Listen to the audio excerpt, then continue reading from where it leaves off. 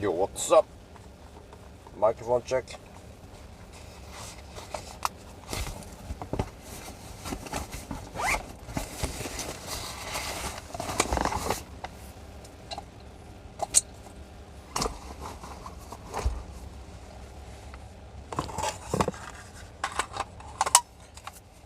Well, this is at least the last one of one crazy driving spree. Oh shit, wait, I need to take a medicine. Yeah. Definitely take medicine. Allergy medicine.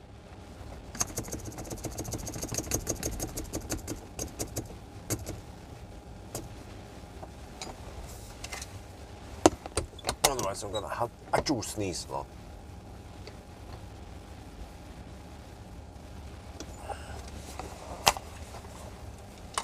Oh yeah, ET5. The Tesla killer is here. Yeah.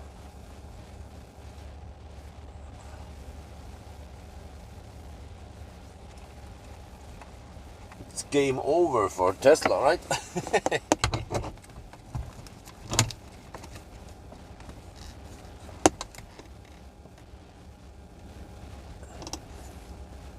Or is it? Maybe it's time to say the Tesla killer got killed. Shit.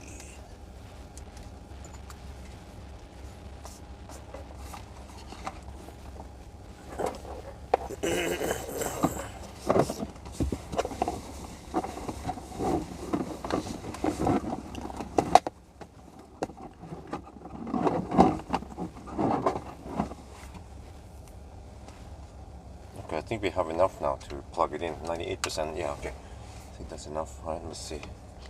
Now I want to fire up the power keep mode. Yes.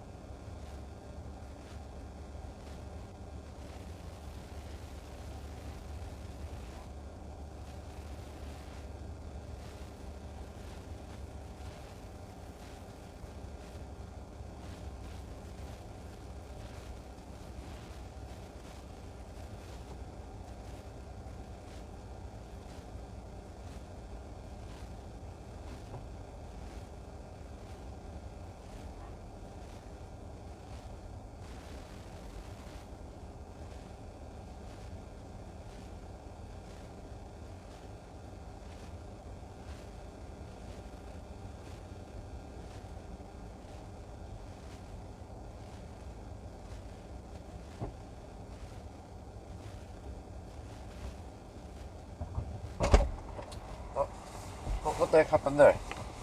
The car claims it's fully charged. Oh, it's not? How can they?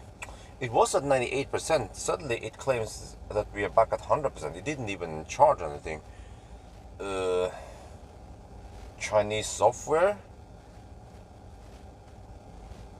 What the heck?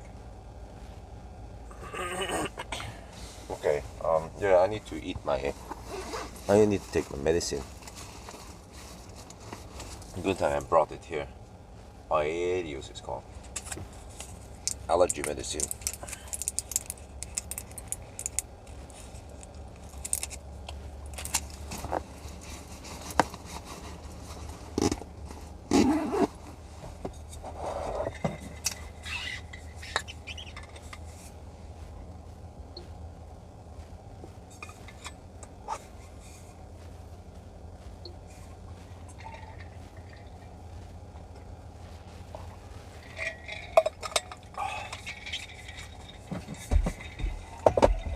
Well, okay.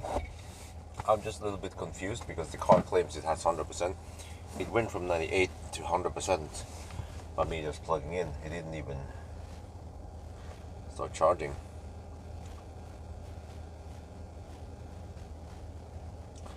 And not use battery swap. Well, you might as well use it. Oh, you mean without bus? I consider bus to be so good. You pay 2,000 NOK, but you actually avoid, at least in Norway, you avoid some tax here.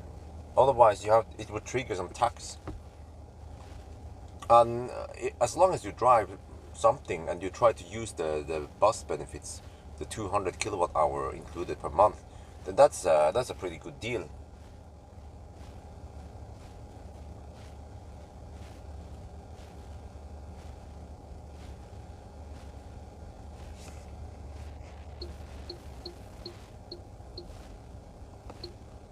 Okay.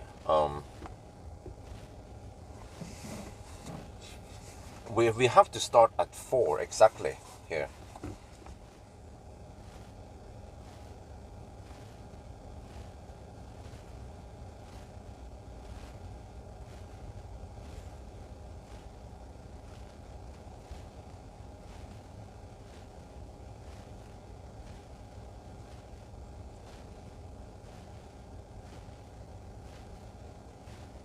Because we're going to the power swap station. Let me search for it here.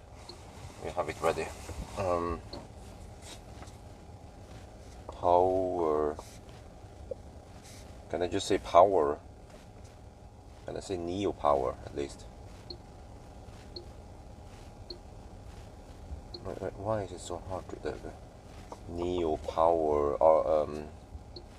and then Y-bike. Will that work? Yeah, Nio power substation. No, wait, huh? No, wait, huh? I searched for Y-bike, couldn't find it. Are you serious? It finds Vestby and other places. It says closed. Okay, well that's fine. But dude, what's? Okay, let me manually plot it in then. Wild bag, I know where it is. This is a little bit bad user experience. Okay, zoom in as far as I can and I still can't find it. Okay, whatever. Let me just. Wait, actually, I don't want to navigate to Ionity. Yeah, there's Circle K wide bike. Let's go for that one. For now. I think I need to be close enough to be able to go there. It claims I need to charge once. Okay, well, we'll see about that.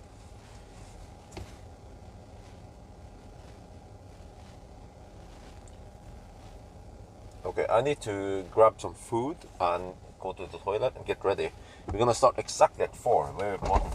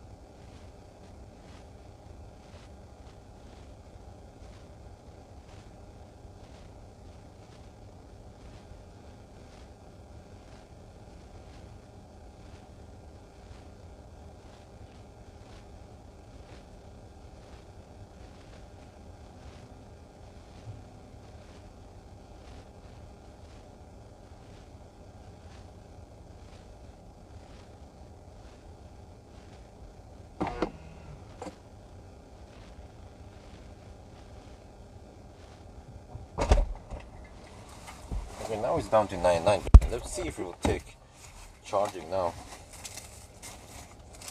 Let's try to plug it in. Turn off key. Yes, we can turn it off now.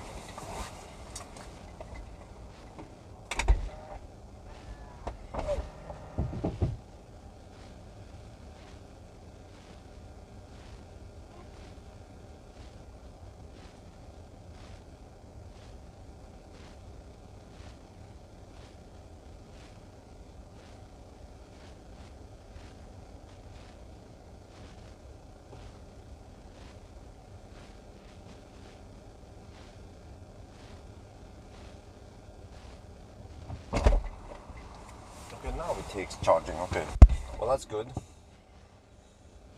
Does it want to top up? Okay, we have 11 minutes of top up time. I feel like we need to top up something, so we're taking 21 kilowatt hour per hour.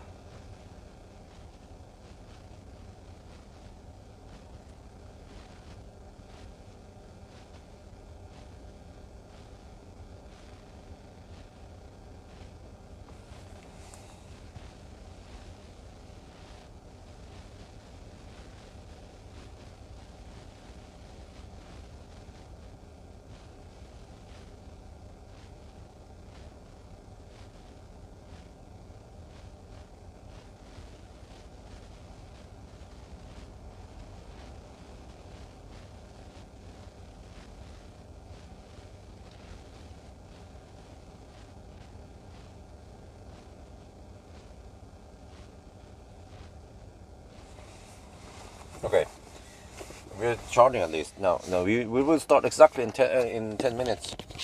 Let's get ready. It's nice and calm over here. I figured out that I might want to top up quickly at Circle K Kungsbacka, and I run over to the gas station and pee, and then I go for a Valberg. But yeah, I'm not sure if I can make it to Kungsbacka. That's the thing. There is a navigate towards Valberg now, and actually the car tells me I will arrive with nothing. So it's not sure whether I can make it there or not. I measured again 86 kilowatt hour on this battery. So we can see 86 kilowatt hour divided by 360 kilometers. I have to average 238 to get there, to 239. Okay, let me do my intro. Let's see. Maybe now I want to use the power keep on thing. Power keep mode, yes. Oh, that's good. It also turns off the lights. I like it. 4 minutes it will finish. Okay, good.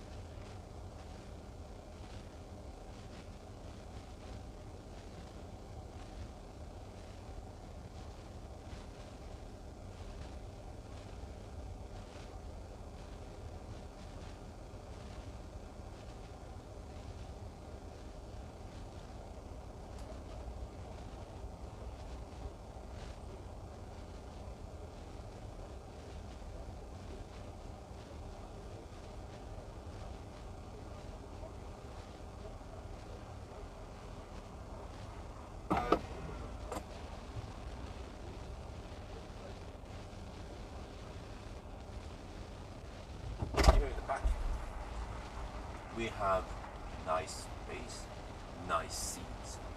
Ambient, what ambient light off right now? 87 rival. Look here. Yeah. What the heck? I mean, Ni's car, but why does it sound so cheap? Oh, the Stollenberg bottle. Yeah, how can I forget it? All right, so turn off power key mode. Okay, turn off. You see here, we're gonna drive 360 kilometers. Hey, what happened to the stats? Oh, it's there. It's there. It's cycling through the. There. I don't know why it needs to cycle through two variables and then a third one. Why can't you just show it? Well, if we swipe down, no, okay, whatever.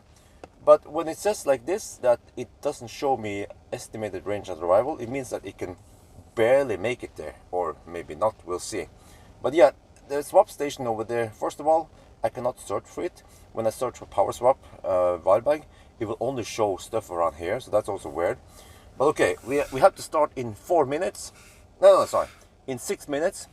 I don't know what's up with this, but Polizei, they're stalking me. Who is that guy? Yeah. Oh, fully charged now. Okay, right, you see, everything has been timed. Now we are fully charged, which means that we are not spending too much energy past the point. So you see here, it will actually start counting here, kilowatt hour.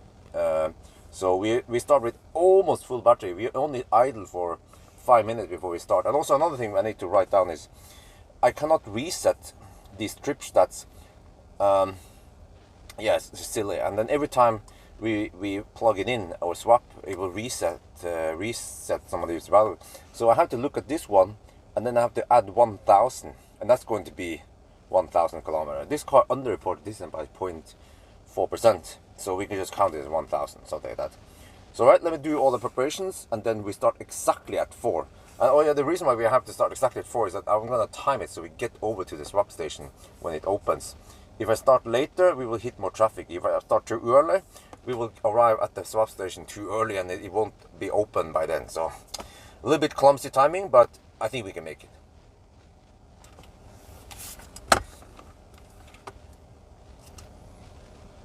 Yeah. Guys. Wait, can you see it? Yeah, you can see it. Okay, I have to write down some stuff here. Start 4, but then trip is 2741.9. You just say it's 2742. Well, 0.1.9 then. We write down that, okay. So that means you have to go to 3,742. That is going to be the number, roughly. Yeah. Okay, now I just have to unplug and get ready.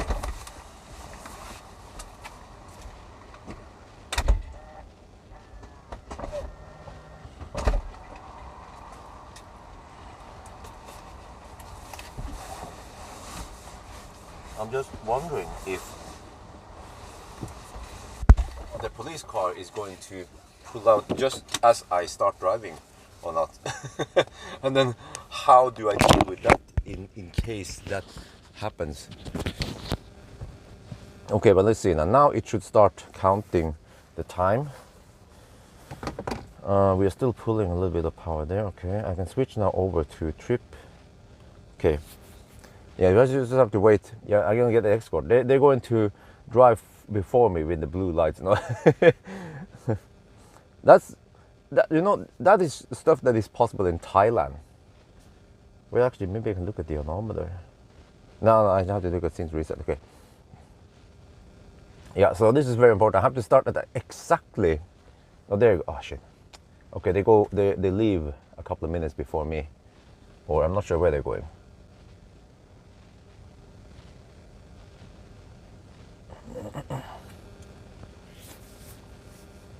Okay, they leave now. All right, I still have 3 more minutes.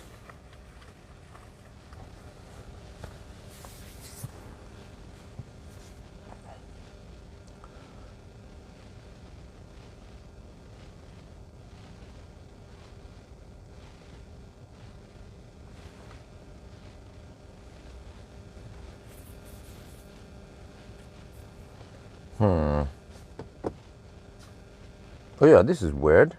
It doesn't seem like I have wireless charging pad here. Yeah. Can someone confirm? There is something that looks like a charging pad, but it's not working. Okay, we already use 100 watt hour before we even start. Did you get enough sleep? No, unfortunately not. This time it was a bit unfortunate because Isabel, normally Isabel will sleep at 10 very consistently. She will sleep right around 10.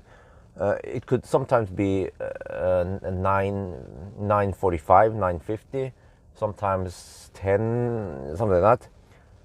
Last night she did not sleep at 10. Well, actually, this was weird. She slept a little bit longer than usual in the daytime, 3 hours during daytime. I was like, whoa. And then suddenly at 9 she wanted to sleep, and I was like, I told wifey that's a little bit early, and she said, yeah, well, maybe she wants to sleep. And I was like, okay.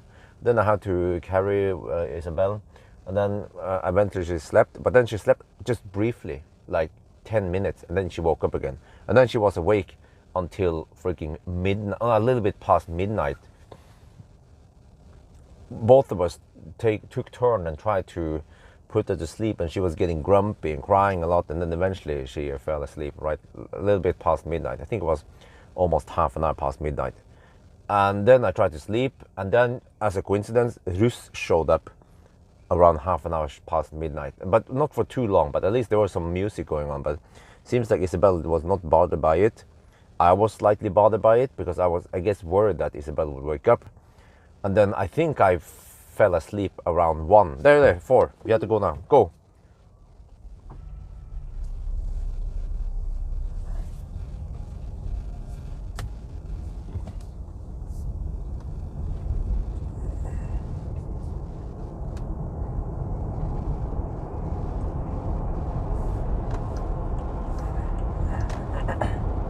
So I think I had around 2 hours of sleep only, because I set my clock for 3 at night. Because I had to take Dolly out to pee, and then I had to prepare, and I knew I needed to charge a little bit here, and I needed that extra time just in case stuff takes longer than expected. So that's why, and I have battery drink in my Stormback bottle tonight. I bought the battery drink already I think a week ago, so I was anticipating that I would have to have a crazy night eventually, and it did happen now. But this is the last one of a crazy 1,000 kilometer challenge spree. Now there's one thing I'm still considering now, because this weekend we want to run away from Rus.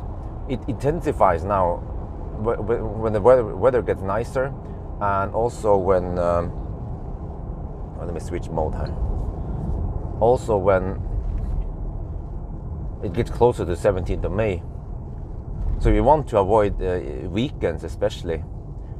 And we were talking about going to Stockholm. But the problem is that I've been super stressed lately, so I have stocked up lots of video that I need to edit, plus that there's some stuff we should do at home.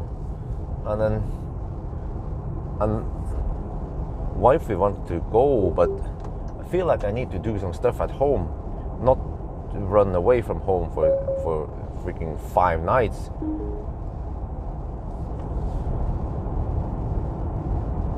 So I'm thinking about maybe just cutting it down to a weekend, or at least an extended weekend. Let's say 3 nights, but then if it's only 3 nights, then going all the way to Stockholm is a little bit far just for 3 nights. But maybe whatever. Maybe we could just go 5 nights. But yeah, but the thing is that I'm going to borrow Aria E-Force, and I asked Nissan if it's okay to have Dolly in there, and they said it's okay. So I was like, okay, good. But we have to bring Dolly, and there's an extra hassle. She needs to take this pill thing, Ormekur, whatever it's called, if she's going to leave the country. Some kind of worm medicine stuff, whatever, mandatory if a dog or a cat leaves the country. And we also have to take care of Dolly. It's extra hassle, not only baby but Dolly, and then I might need to do stuff, so it's not ideal. Ideally we need someone else to take care of Dolly, but a neighbor is not available this weekend, otherwise they could take care of Dolly. And the other regular family we have, they are in Thailand, the Thai family that usually take care of Dolly in long term.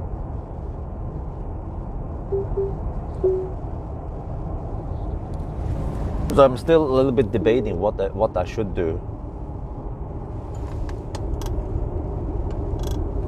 So I haven't decided yet, but yeah.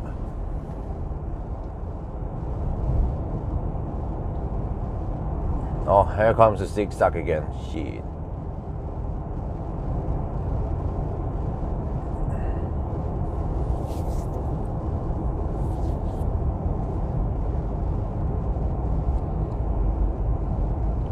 But this is nice and quiet now.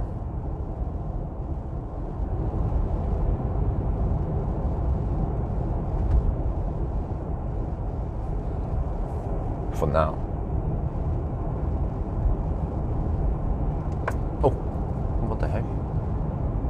That was quite sturdy mirror. So yeah, also this is perfect timing for me, because I need to get past Göteborg before the morning hour, rush hour starts.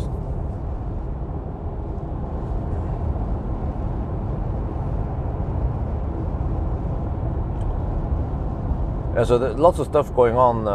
Actually, let me see, this is technically, it's now Thursday. No, wait, which day is this? Wednesday?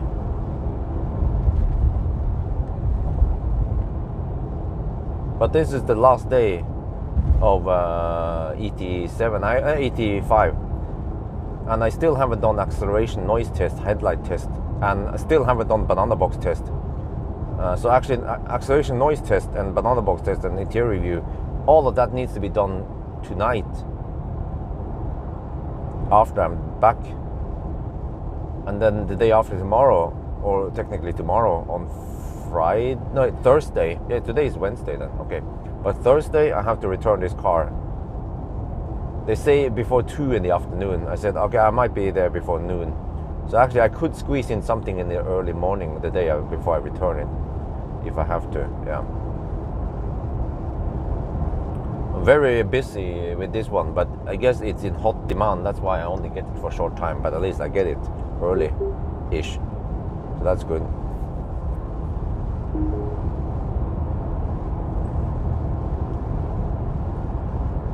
But then also the day on Thursday when I return this car, I also have other stuff I need to do. I have to go to some expo in what is it again, the EV Summit thing, maybe for a couple of hours. Maybe I should also grab whatever stuff there I can get. So I have to shoot a video there, and also meet up some Kempower people. And then supposedly I will. There's Rus on the other side, and also now he says he's ready for Millennium Falcon. So okay, maybe I can spend not too much time though. Maybe let's say an hour-ish shooting the video if he's fixed. I bet they fixed him already. They're just going to tell what's going on, and we can. And then I have to pick up Aria also. So I should actually do the pickup delivery early in the morning. And then Friday morning I'm supposed to leave for Sweden with wifey and a baby, and also Dolly. Oh, so super busy weekend, and I need to bring as many videos as possible and try to edit them when I have time. Because I have so much videos now stocked up. I can probably not shoot any video for 2 weeks and still have enough videos for, one per day.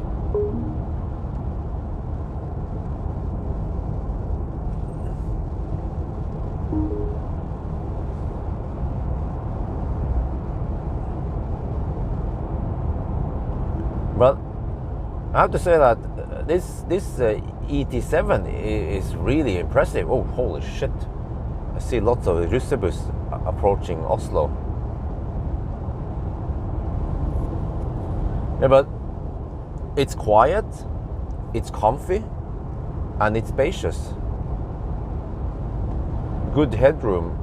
It seems to tick the right boxes like a Tesla. Okay, but it lacks head-up display, so they had to cheap out somewhere. But it still has the same instrument cluster and stuff. But think about this.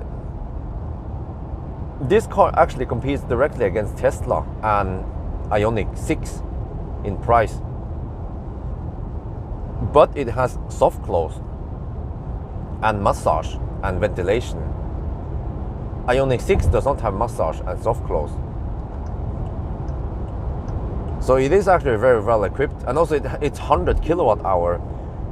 Tesla and Ioniq 6 they have around 80 kilowatt hour only. But as I found out on the range test, the ET5 is significantly thirstier than the Model 3. So even though the ET5 with 100 kilowatt hour battery has more energy than the Model 3, the Model 3 has more range. It's crazy, right? But this ET5, when I tested it on the range test, 90 versus 120 test, it consumed 170 something watt hour per kilometer on the 90 test and 235 roughly on the 120. Tesla consumes around 130 and 170 something. So a Tesla going at 120 kilometers per hour consumes roughly the same as this car going at 90. Yeah. So that was actually disappointing to see how thirsty this car is, because it's still a low, small, slick thing, but I guess as thirsty as the X-Bank P7 also. Yeah, this one also competes against P7. Engineered by Germans, yeah. But I actually don't get it. Why it's so thirsty? Is it because of all-wheel drive? It's not because of the body shape. It should be slick and aerodynamic, and I mean, yeah, good drag coefficient and also low frontal area or CDA.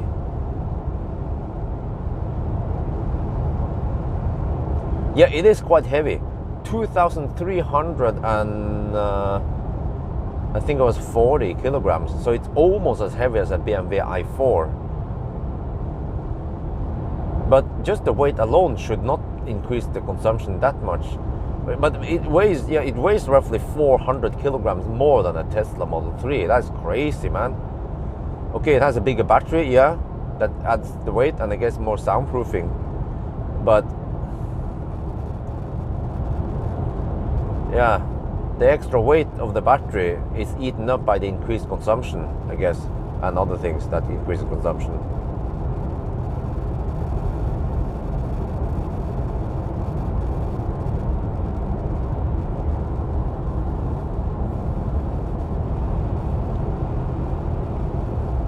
So it's like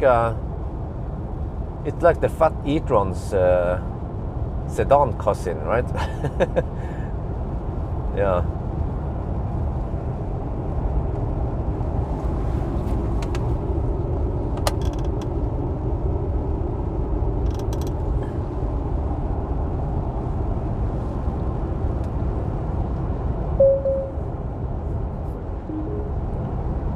The battery structure. Ah, okay.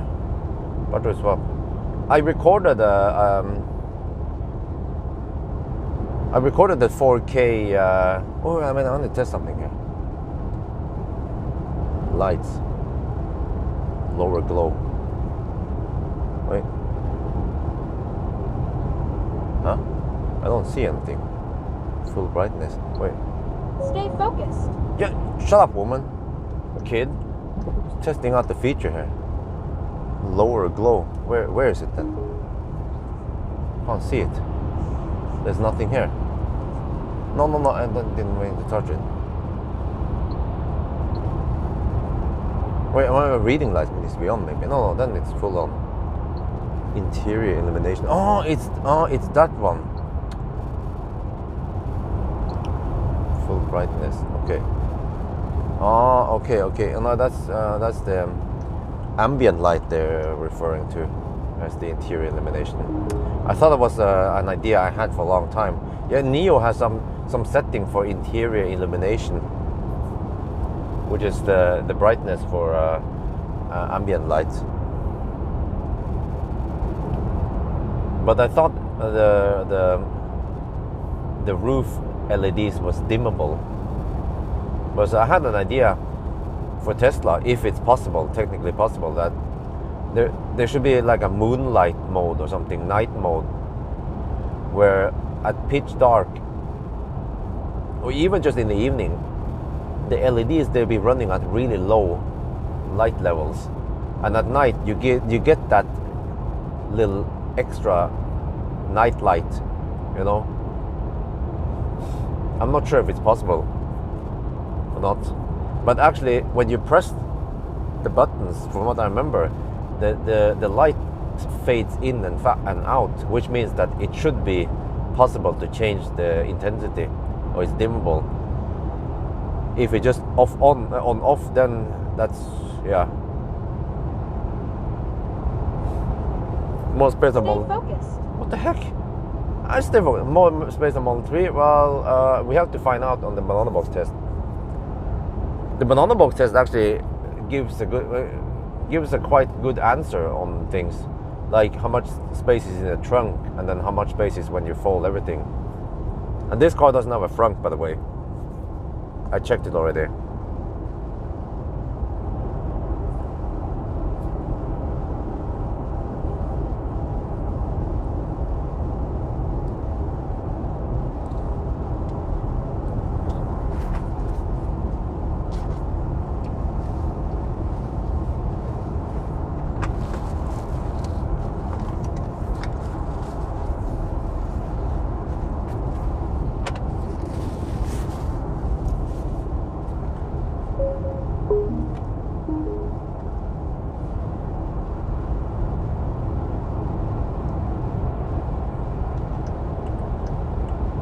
Okay, so we have to get out of Norway now before the traffic starts.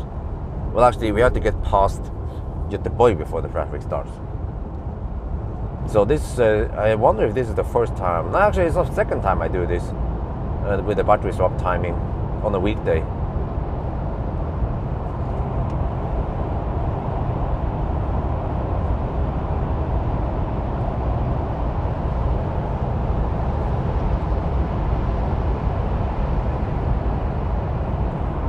You know, I have lots of good ideas for Tesla, and maybe as much as 5% or 2% of those ideas I had has been implemented by Tesla.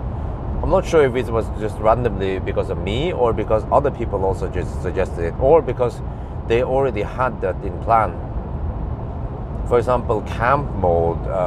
What else was it? Actually, I don't remember in the past what ideas I had with Tesla. Maybe you guys remember.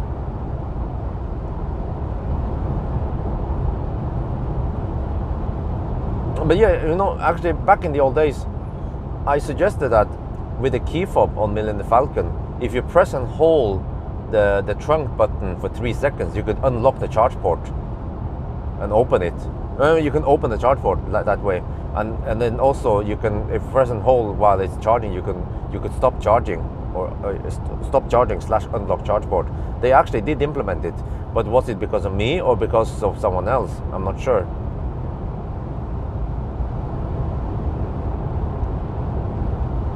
Because I remember in the old days, when you press the roof or the top button on the key fob on Millennium Falcon to unlock the car, it would actually stop AC charging. I remember that was in 2013-14, but they changed that, fortunately, because it was actually behaving more like a legacy automaker. You unlock the car and it stops charging, which is actually not ideal.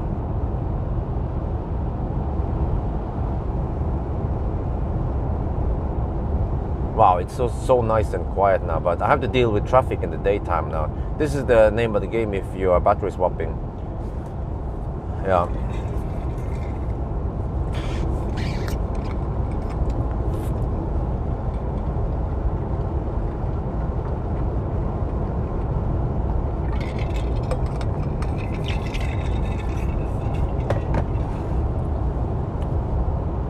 You know, I think the battery drink tastes great, but it just has high caffeine levels. But I wonder if a battery has lower caffeine level than Red Bull. But battery tastes way better than Red Bull. The only problem is the caffeine. So would be great if there was a sugar-free, caffeine-free battery drink. You just drink it for pleasure rather than for the caffeine levels.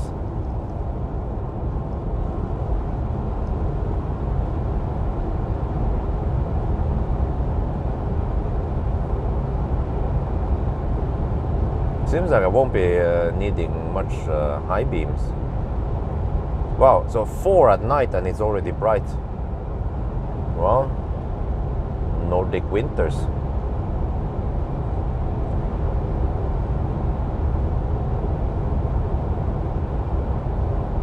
Wait, did he reset to check here? Driver assistance.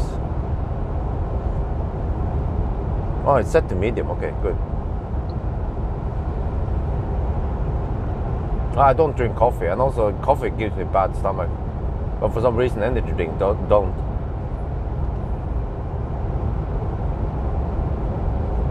What about this? I made a video yesterday. You should watch it. That explains everything.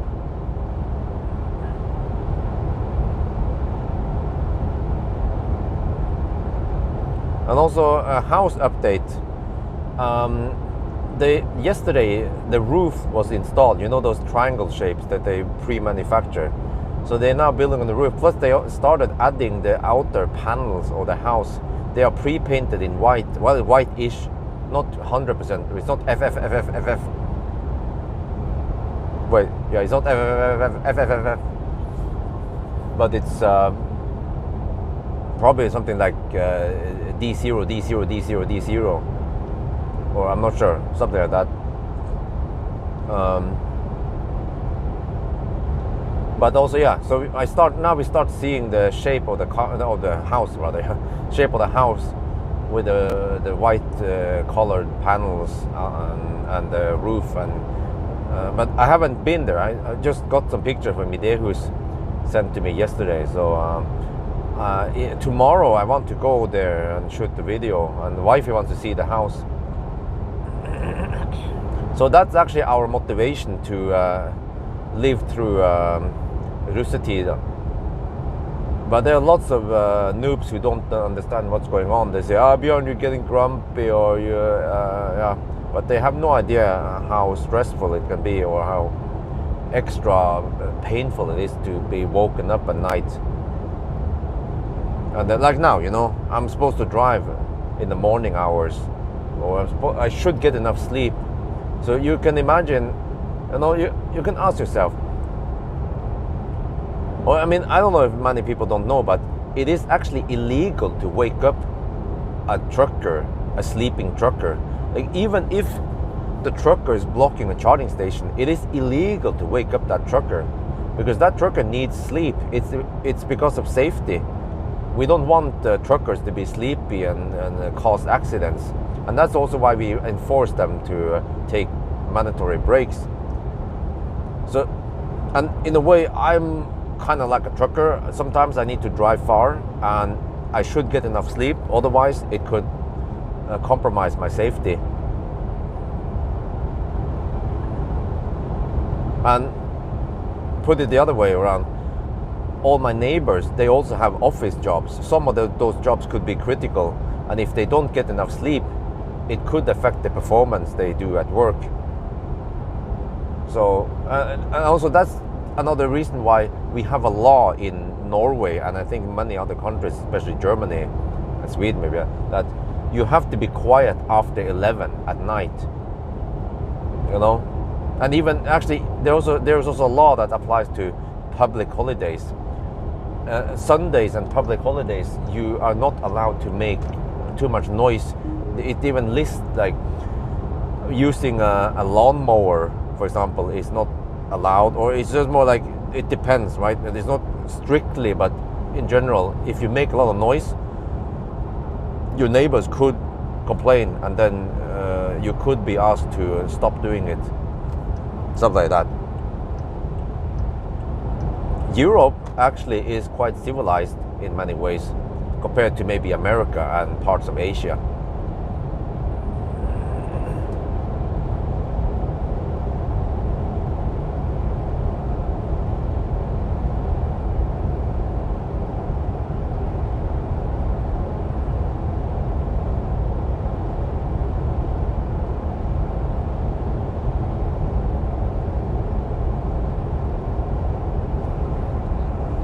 Maybe I can just actually start. Yeah, I can start with a little thing here, I think, because people want to see.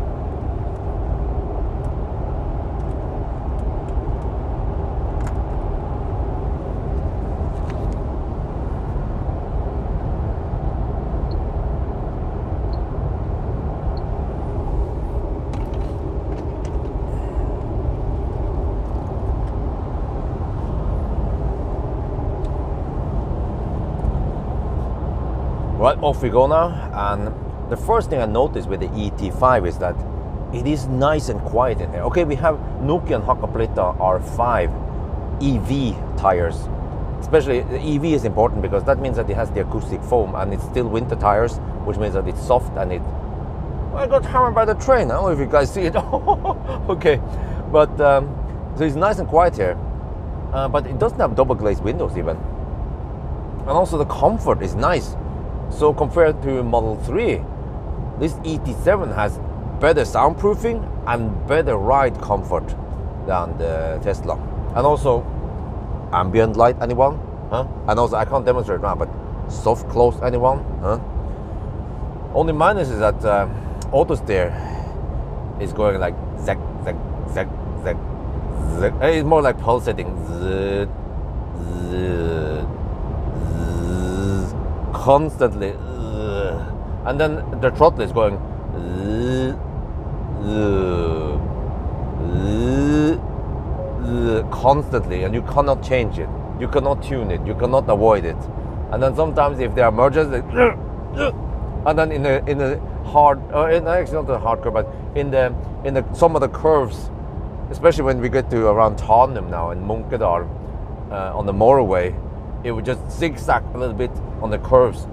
So yeah, hopefully Nio fixes that one day.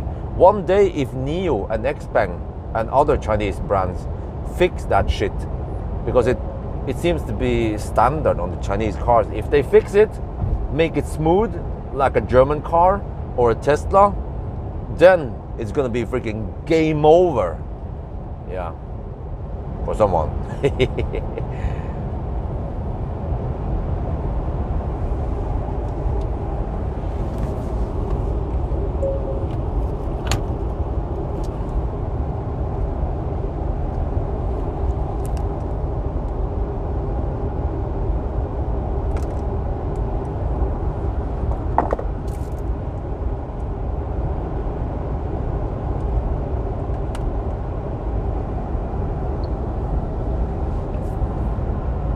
It's strange. There's no the reading lights does not have a hotkey entry in the quick menu. The quick menu has you have lots of icons there. Let me see, how many do you have here? Swipe. Wait, this is also clumsy. When I swipe, it doesn't always register. Okay, yeah, we have actually 4x4s. We have 16 slots for quick menus. That's super nice. I have preheating of the battery. I have some massage and ventilation. I have power, keep climate on. I have some ambient lighting. I have passenger seat adjustment. I have the steering wheel and the mirror adjustment. I have lots of cool stuff hotkeyed there. And you can even swipe for more. You have 2 pages, so you basically have 32 hotkey entries when you swipe from left. Yeah, from the left edge. I wish Tesla would add something like that. And also some of the, BMW has something also, a top swipe.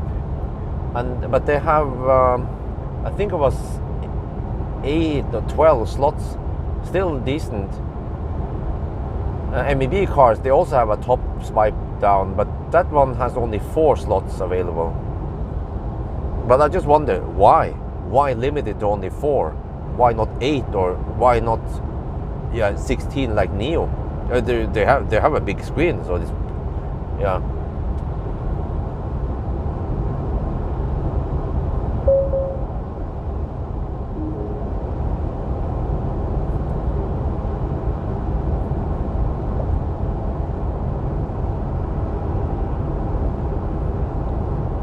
Well, Lucid has been scheduled now in the mid-May, but I haven't got any confirmation yet.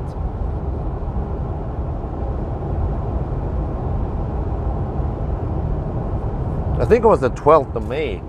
They claimed they had a car for me one day.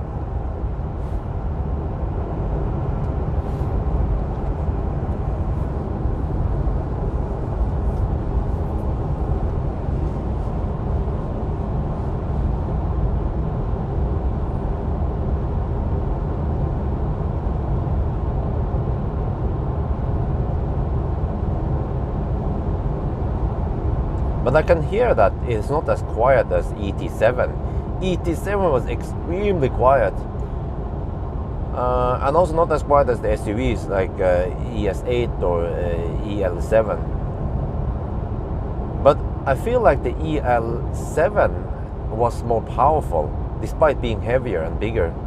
Yeah, the EL7 and also but the EL7 was actually very impressive in many ways. Spacious, comfy, quiet, quick like a freaking... Guys, I measured the EL7. You know, according to spec, it's supposed to do 0 to 100 in 3.9 seconds. It even says it in the screen when you change the different modes.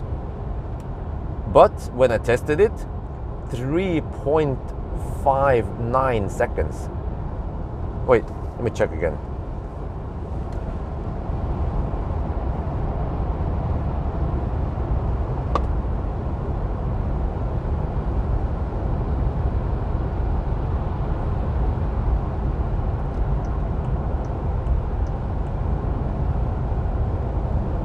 Yeah, the record was 3.59 seconds, or let's say 3.6 seconds. So it's 3.3 seconds faster than spec. Huh? And that puts it... I wonder if that's one of the second fastest SUV, only beaten by Plaid. It should actually beat Fat e-tron S and iX M60. And those are 2 times more expensive cars, and they have triple motors and shit, and then Nio just slaps it down.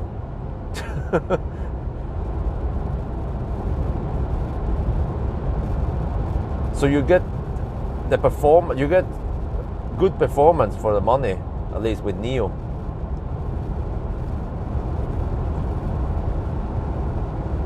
And you get more space than Fat e-tron and iX. iX and Fat e-tron, they could just go home when it comes to space, versus Nio. But there's just one thing I've been bitching about now for years, is that they need to fix this auto steer and the pulsation of the throttling, or throttle pulsation. If they could just nail that down, then there is no reason to not buy a Nio. But for now, if I would buy a Nio, I would rather consider other cars instead. But also, I think, what you know what would make me buy Nio? I mean, would I buy Nio today? Possibly no. I might go for other brands instead. But what can Nio do to make me want to buy Nio? Well, fix the auto steer and the throttle pulsation, and make the car charge faster, at least 200 kilowatt. Yeah. Well, actually, I wonder if that's not possible because the voltage is not high enough. But at least 360, no, let's say 370 volt. Let me see. 370 volt times 500 amp. Yeah, at least 185 kilowatt would be great. Yeah, flat-ish until let's say 50%. It's a freaking 100 kilowatt hour battery after all.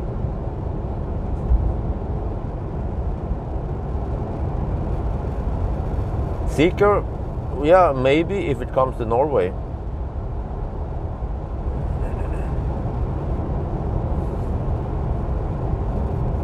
Oh shit, long message. Let me try to read it. Consider a take road trip. Oh, car tries to kill me. Road trip Norway. Shit. Try to keep the message short. Switzerland summer special. Pay attention to fees. Yeah, you should get Autopass. Just search for it. Autopass.no.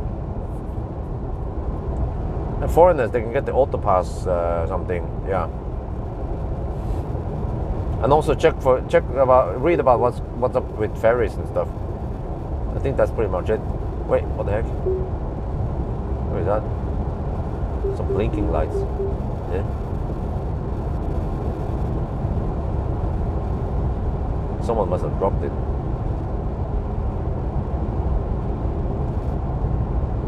Oh, I love the smell of hammering in the morning without traffic.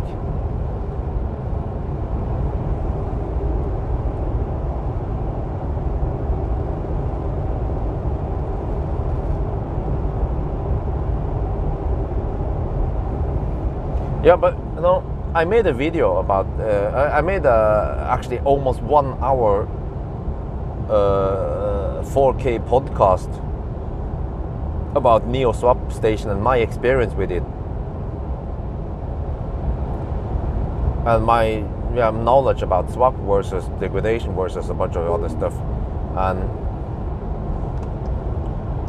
like we talked about before in the live stream, I think the problem is that Europe is not like China.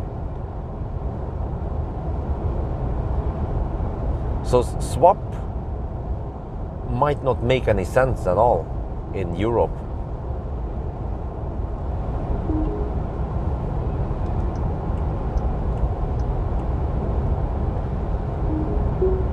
Because we have so good charging infrastructure here and charging standards.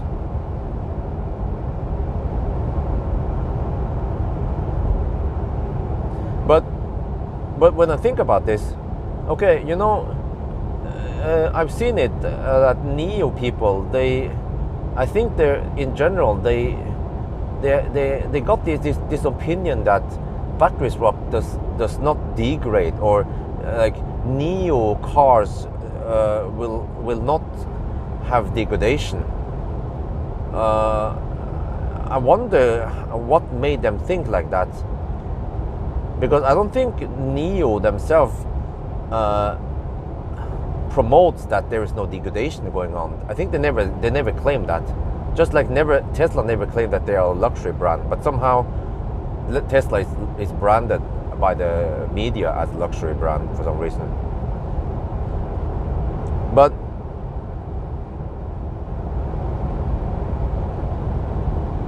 when you think about this, a battery swap station should be able to continuously feed cars with 90% batteries,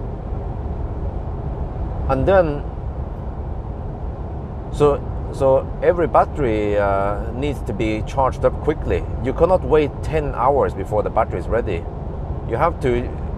Each battery has roughly 1 hour to get back to 90%, which means that they have to fast charge them. So that when I talked to Nio about this, I don't remember when. I remember that they told me that they charge at 90 kilowatt, which is coincidentally that's what they are also charging at mostly at the fast chargers. So in a way, in China, if lots and lots of people are battery swapping and not many people are home charging, for example in Shenzhen or whatever, right? It means that it is basically as if all the batteries will be fast charged all the time and not AC charged. But then it boils down to, when you charge at 0.9 C, is that healthy in the long run? Or, I mean, is it not too unhealthy then, or something like that, you know? Versus if you charge at, let's say for example, Ioniq 6 pumps in 2.5 C until 50%. How unhealthy is that for the battery? Because I don't think they have any outstanding thermal management, Hyundai. I've seen huge temp gap. I've seen as much as 15 degrees Celsius delta on the temperature. And also it even rapid gates or cold gates, yeah. But I think the reason why they can go that high on speed is because they have probably put enough cobalt in there so that they can do it. Because I've seen it in the cold gate testing. Actually, the Ioniq 6 did it quite well in the cold gate test. It started a little bit slow, but then it picked up speed, and then it had some nice flat curve, and it finished at 90% fairly fast.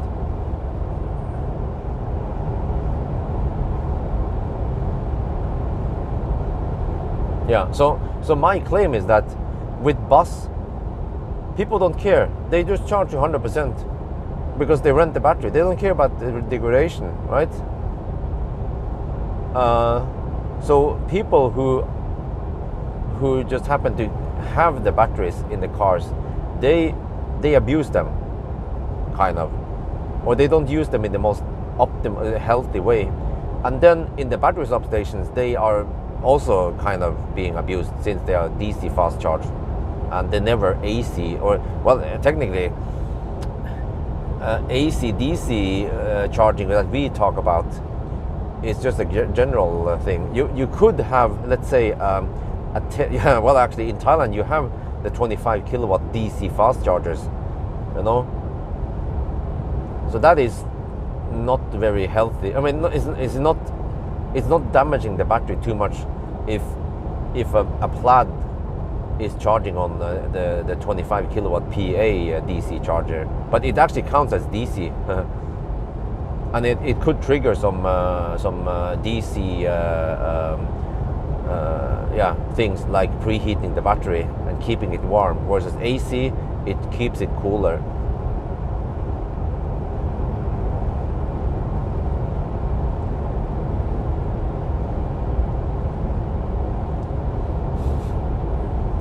But my claim is that Nio, they're not going to do anything with the battery. They are not going to refresh the batteries or reduce degradation. How if you know how cells work, how batteries degrade, you know, you will know that you can't just do some kind of I don't know, state of health upgrade on the batteries.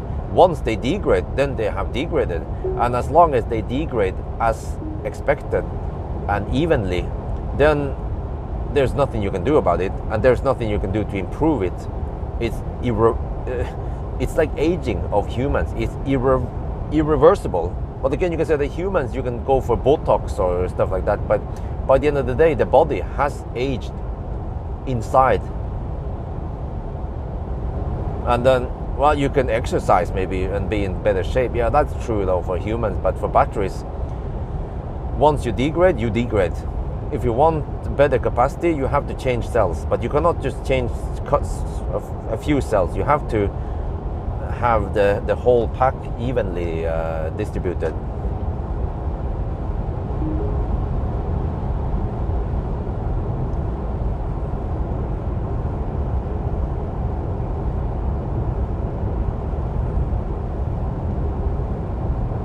Oh, now it does a zigzag. Uh-oh. Oh shit, you guys see that? What the heck, man? What the heck, Nio? Tesla Look, the Tesla killer got killed. Holy crap, the zigzag is crazy. I need to make a separate video about this zigzagging. There was plenty of stretches around Alnabru I could record. This is getting ridiculous, man. It needs to be highlighted. So Nio and other Chinese, this is it's not unique for Nio. It also happens with other brands, Chinese brands. It's a message to Chinese car manufacturers. Fix this shit and you're going to kick some serious ass in Europe. You will sell more cars. I mean, trust me. If you fix this shit, you will sell more cars in Europe.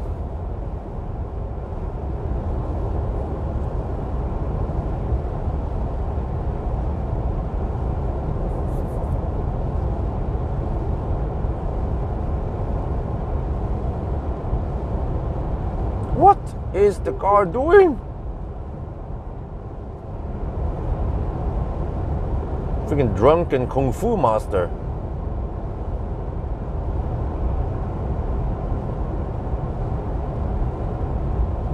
You know, I'm trying to understand the code behind this, right?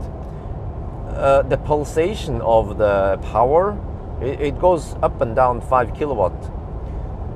I think it reads like this. Speed is lower than the set speed. Okay, increase power. Oh, speed is now higher than the set speed. Okay, decrease power by 5 kilowatt, right? So it will just increase and decrease power by 5 kilowatt. But somehow the other car manufacturers, they do it something else to smoothen it out. They don't just go 5 kilowatt steps. Yeah, I remember BYD Tang was like that. It went, every time it would increase the power, it would go in steps, like 5 or 10 kilowatt steps, and I could feel the dunk increased step rather than a smooth one. Like, oh, uphill coming, we need to increase power by 2 kilowatt, 1 kilowatt to maintain the same speed. It just goes gently and smoother rather than, oh, the speed has dropped because of uphill. Okay, BYD, increase power by 10 kilowatt, you know? Something like that. I'm thinking like a programmer. And the same thing when it comes to auto steer.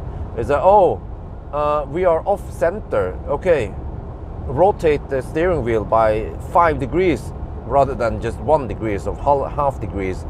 Something like that, I think. It sounds to me like poor implementation of auto steer and yeah, adaptive cruise control.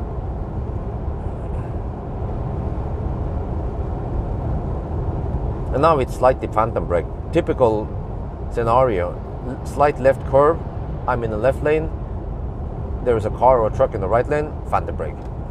Very common, not only Nio, also Mercedes and I think it was BMW also happens.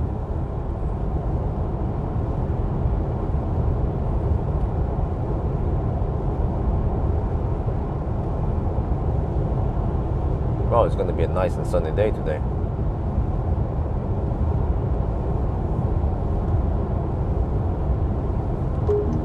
What's up? They start flashing up, flashing everything. Wait, where are you guys going? Well, okay, you're supposed to work on that lane. Okay, I realize now. They're going to do some, yeah, middle lane action. Okay.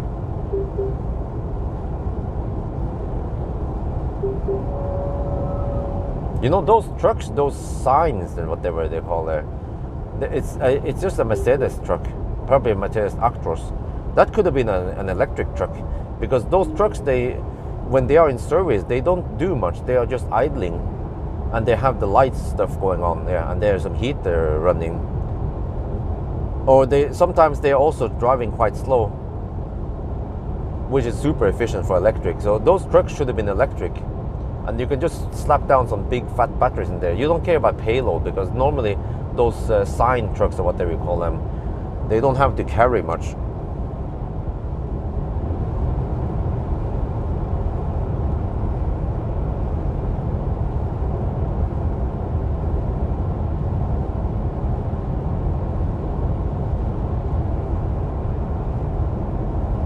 Okay, do you guys want to do some math?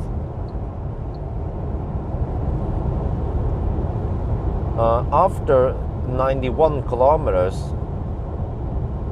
we have spent 23.6 kilowatt hours. Quick math, that's more like 270 watt hour per kilometer.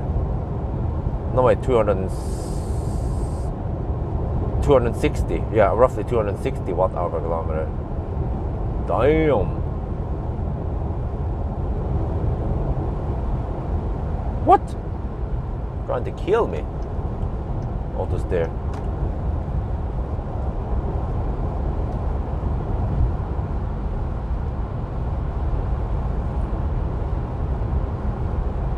Well, this is a bummer because I was hoping that the ET5 would be efficient, but it's not.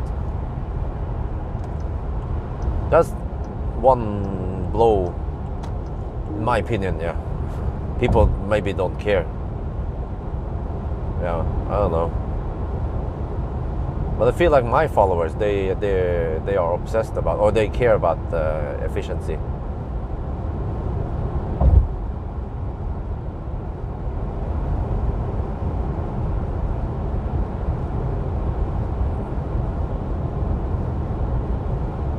Okay, so supposedly in 10 minutes we will arrive at the Swedish border. No, I've never seen, well, I mean, this is nice and smooth for now, but we have to deal with some traffic. But it's weekday, yeah, that's true, it's weekday. So normally we don't have too much traffic except for around Göteborg. We'll see how it goes. This could be a recipe for a weekday run if I have to run it on a weekday, but ideally I should start, well, I'm not sure.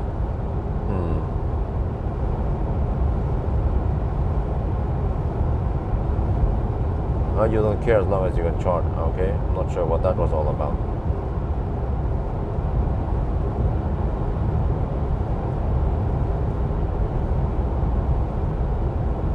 But I think Nio, if they want to succeed even more in Europe, they have to make the cars charge faster. I mean, they could just slap down even more battery swap, but I mean the Nio cars, they are already quite good. And it's a good idea to have the whole battery swap program. And I still think that,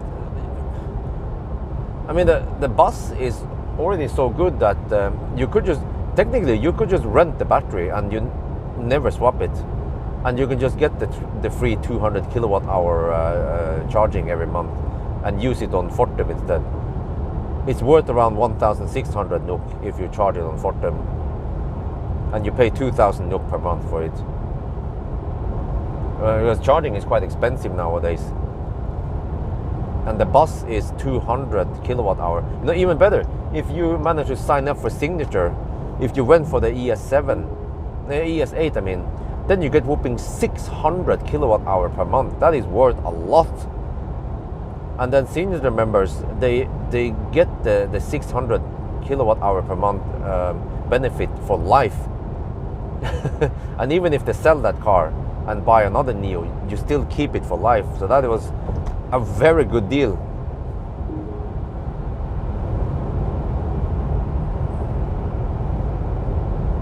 Yeah, exactly. Some people don't care about consumption. Yeah, that's what you mean, as long as you can charge, yeah. But that's the thing. The Nio doesn't charge that fast. So of course, if you just swap, if there are enough swap stations, who cares, right? But for example, Fat e-tron owners, they don't care because they charge very fast. Yeah, but Nio doesn't charge that fast. And also it's inconsistent. So yesterday I made a long run with some hammering. In the daytime it was nice and warm, 15 degrees, 13 to 15 degrees Celsius.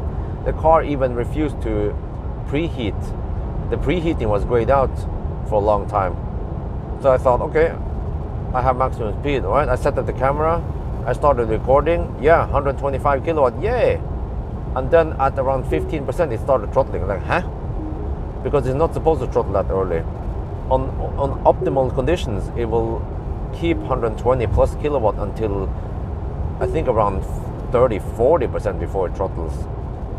But I simply could not make it that hot, so I gave up again. Yet one more time I gave up recording a Nio charging session. I don't think I have time to record a session anymore. Yeah.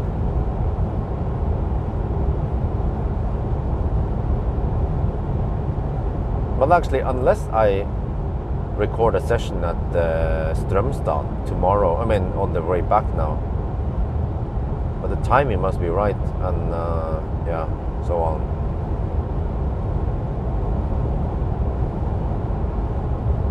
Well, that one would possibly be a good one, but except for that, I don't know if it's worth it to preheat the battery or not to get better charge speed. Yeah, I think it's worth it because I still need to charge a bit before I can finish the challenge.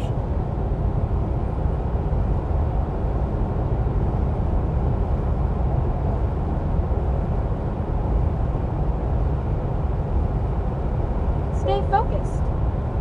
Oh, well, if there was, you know what? I think Nio. I mean, think about this. They have 300,000 cars in China, and they have almost 2,000 battery swap stations. They have deep roots into China, and I don't know about the whole governmental thing. They could also be backed up by the Chinese government. In that case, Nio will not go bankrupt as long as they have all that establishment going on. You know, it's not just. It's not like Lucid. Lucid, as far as I know, doesn't have any governmental support from US, and they don't have that many cars on the road yet, and they don't have that big customer base, unlike Nio.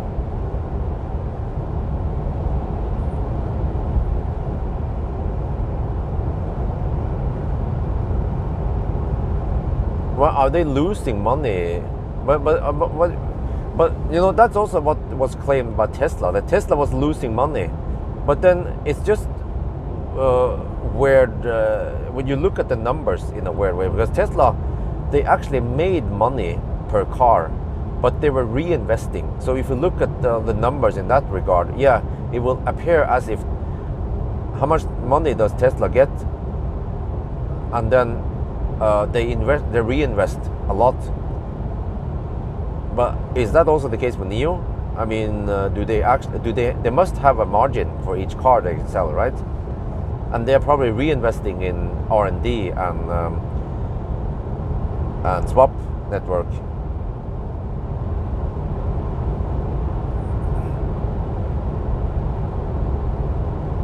Because I'm actually very impressed of how well the Nio cars ride, how they are designed, how they feel in general.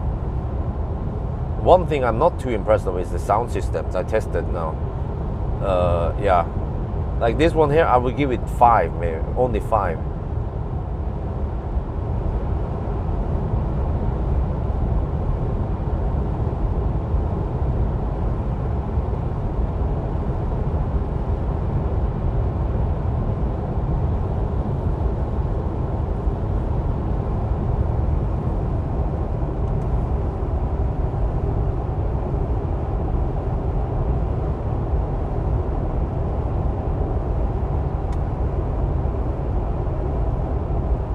It's almost fun.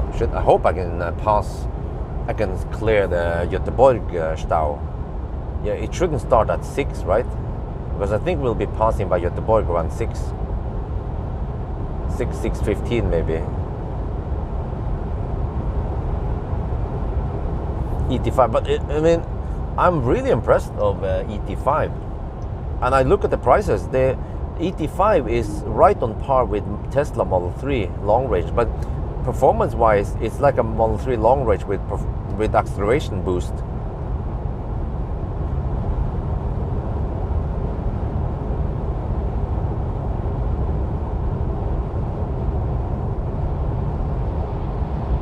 Okay, I guess distance check. Well, there is no moderator on right now, but okay. But it's supposed to be 111 point something, wasn't it? It's now 111.5.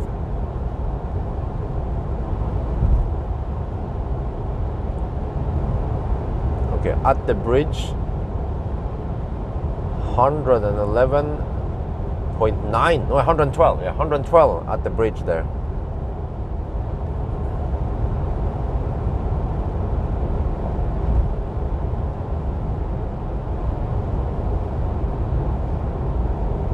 But what I like about the ET5 is that you can fold the seats, and this one doesn't have an awkwardly small rear seat opening, unlike the Ioniq 6. So, you know, this ET5 might as well be an Ioniq 6 killer rather than a Model 3 killer. Because when I look at it, why the heck would you buy an Ioniq 6? It's just rear-wheel drive, it's expensive. Okay, it charges fast, great. That might be one of the only reasons, because Ioniq 6 user interface and infotainment and software feels really outdated once I started using, once I got to the Nio and how Nio and Tesla works in comparison. So that's actually one thing I think the Koreans are lagging behind, is the infotainment. They haven't done they haven't done much improvement since Seoul came out 7 years ago. On this trip, 2 battery swaps at Valberg, both of them.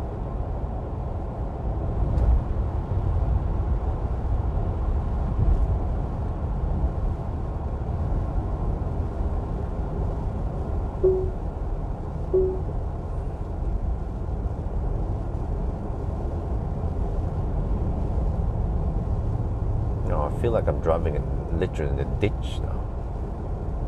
Holy crap, let me get over to this lane instead.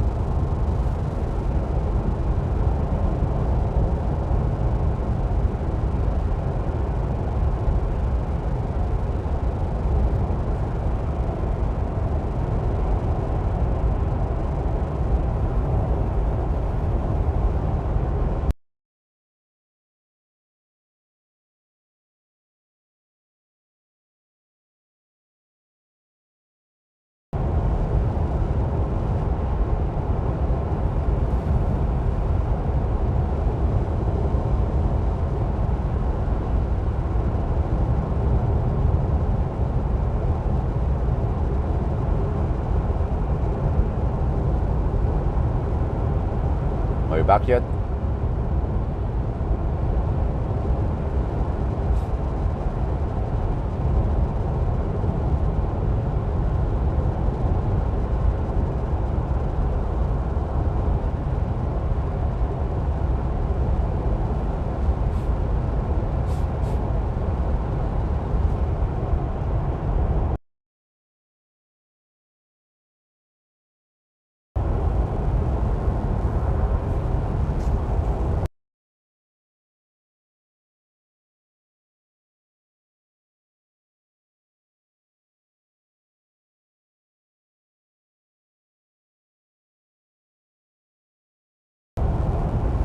Yo, are you back now?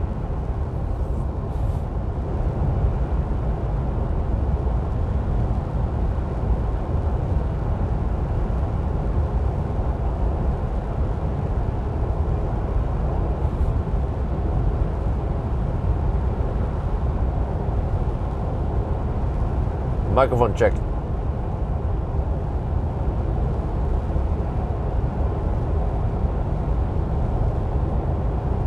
Okay, we're online, all right. 269, okay.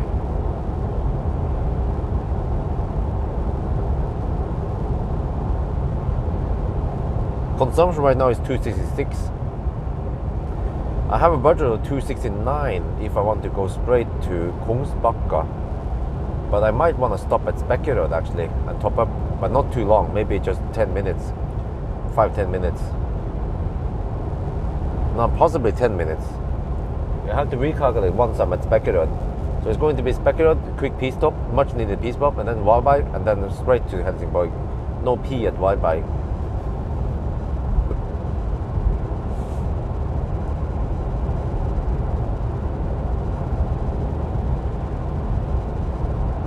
But I have not preheated this time. Yeah, I don't think, I think preheating will waste energy. And that means the top up will be longer. So this time I will not preheat. We might charge at only 90 kilowatt or yeah, something, but it should still be okay. Because in a way, the speed, the Colgate speed versus the optimal speed is not that much different because the max speed is already a little bit low.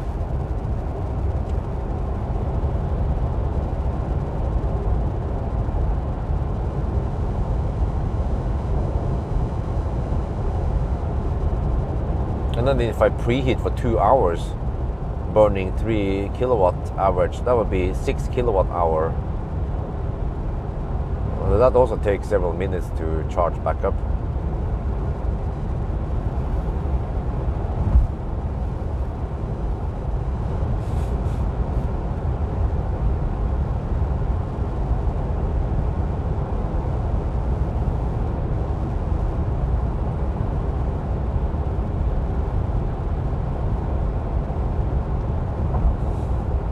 Well, or there is another option. I could go to Kungsbacka.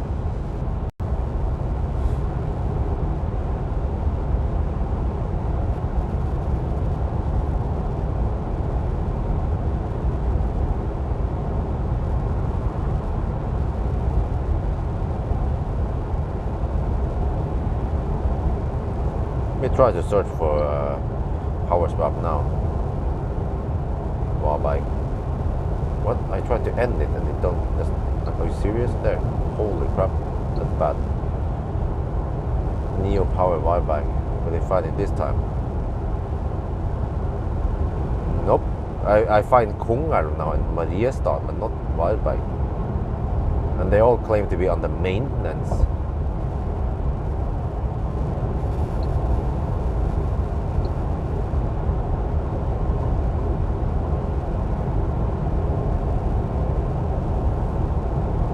Nope, still there. Suddenly Varberg showed up. Oh, but I cannot click. Wait, can I click on it? Yes, I can. I have read none available. Okay, I can still auto order. Okay, start. Okay, now I navigate to the Varberg. But I will. Oh, I have tailwind. That's good. But I will, yeah, always 1 degree Celsius only. I have to top up somewhere. And I don't know how cold the battery is. So you might get some shitty speeds here. Well, actually, on hindsight, should I preheat? Nah, I don't think so. We should still get okay charging speeds, right? Worst case is we might get some shitty 50 kilowatt. Nah, that's not gonna happen. I think we will still be at some 30% by the time we reach Beckerud.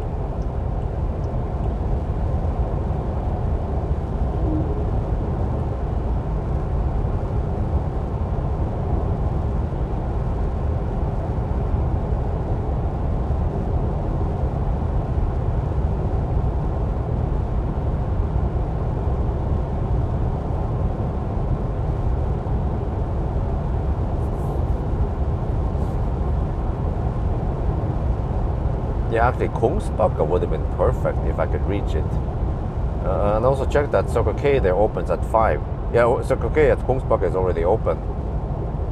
So I can just plug it in, go to the gas station, pee, do whatever is necessary, and then charge just enough to reach Wildbag. And also the deeper you go, the better. The easier it is to get okay speed even with cold battery. So I have to, once I'm close to Beckerud, I will decide whether I can, yeah. Oh wait, in that case, I should navigate to.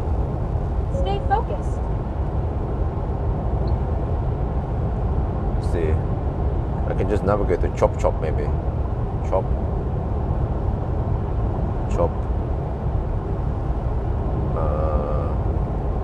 Kungsbacka. Wait, what the heck?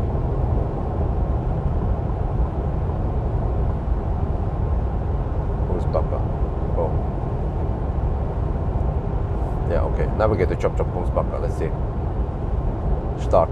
174 kilometers away. Yeah.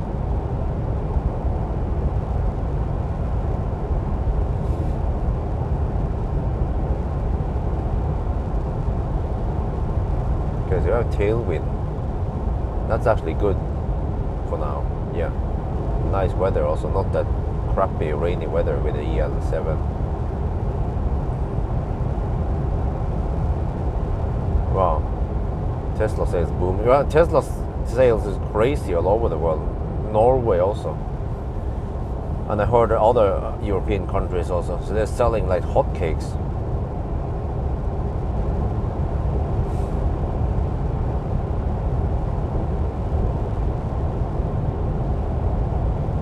So timing wise, it is actually very good if I can reach Wildberg, Kungsbacka. But I don't know any other places before Kungsbacka in case I have to bail out.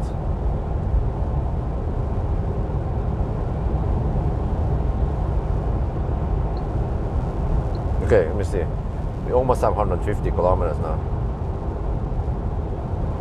Gonna do another consumption check.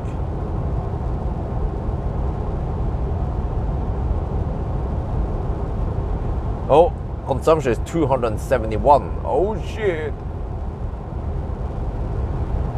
And I can average 269 all the way to Kungsbacka. And we have to expect the consumption to drop through Göteborg.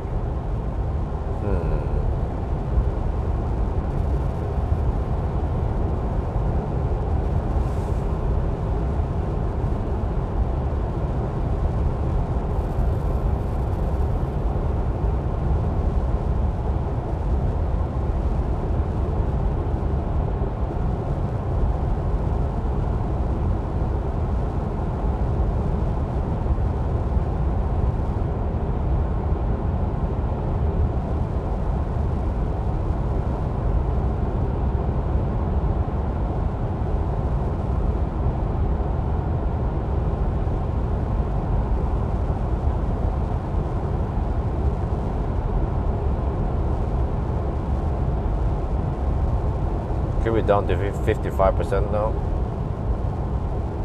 So yeah, I have to say 270 consumption is quite high. It's 1 degree Celsius outside, but really?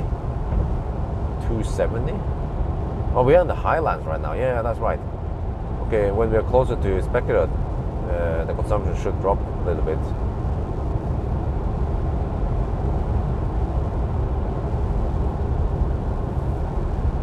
Well, actually, I could stop at the Bakkabol, Circle K Bakkabol. Hopefully it's available. It's a 150 kilowatt charger, but that's plenty for this car.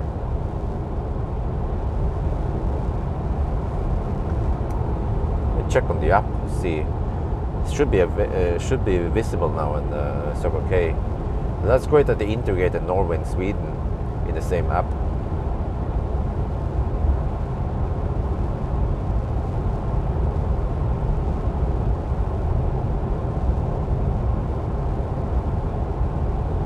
Bakkadal, not Bakkabol, Bakkadal it's called.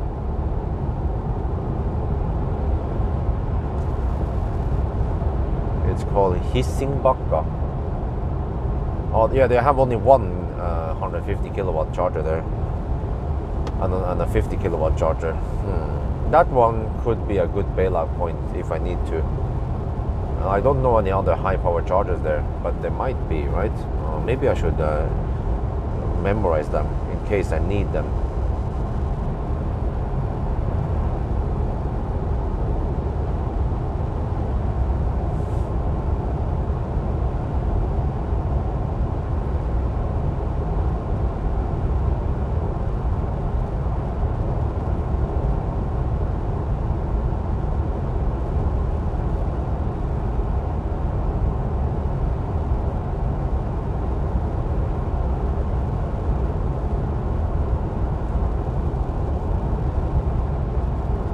Wait, OK Q8, they have charging now. Hey, how do you access that one? It's also Bakkadal.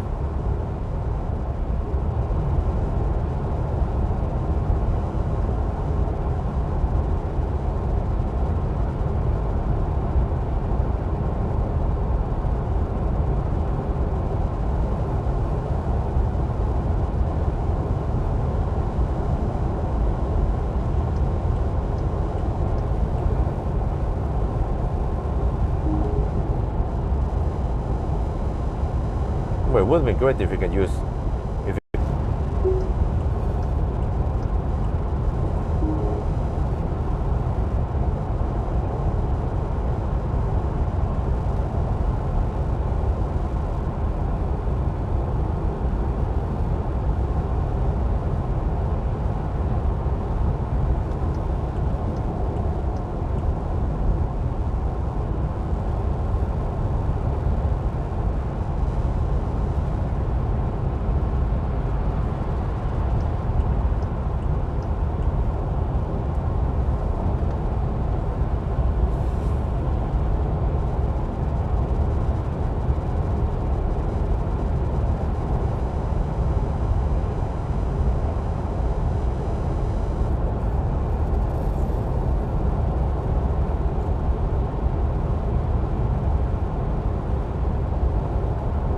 Yeah, so this ET5 is possibly the fastest Nio for now, since it's the most efficient one.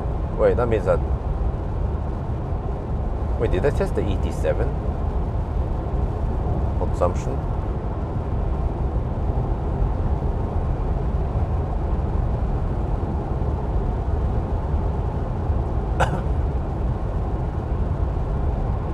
Oh, it was too cold back then. Yeah.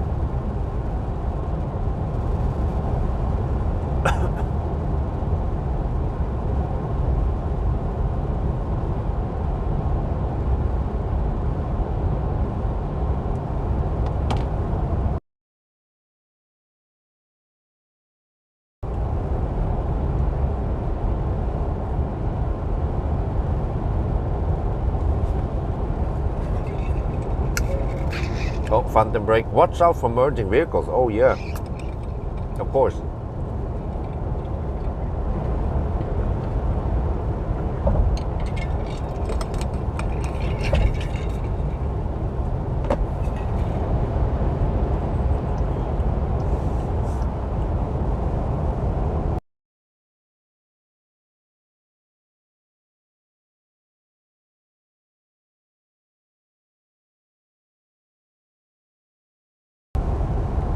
Oh, really? 40 kilowatt?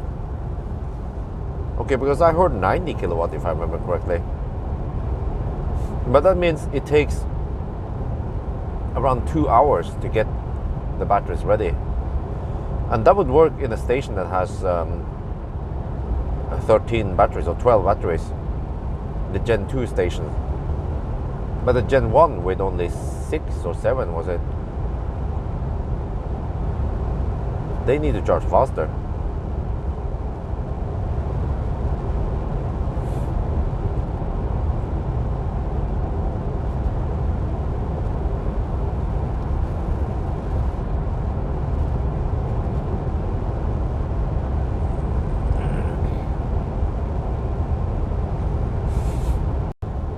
Cars, they charge so the users, they cannot abuse them too much, and degradation should be good, just like Tesla.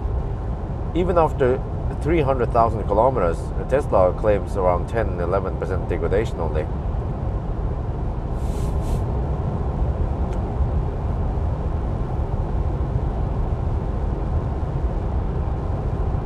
And since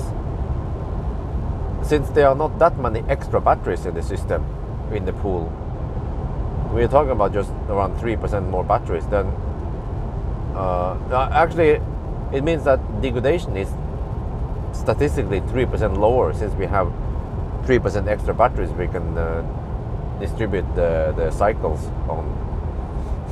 Then degradation should be low. But there is degradation. I don't know if maybe some Nio owners expect that there is no degradation in the Nio pool.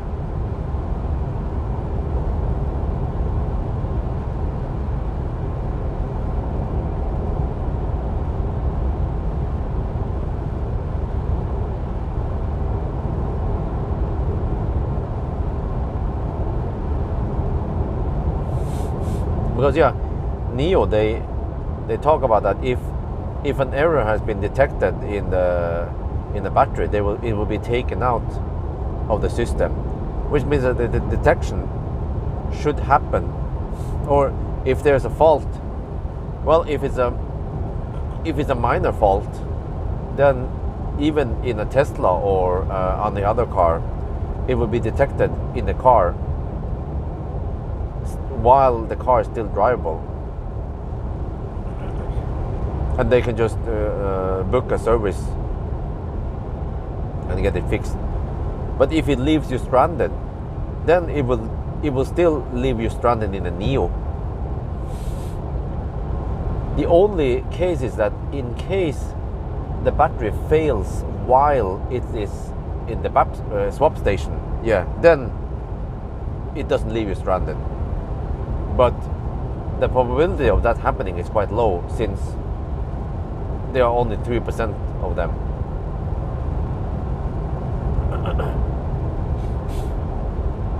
And also when it comes to minor faults, then the car should also be able to detect it, not just the swap station. So really, when it comes to fault detection and all that, at least I can't see any major advantage. But it sounds to me like Nio owners or potential Nio fans, or they make it sound like it's the best thing in the world. And I also thought it for a while like that, but then I realized that is there really an advantage?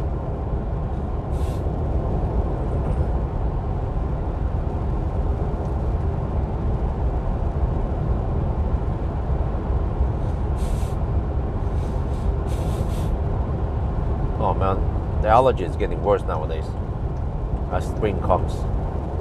But it's been postponed. Usually I get the worst allergy periods around April already. But because of really late winter, then it starts now in May.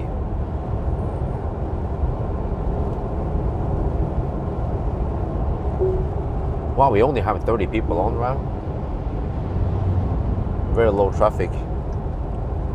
I guess because most Europeans are asleep.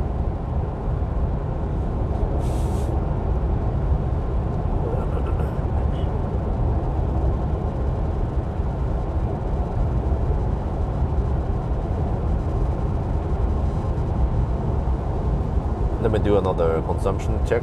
But it seems to me like ET7 and ES5 and ET5, they have similar consumption.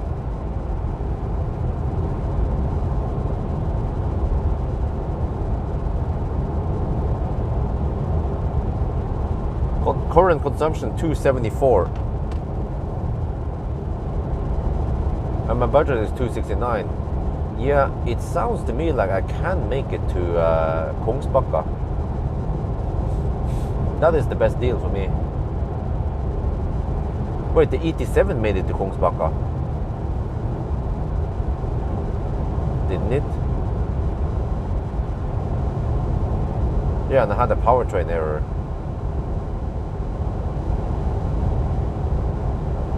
Yeah, I did. I remember now. And that was even colder. And now we have tailwind even. So this car should be able to make it to Kongsbakka.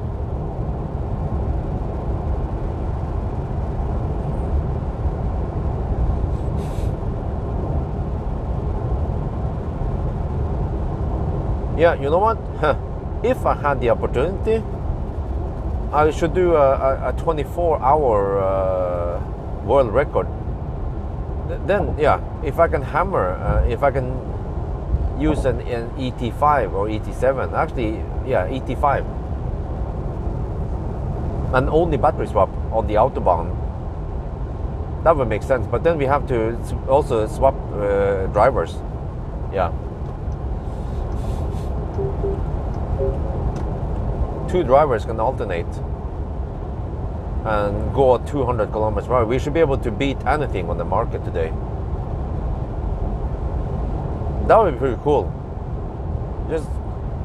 We just have to get the resources and get it done. It would be cool to do it this summer, but I need to have some. I need to cooperation with Nio also, and we have to find a good swap location in Deutschland. We can go Schnell, 24 hours. But it could be some insane numbers. But actually, it's going to be even better if we have 150 kilowatt hour batteries. But even with 100 kilowatt hour, it's still pretty good. The only minus is that we get 90% battery, not 100%.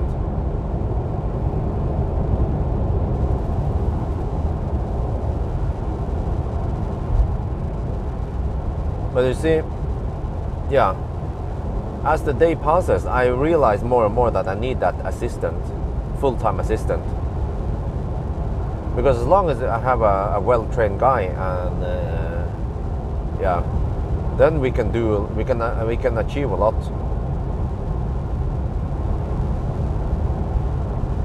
We can even, yeah, you know what? We can even travel with 2 cars down south. Of course, I have to pay him overtime, lots of overtime, and it's a big investment for me. But I think Nio is also interested in this PR stunt, because it's going to give them massive PR. Because we will be possibly setting a new world record when it comes to 24-hour record. Yeah, it would beat Taycan even.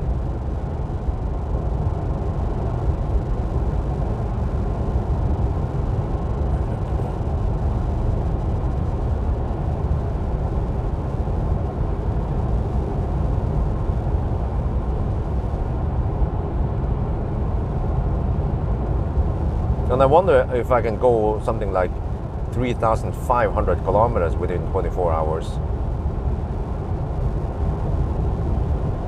We have done 184 kilometers so far.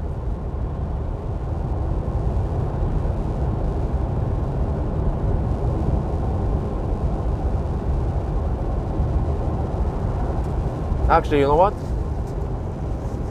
I can suggest this for Nio, and if they are interested, they could actually take some of the cost, take some of the expenses.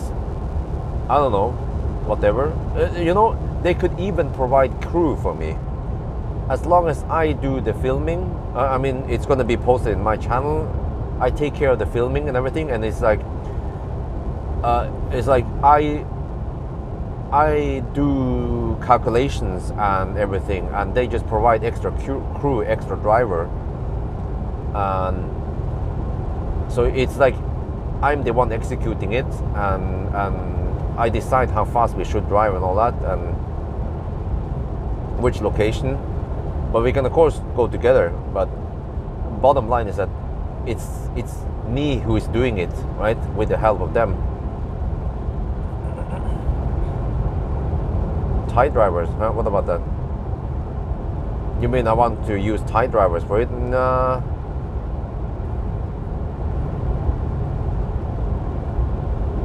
And they are a big company. They have lots of money, so they could just toss in I don't know, if they can just chip in 5,000 euros for this event. It's just pocket money for them, but 5,000 euros is a lot for me.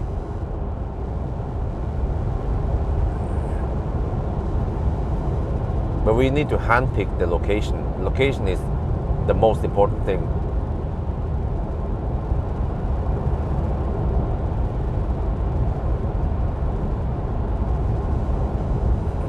But you see, if Nio did this themselves, it doesn't get the same credibility as if I did it with the support of Nio. And it's like my idea, my call. Yeah, you know. And I actually want to do it. But if they have the 150 kilowatt hour battery ready soon, then we should wait for that one at least. And by the way, do you guys know when it's ready?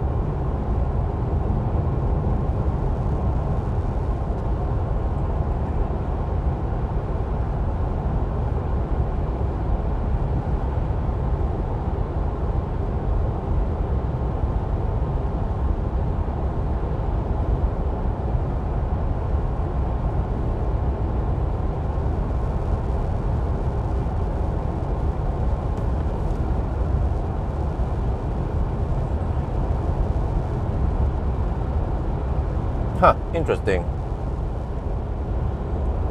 Both the ET5 and the ET7, they have 200 kilometers per hour top speed. So I guess we'll be running at VMAX.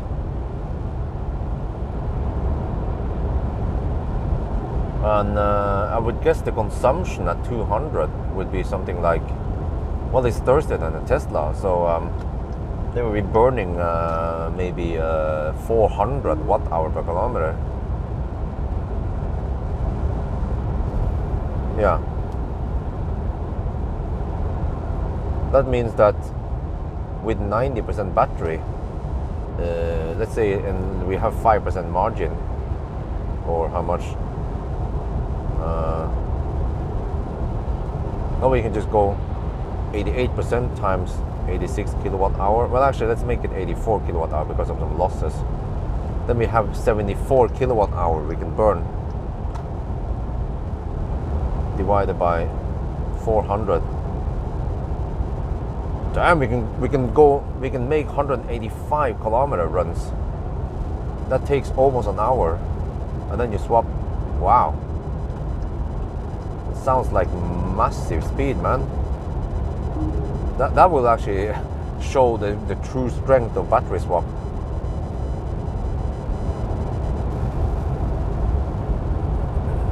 I could even calculate the time.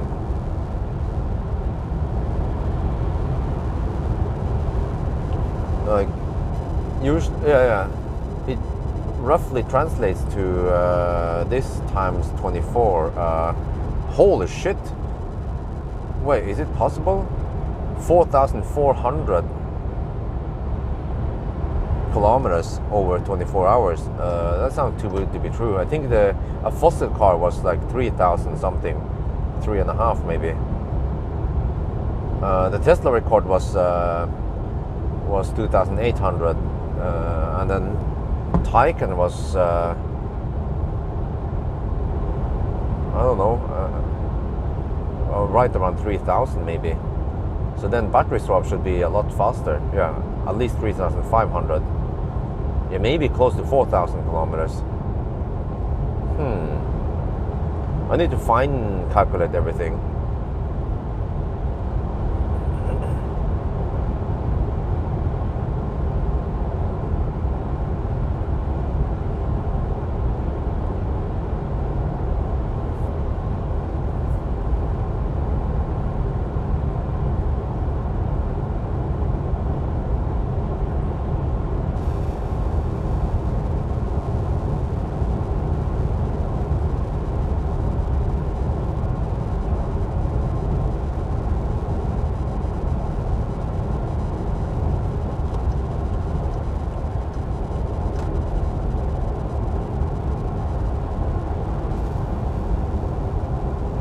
And if we want to do this, we better do this before the public holiday starts.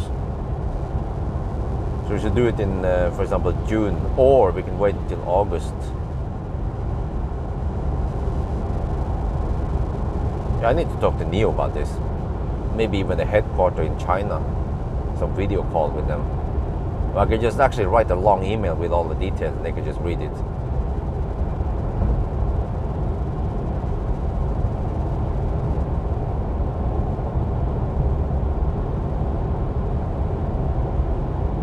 Yeah, we have roughly 270 consumption now. 275 actually. We're already in the lowlands. Yeah, so I'm pretty confident we can make it to Kungsbacka. But I can always bail out at Bakkabol in case I realize we can't make it there.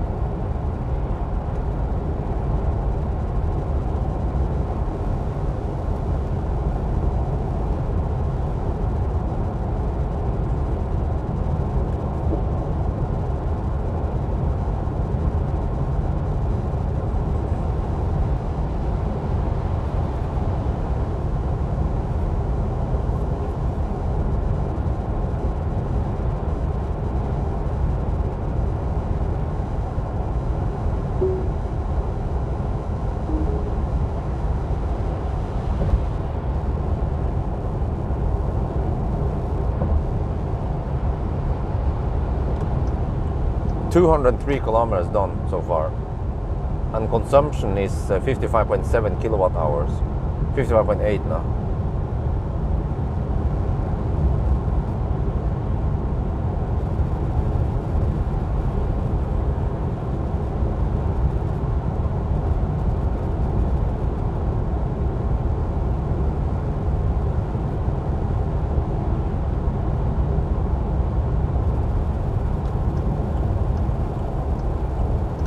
You know what? I should really join forces with Nio, because I bet they have the power to reserve a slot so that once we arrive, they just block everything there so that we get the slot to swap, so there is no delays. Or they could even make the whole swap station unavailable during the 24-hour challenge. So only for us.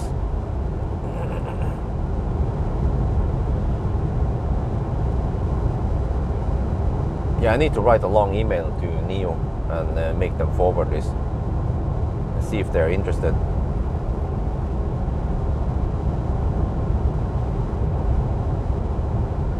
Wait, are we bugged out or something? Are we online? Appears we might appear. It sounds to me like we could be offline, but you guys don't tell me.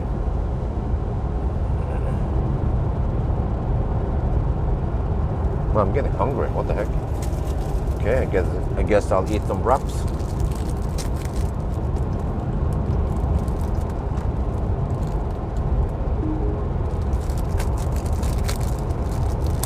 Okay, we are online, right?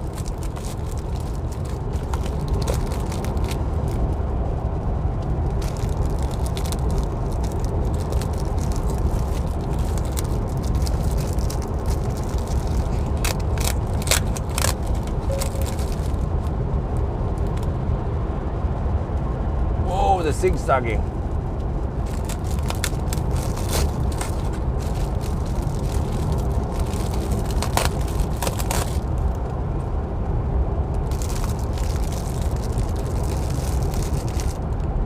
Dude, don't drive like that. I'm trying to eat now. Shit.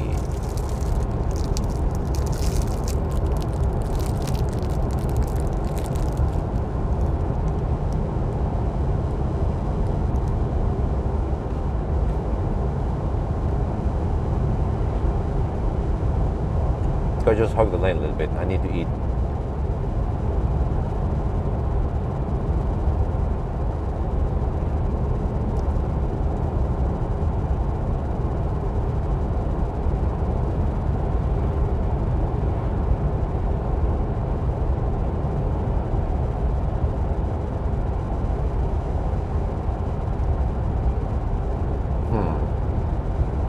Well, how many swap stations do we have in Germany right now? Don't even know.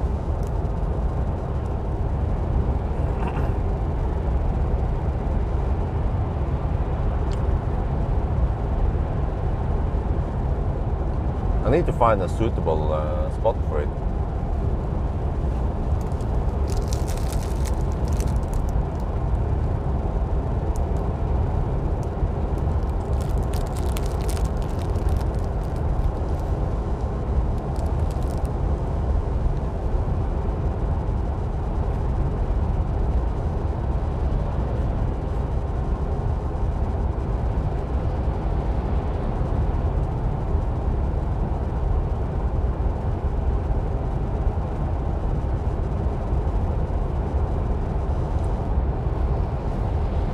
Which substation? Oh, now where are they located roughly?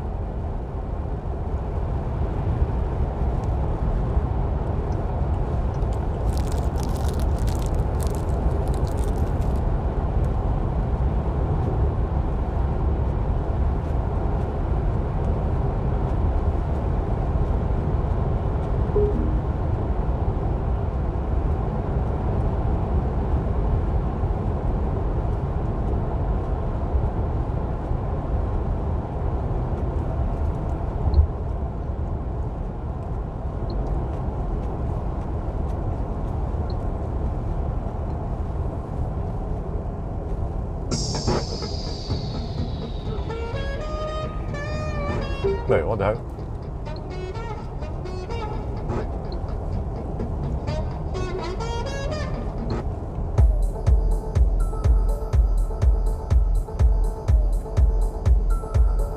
Three in Stauland.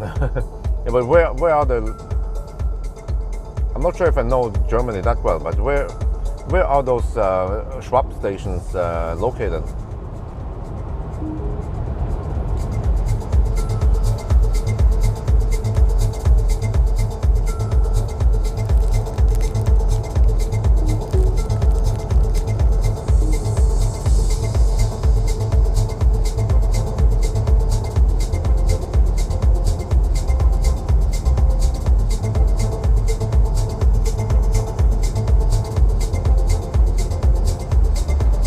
Berlin, close to Munich, and near Düsseldorf. Okay, well, maybe you guys can help me. You guys have local knowledge. Which one is most suitable for the challenge then? Or rather the world record challenge or attempt?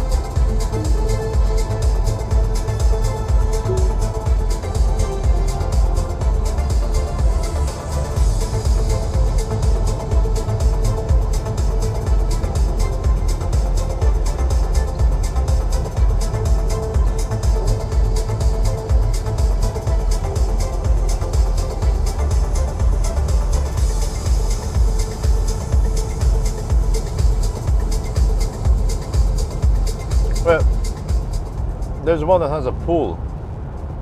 Okay, so which one? Well, is that the best one? What we need is,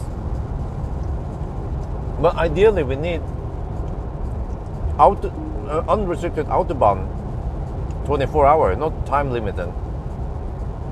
3 or 4 lanes in each direction, and low traffic. Oh, I mean, there could be traffic, but ideally low traffic. Low traffic and 2 lanes in each direction, like Deminiland would work. Or at least 3 lanes in each direction, like Rade, yeah, that stretch. Rade Busdorf. But even Rade Busdorf in the daytime could be a little bit busy.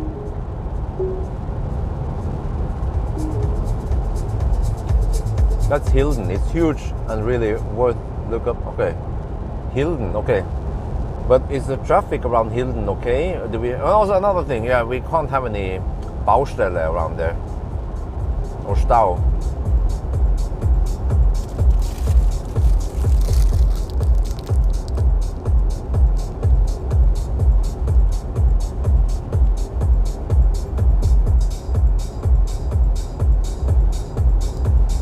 Oh shit, I forgot.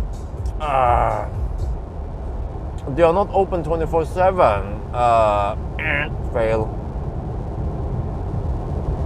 I mean, how realistic is it to make a world record challenge if it's not open 24/7? You cannot achieve it in real world. That's one of my points, is that anyone can do this. Well, but if anyone cannot do this, then what is the point? Yeah. Well. It was a good idea at least. The Tesla killer got killed. Oh shit. Wait, what is this? Traffic? The fuck, man?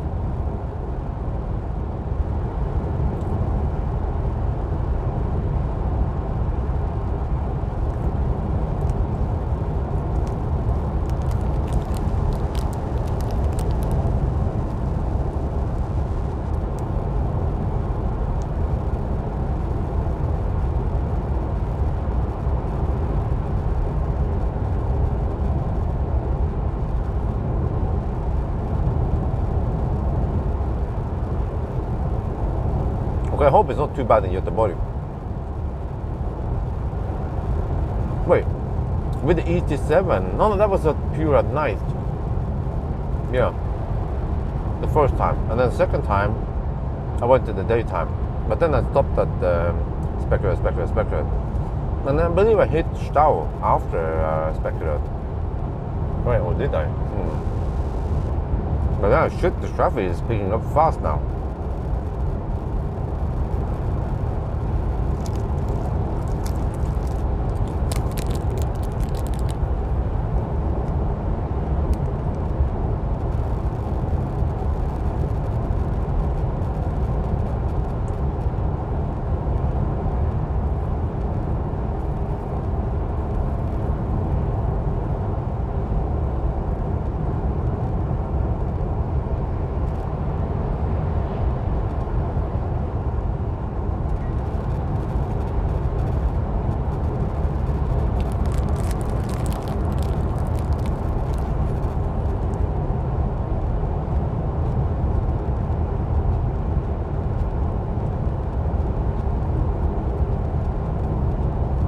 Shit, I mean, still half an hour away from Göteborg.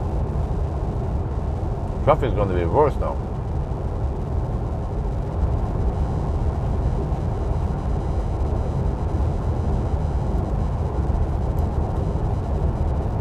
And how do I measure and deduct for Stau? Or just slow pokes like now?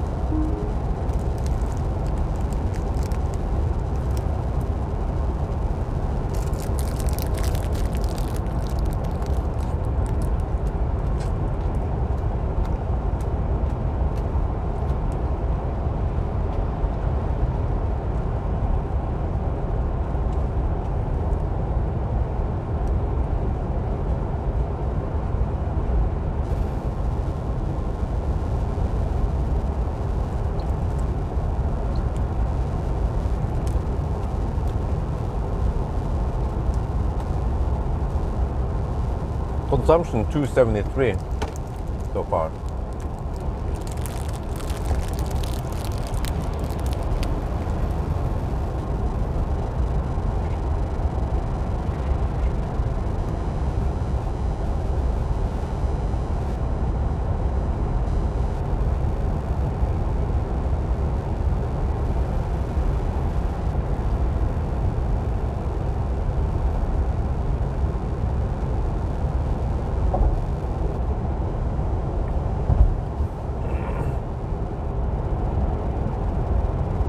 Wow, you bought oh shit, damn, why didn't I buy?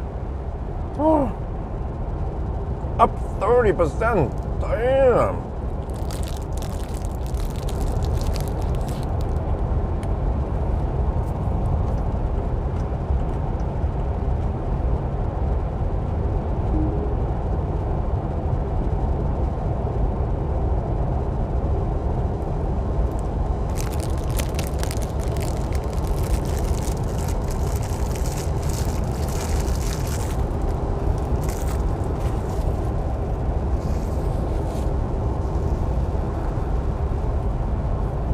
Well, which means that if you sell now, you will make great profit, right?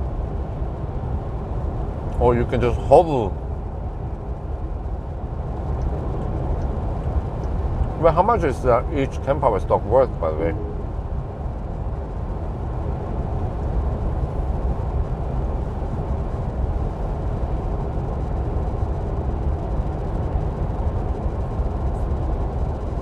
Maybe I should invest like 10,000 euros in Pawel stocks.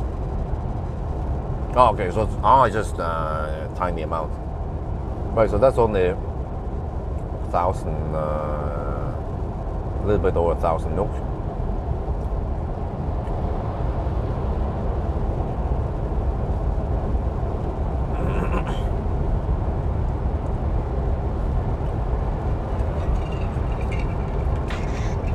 So you have to buy like a couple of hundred Nio stocks then, Pawel stocks then.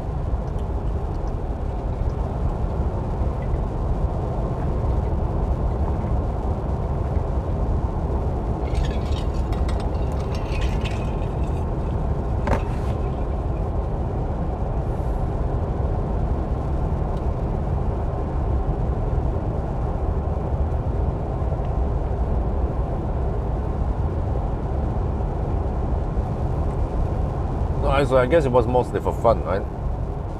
Just to see if you get that thing or not.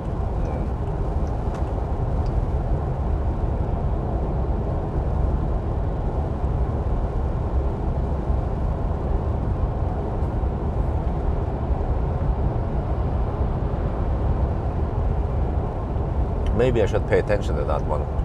I think Nio stocks were dropping for a while, so I was thinking, oh, maybe I should at least wait until it drops even further before I buy.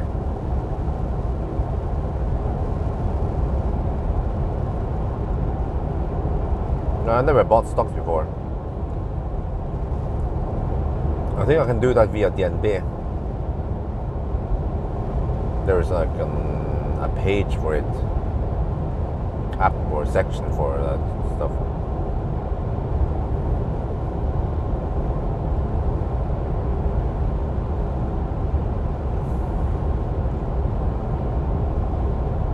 Okay, we're getting close to speculate, but let me check here. 82 kilometers left to go.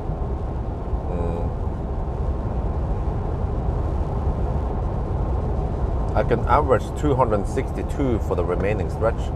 Oh, that guy's hammering it behind me here.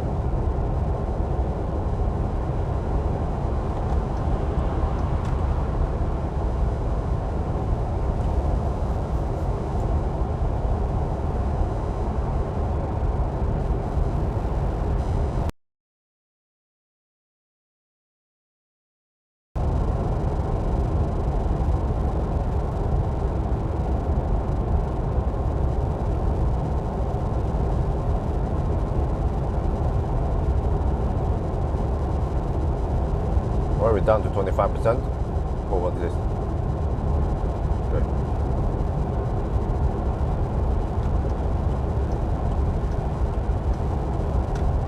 But we have more and more traffic now. This is a little bit concerning. We could run into some stau, the Swedish version.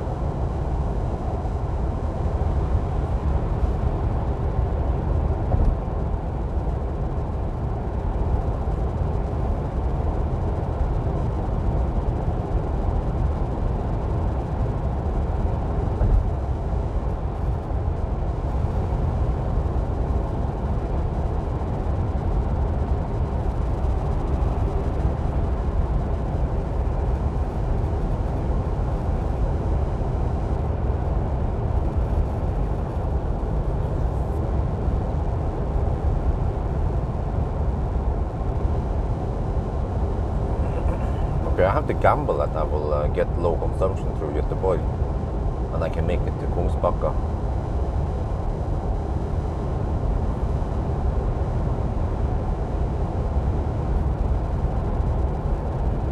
It's going to be low. I might arrive there with 5% or less. Guess we'll see.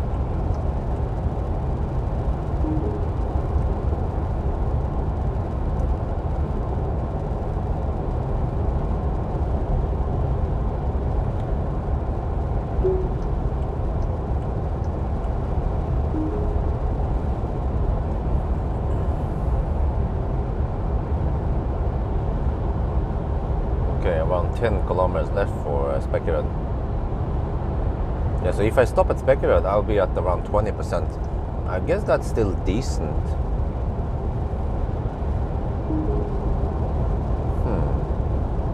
But actually I want to pass through Göteborg as fast as possible. So even postponing the pass there by 10 minutes could be bad. Yeah, it's quite critical now in the morning hours to get there fast.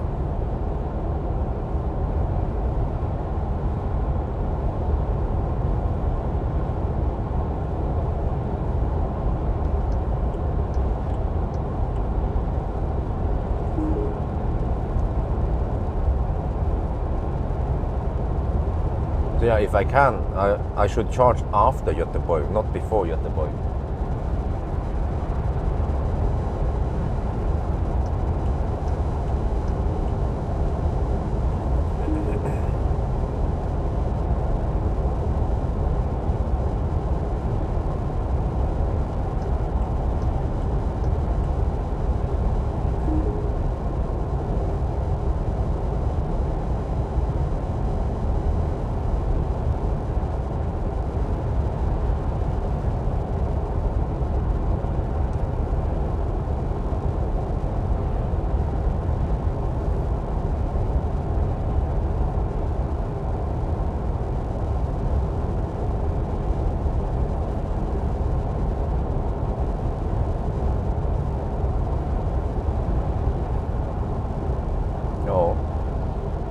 Traffic.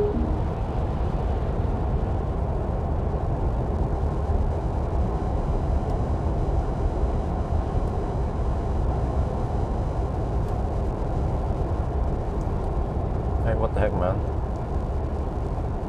Are you camping? I suspect he's camping. Yeah, there you go, come on, get out of the way.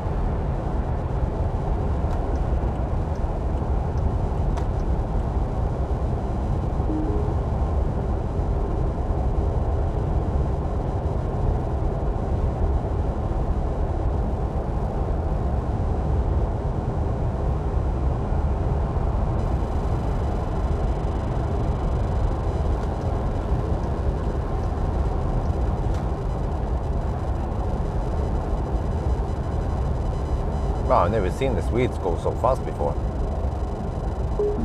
They really hammer it in the morning hours. except for the slow pokes now.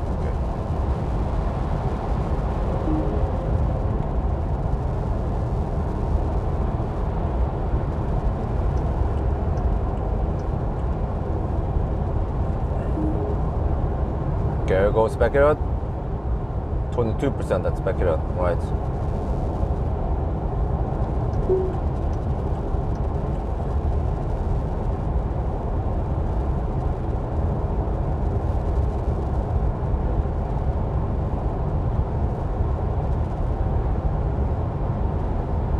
Oh, traffic is picking up.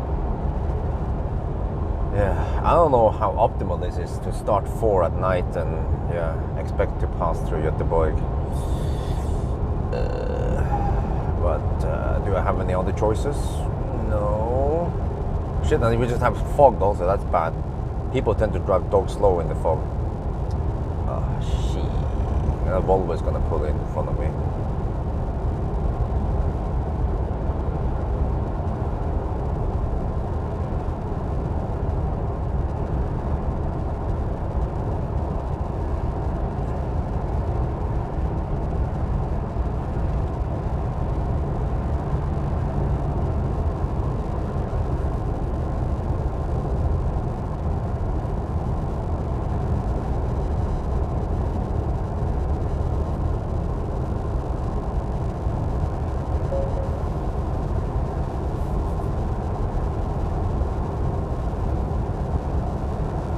Oh shit, traffic already here.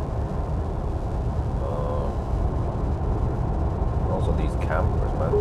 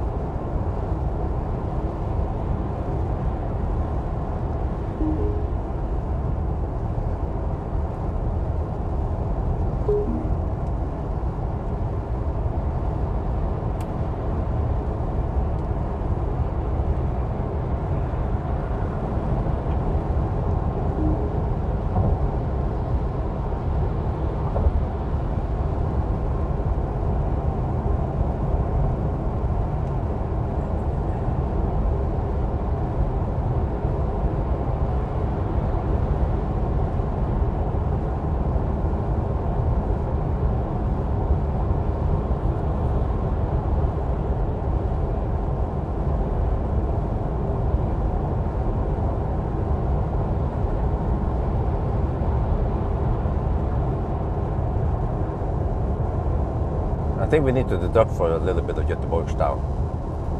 But hopefully we don't have that on the way back.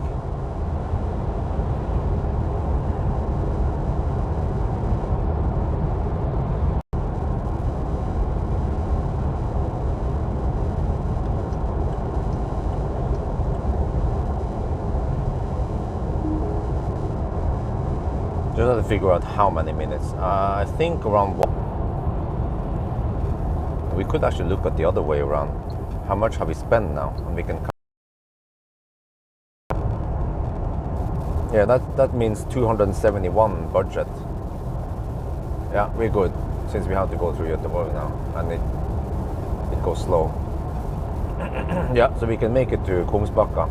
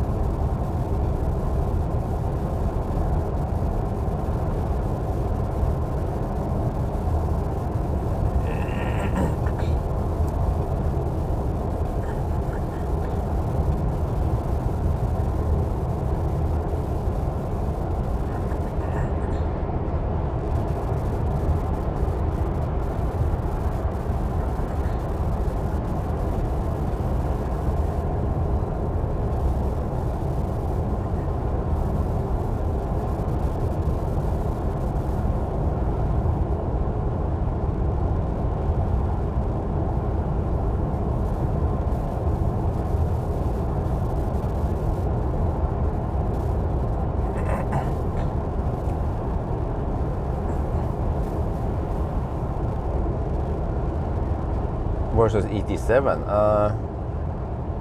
ET7 was even quieter than the ID7, but they are similar in ride. But of course, ET7 is faster, more powerful.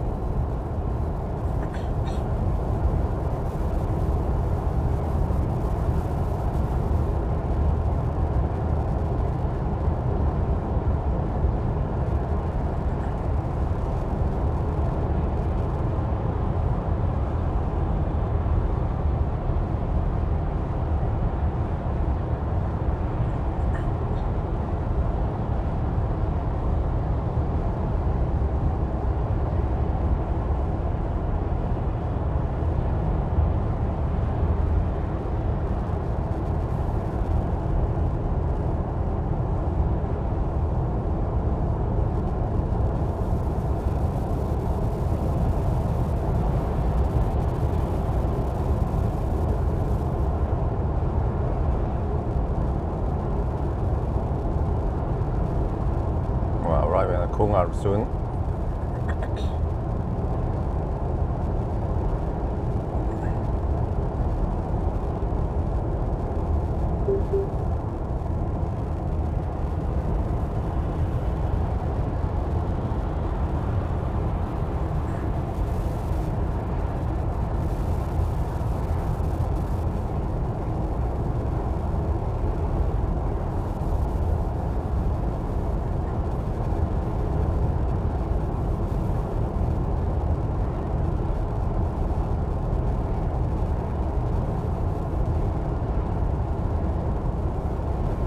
Yeah, this is why I need to avoid this place in the daytime, morning especially. Actually, if I started at noon, it would be okay, I think. Well, actually not. At one point you will run into Stau in Norway or Sweden side, since we have to pass through here twice and then end up in Norway also. Unfortunately, I don't have to do too many of these battery swap runs.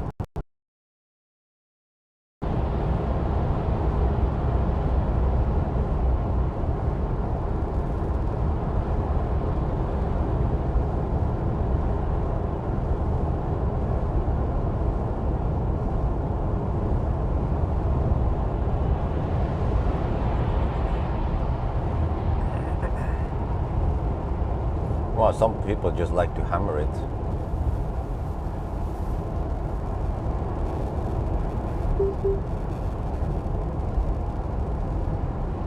Oh, I see. You can actually do it like that guy did. Yeah. Well, he just used the exit ramp for overtaking. Okay, I guess that works. I had to try to get past this Volvo hugger, left lane hugger.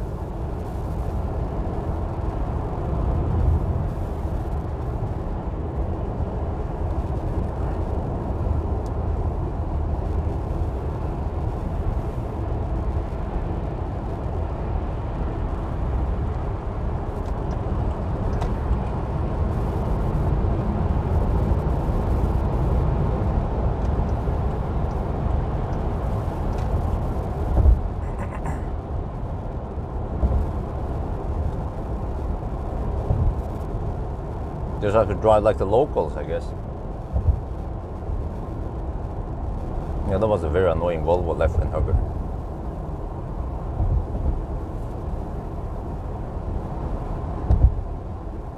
But I mean, I still feel like this ET5 is not as quick. It doesn't have the same torque as the EL7 and I guess the ES8.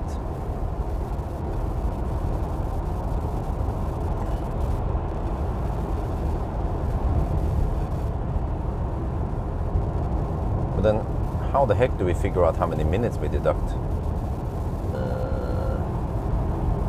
I guess it's just like an estimation based on the feel of how much traffic we felt we had.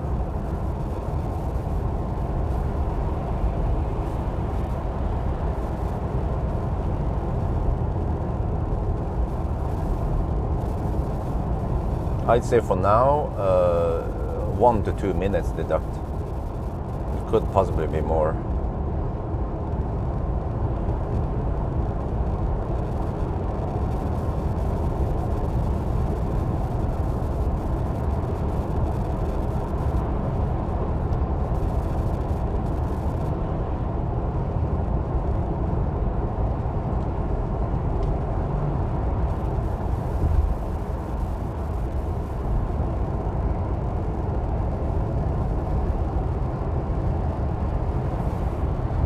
Look at this traffic, man. Feel cramped. Shit.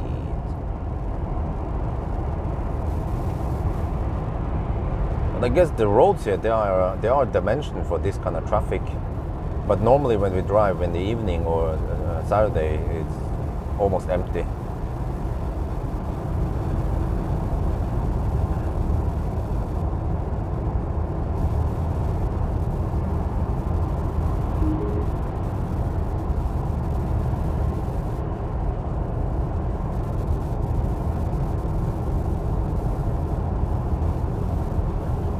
Right, 277 kilometers done and 74 kilowatt hours spent. Oh, ID bus in Sweden. A Swedish registered ID bus.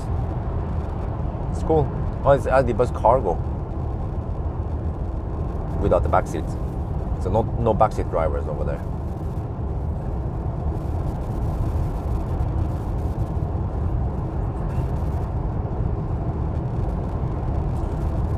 Oh, it's a Norwegian registered Opel Astra.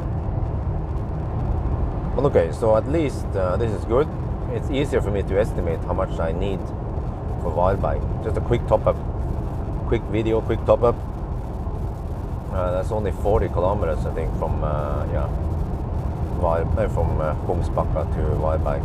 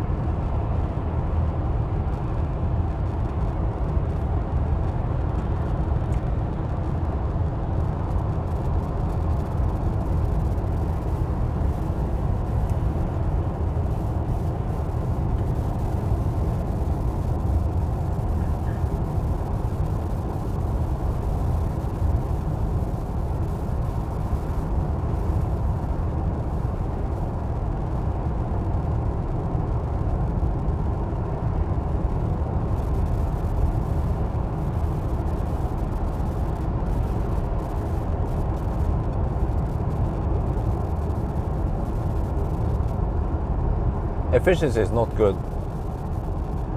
Around 275 watt. I think now around 270. Well, you guys can calculate for me. 281.5 kilometers and 74.7 kilowatt hour since Oslo. I feel like I want to pee soon, so much needed pee and charging stop coming up soon.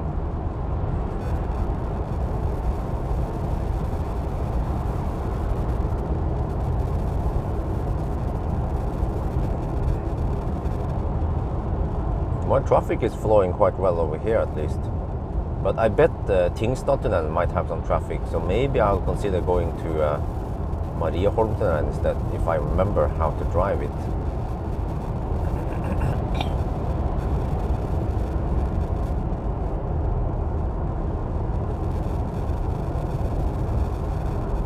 So you just keep left and then you naturally find a tunnel, but then right after a tunnel you have to take the first right and then right again or something. I think I remember it if I see the road. The problem is that I don't take Marieholmtunnelen too often.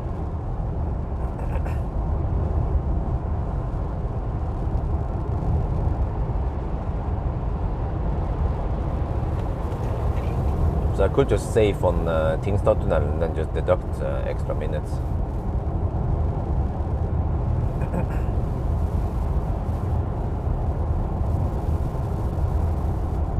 Yeah, this is what Sweden's second largest city looks like in the morning.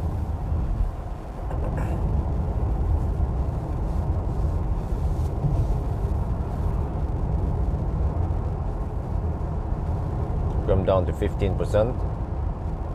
Let me see, 75. I have 11 kilowatt hour left. Well, at least 10-ish kilowatt hour left, and 36 kilometers to go. Yeah, that's plenty. That's a budget of around 300 left. We're going dog slow now anyway.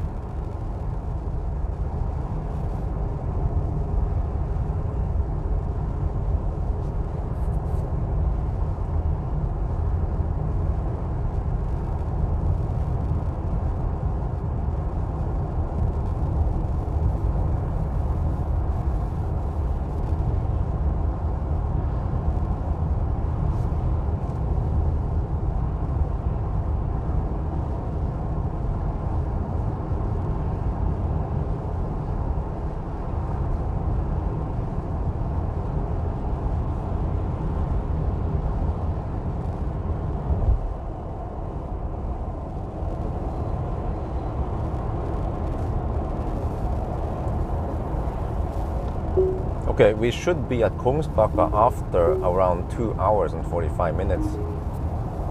So we'll see once we arrive there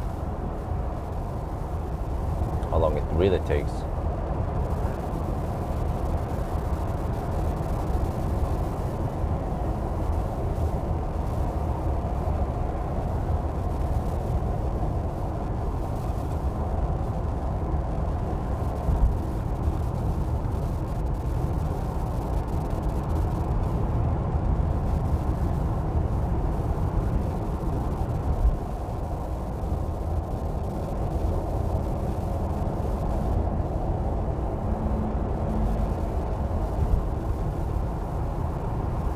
Well, it's just green on Tingstadtunnel, okay? I think I'm here early enough, 6:30 now, 6:25, okay. Right before the worst stau starts, I guess.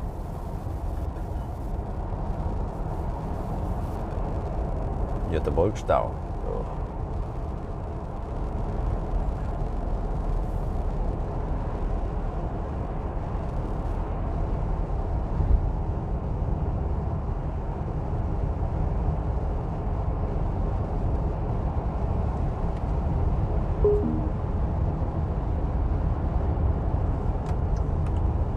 Guess I'll get in position.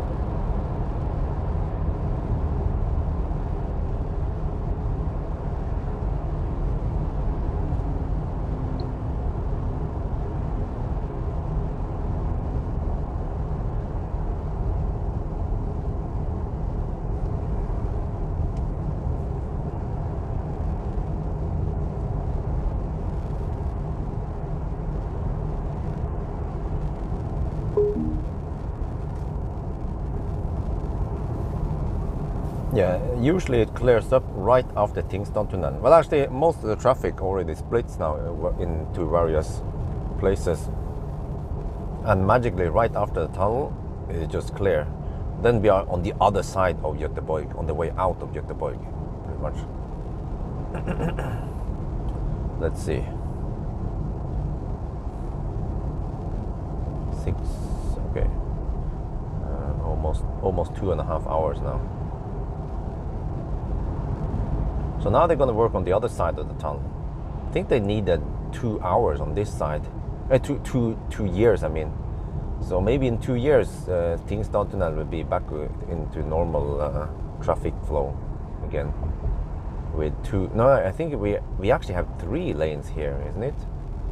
Yeah, I remember there's supposed to be 3 lanes in each. Oh, they already started digging up the surface over there. Okay, I guess they will do several things: resurface plus add whatever in the walls and ceiling. I guess just maintenance.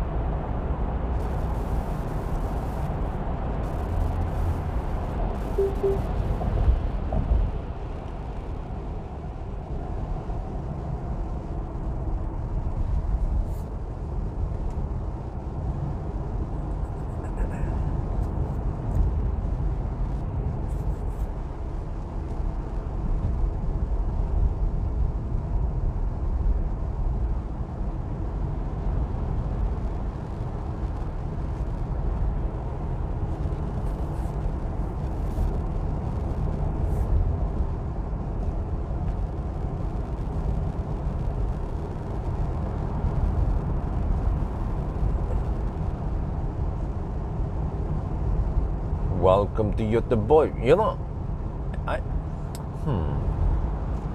maybe I will come back to Göteborg this weekend.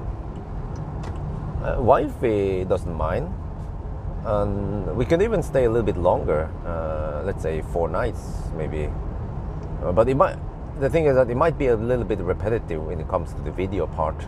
But a good thing about staying in Göteborg is that I can actually do 1,000 kilometer challenge at night.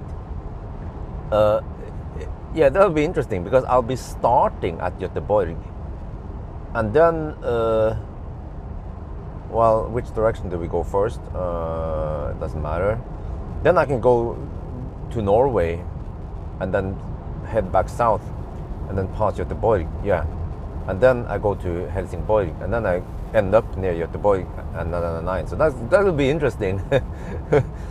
And then, because then I can do 1,000 kilometer challenge with Aria E-Force, which I think might get some views. So I kind of like that idea. And I can also do a range test around Göteborg area, or probably have to drive to Kungsbacka. No, I can go north. Yeah, and then I can go north of Göteborg and do whatever stretch over there.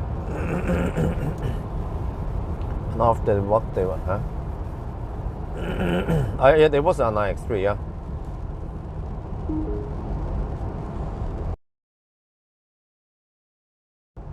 And that's a fat Taycan. Wait, is that a fat Taycan? Or just a regular Porsche? Well, I think that's a fat Taycan.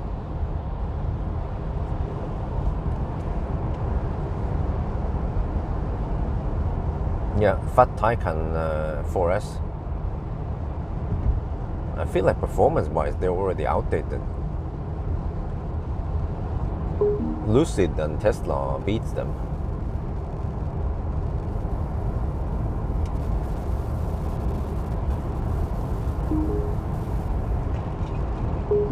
Oh, there's Scott.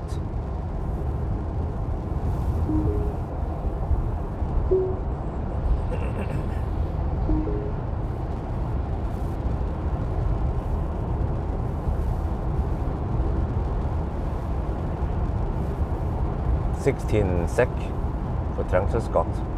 Well, Nio gets the bill. I guess that's the good thing about me borrowing cars, is that they get the bills in case there's Scott. Wait, didn't I turn off the fragrance?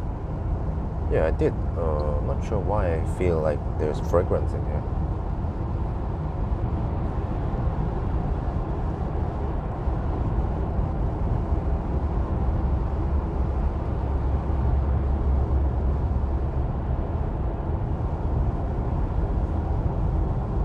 Oh, we are hammering the train! Yeah!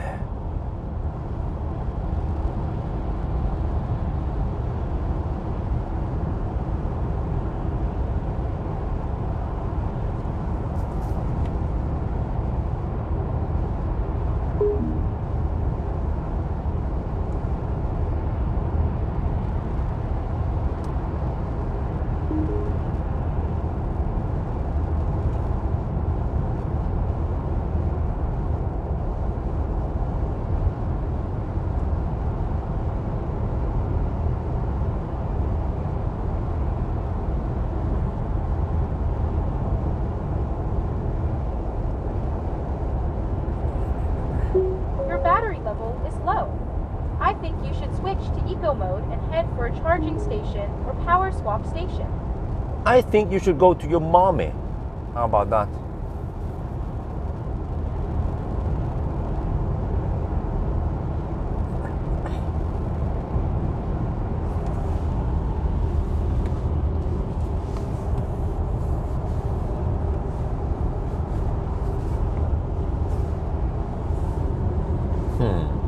So I haven't decided where to go yet. Yeah. How about we stay in Göteborg for 4, even 5 nights up to Wi-Fi? Because I like that spot. I like that, what was it called again? That little house. But this time we would bring some privacy shades with us. We'll just stick it in the glass. And there's charging there. That's good. Maybe I can even make a little collab with them. They have a YouTube channel, but they speak Swedish in the YouTube channel. Yeah, they can also have me and be like, Tesla Björn. I bet they have some fans. They'll be like, oh, vad farsken, Tesla Björn was there. And I still want to give, I want to give Liseberg another try in a weekday when it's not too busy.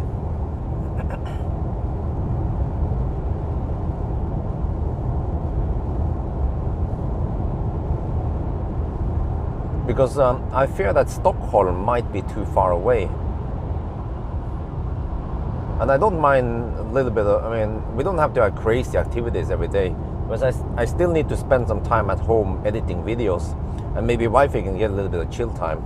And we like that place, that Airbnb place. It's very peaceful over there.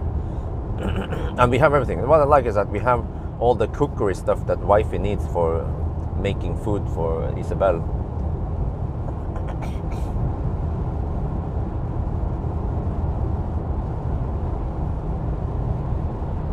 And I guess we'll see how it goes with Aria.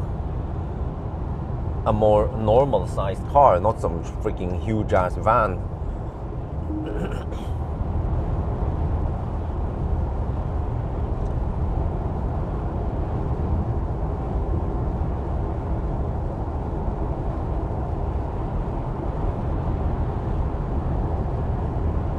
Oh, what the heck is that sign pointing out?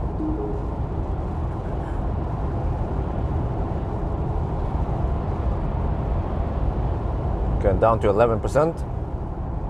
Oh shit, is that Unfall? Damn. Well, most likely it won't affect me by the time I'm going back.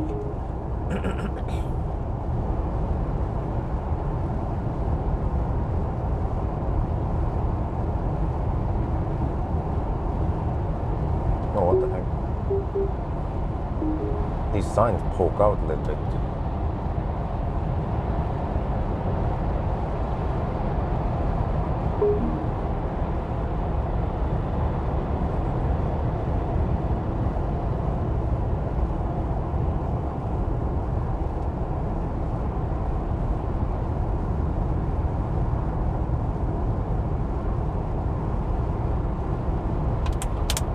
Oh, stone chips on it, man.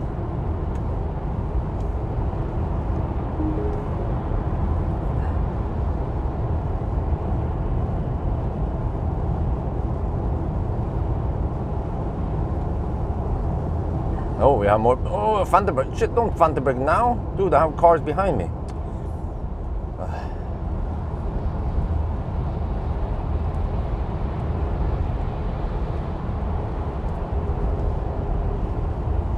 There was some news about Tesla nowadays in Norway, around Alnabru. There was I'm not sure which one, but there was a Tesla that phantom brake right in front of a truck, a semi or some shit. And then the truck didn't like it, and then the truck actually tried to push the Tesla out of the road. Quite bad manner from the truck driver. But also, why did it phantom brake in the first place? Or or there's. Maybe I should contact the Tesla owner and ask what happened. But if you're an experienced truck driver, you should know that tailgating or going really close to a Tesla is dangerous, or it's there is always a risk. But then also, the Tesla driver should be more awake, aware. Oh shit! Oh man, what the heck? And be ready to catch any phantom brake by just accelerating a little bit.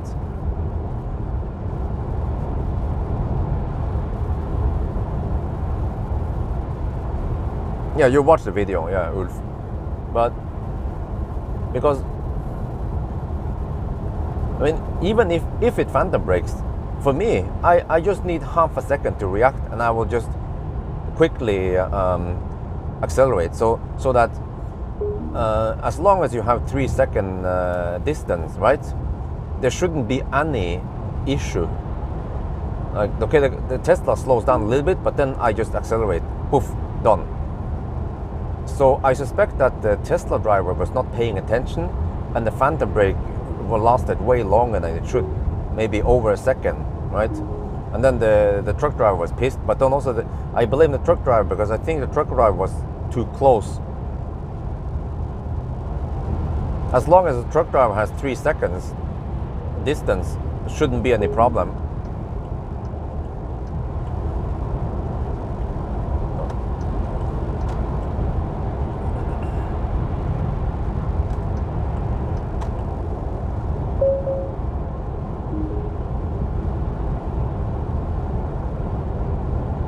Yeah, exactly. I guess the police could analyze the dash cam and count the ticks, count the middle lines, and they could even figure out how close the truck driver was, and maybe make him lose his driver's license, truck license. That would be quite bad. But I mean, yeah. The way the truck driver drove was really dangerous and totally unnecessary. I've seen usually when people cut in front or do something, usually the truckers, they would just flash and be like, okay, they're not happy, they flash a couple of times and that's it, and it should just end there.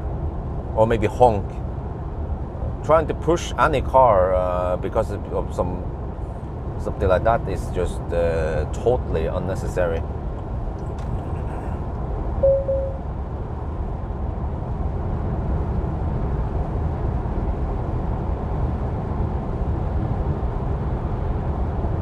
So again, every time people claim that, phantom braking is so dangerous, no, it is dangerous if you allow stuff to happen. You know, like when I watched that Serpenza guy, you know, the Chinese, well, it's not the Chinese, but the guy who blogs about China, and all his videos are kind of, he's always trying to make China look bad. I mean, some of that is probably true, but it seems like he has some agenda against China. I'm not sure what's up with that. I'm not trying to defend anything about what China does and filter and the CCP and all that, but he was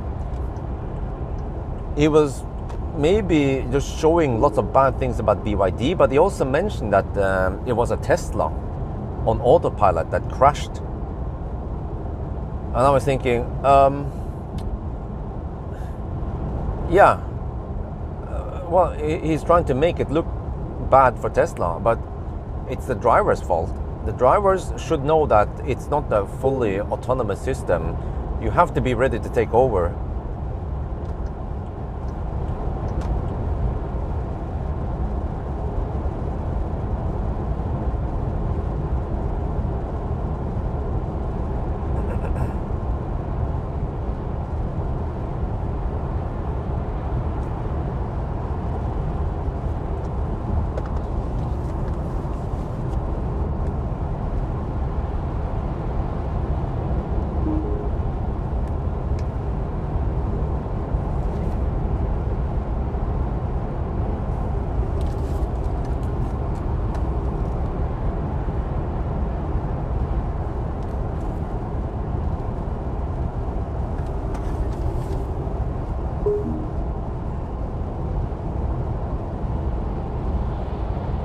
Yeah, you know what?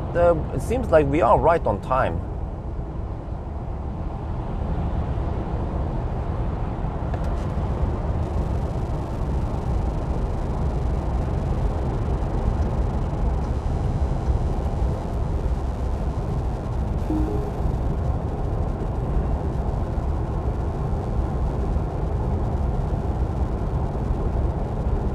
Ah, really?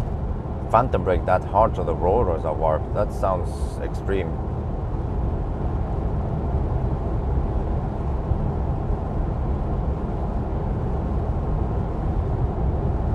Well, we can do another check now, by the way, how many kilowatt hour get out of the battery. Since we are going kind of deep. Lilla Laksen, yeah, we're 6% left. We have to charge here before we can reach Wildbike. Quick top up, possibly 10 minutes. But you see, the ET7 also reached Kungsbacka, and it was even colder, and it arrived with around 5% or 8%. Now we have 6%. So I get the impression that maybe the ET7 is as efficient, or maybe even more efficient than this ET5. Yeah, is that possible? Oh, we have to exit here. Man, these left lane huggers. Damn campers. Okay, please don't exit now. Don't want to get you guys in the... Oh, okay, good.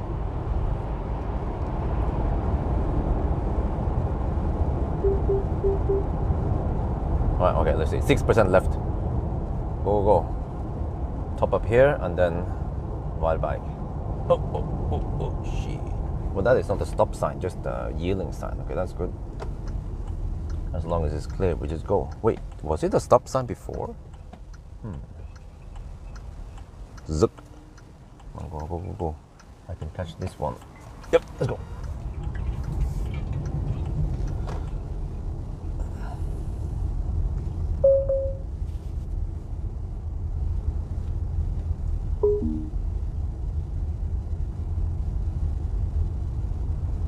It's 45 now. Yeah. Well, no. We should still deduct. I'm going to deduct 2 minutes because of traffic. We didn't hit any stau, but it was just a little bit slower than usual. Lots of left lane huggers. Yeah. Yeah, it's 46 now. I get the feeling we should be here 2 minutes faster if it was night run.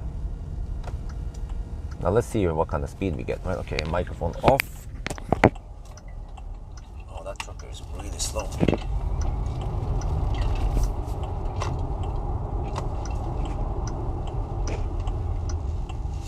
Okay, charge port is actually on the left side with the right side, not the right side with the wrong side. So they changed the charge port location. That's awesome. Okay, let me see. I'm gonna do this, and then get in position.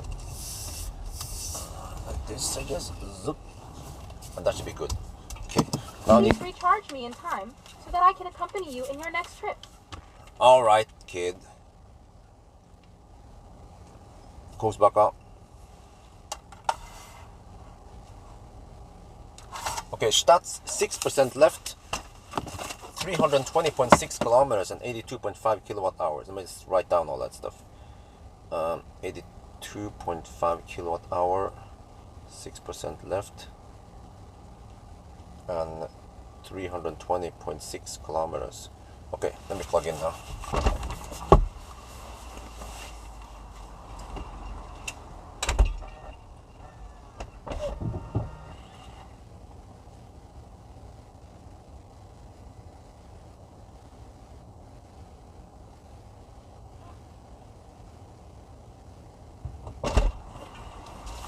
Estimate.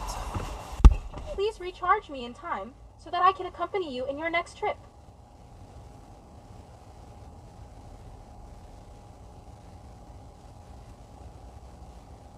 No, this time I estimate almost 88 kilowatt hour. That is always a big mystery. Okay, we're charging now. Oh, getting 119 kilowatt hour per hour. Okay, let me wait. I have to quickly check also. Navigate to Wildbike N. Come on! Wow, it's so slow. Power station Wildbike. Okay, it's not open yet, but soon. So that's wait, what happened to the? Oh man, I misclicked and then it didn't. Okay, auto order, go, start. 39 kilometers. 39 times 270. Okay, divided by a 7 kilowatt hour, I guess. 12%. What? Shit, that's it. Hold on.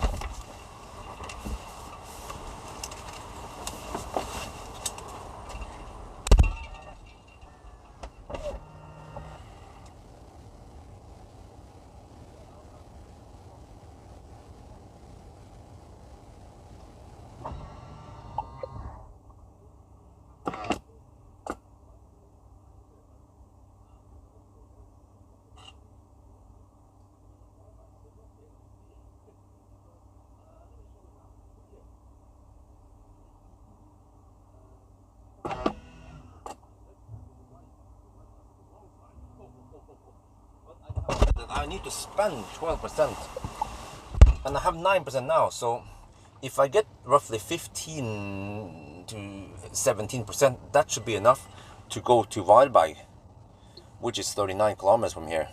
And you see, the swap station has not opened yet. It says closed, but they will open at 7. Okay, let's quickly go to the restroom. Quick pit stop here. I'll be back. 10% already.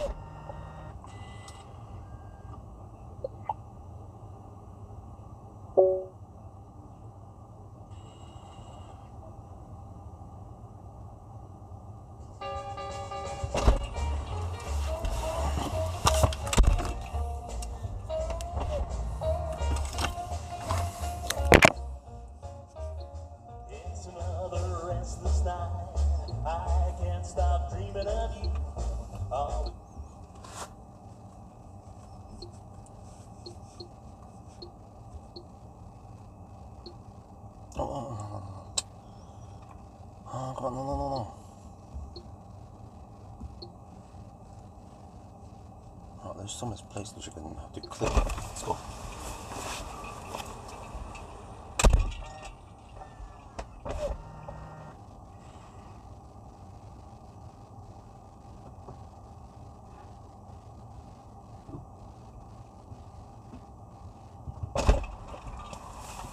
Six and a half minutes of charging. And we're good to go.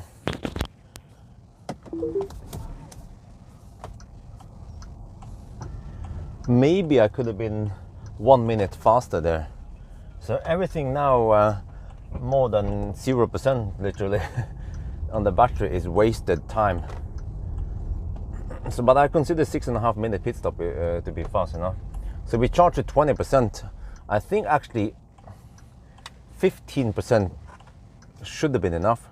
And we did not preheat the battery, but we did receive 120 kilowatts. So I think that's a trick. You have to go deep before you charge.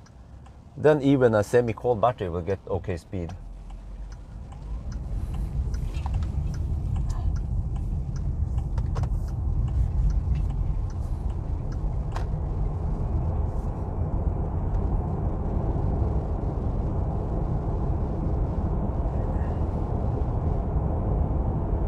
It's 55 now, wow. So it seems like I could have started at 3:45 and I will still be able to make the Y by the time they open. Yeah, so 4 was a little bit late.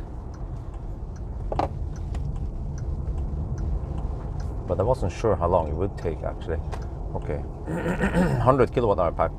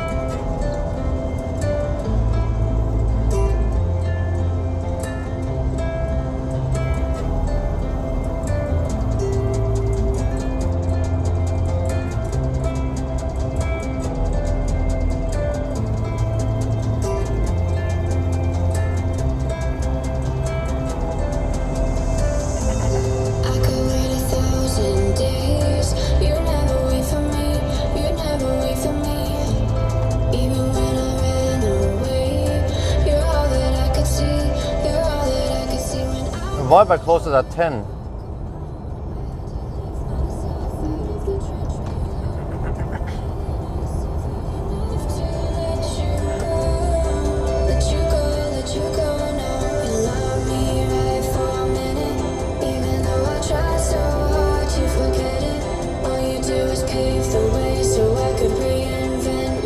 Yeah, it's almost 7 now. We'll arrive in around 15 minutes.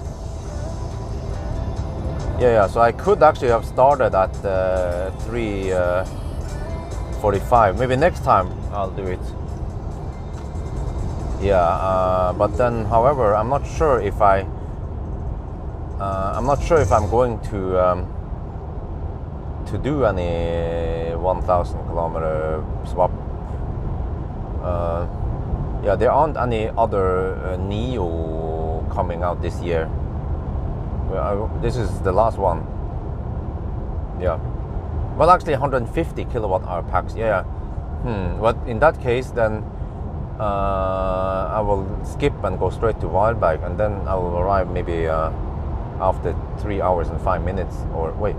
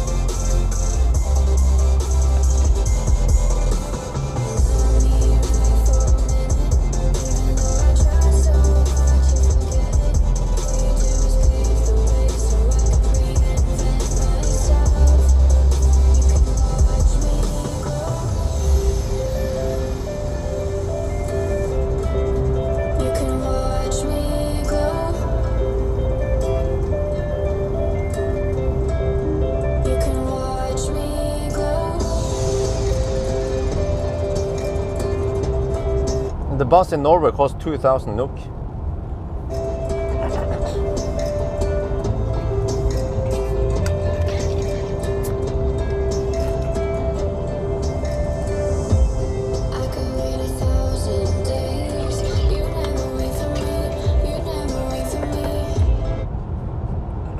You see, I like this stop better because it's closer to Varberg, which means that the time until I have my next P stop is shorter.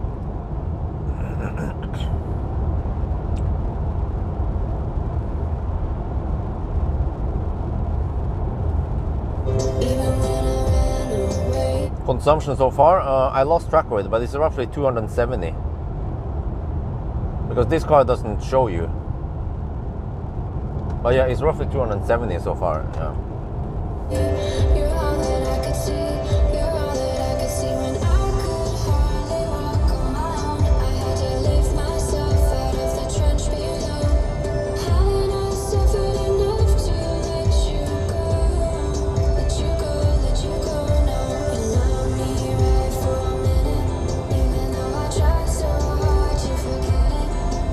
Well, actually, correction.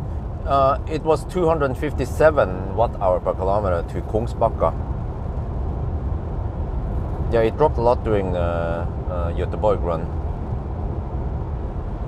But yeah, I'm still debating whether I should go to Stockholm or Göteborg. I'm leaning now towards Göteborg.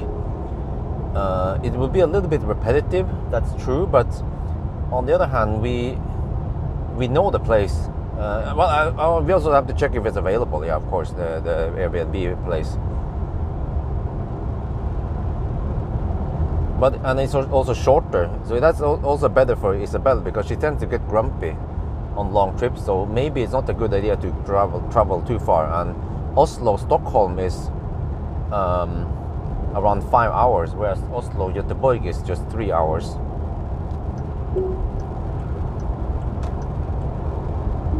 And wifey doesn't mind because there are some nice places to eat in Göteborg that we haven't tried yet, or we can go back there.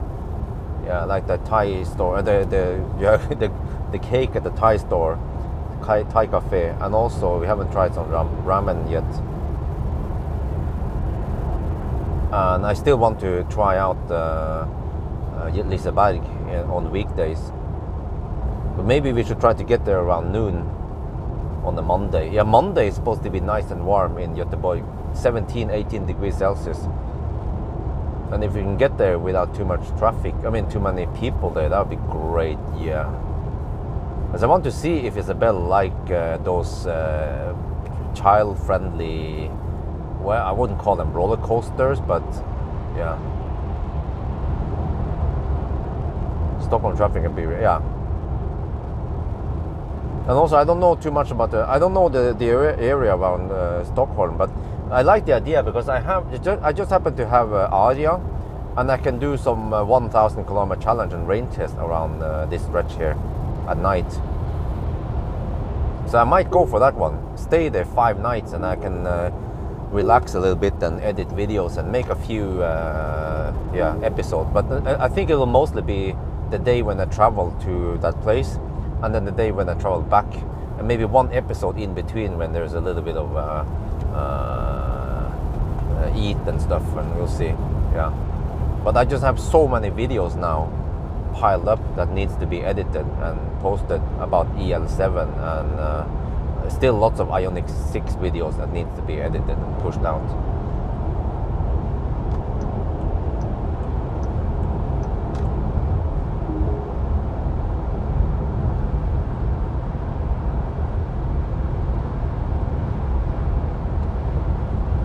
That van is going to go in front. Well, actually, yeah, no.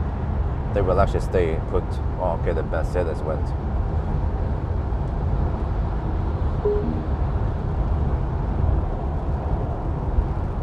Okay, but Schwab station is open. Order waiting, it says. Oh, yeah. Give me that battery. Let me check something here. Okay, so they have two 75 kilowatt hour packs ready. And they have 1, 2, 3, 4, 5 500 kilowatt hour packs ready. Wait, so that means 7 batteries only, huh? What kind of is that, first gen or second gen? Or maybe it's a second gen that they didn't bother loading with full battery slots. Because I thought second gen was supposed to have 13 slots.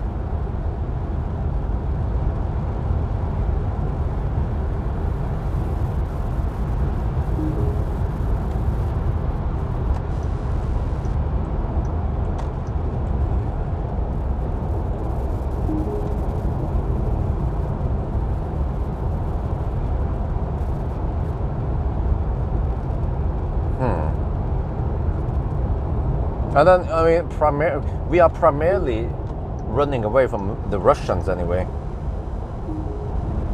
And one reason why I am not sure whether I want to go to Göteborg, to Stockholm, is that we don't know if we can find a good Airbnb over there, and with home charging, and if they have all the cooking stuff. I guess we have to check and search. But my biggest concern is Isabel. A 5-hour drive might be too much for her, but a 3-hour drive is okay-ish. Maybe on the way back we can go to Norby again. Maybe just eat at that buffet. And yeah, I'm not sure what else we should do at Norby.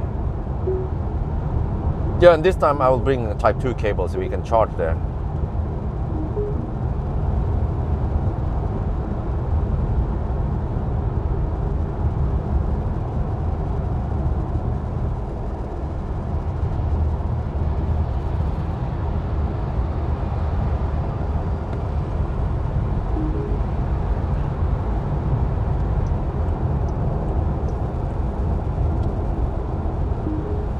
I feel like spring is coming.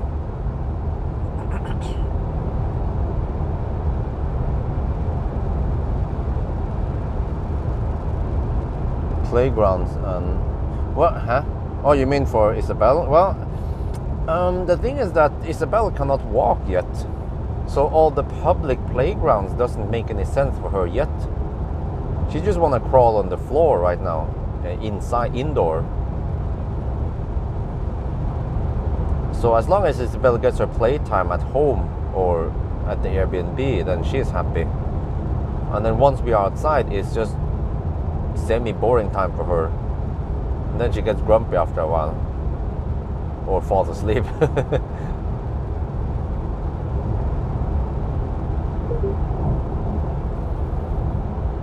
Oh, I'm down to 9% already. But we are just 10 kilometers away. Yeah, okay, there we go. We charge a little bit too much, I think. But it's also nice to have a margin.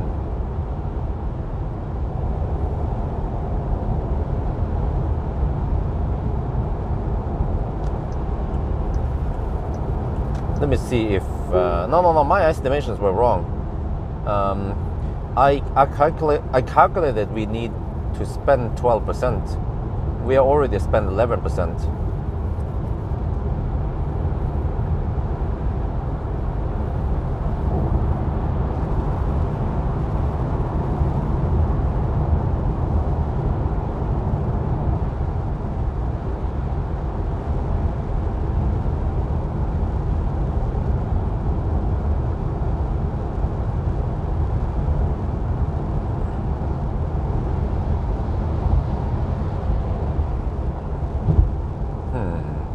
Well, okay. Would you guys be interested to see a slightly different 1,000 kilometer challenge? I mean, it's on the same stretch, except for that start and stop place is different. I start and end at Göteborg this time with the Aria E4s.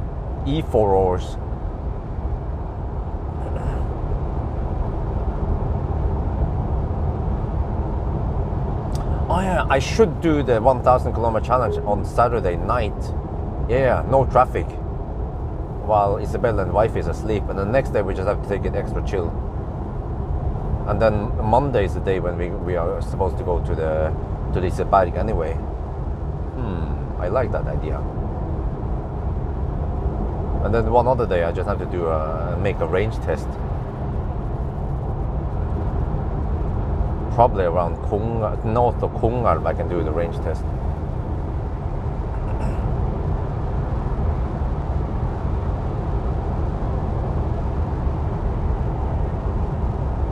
%. Well, I think my estimation was close enough. Seems like we will spend around 13%. But you see, we will arrive with 7 or 6%. Ideally, you want to arrive with 1% at the swap station, or almost 0. Yeah, just crawl in there in Nio crawl and then swap.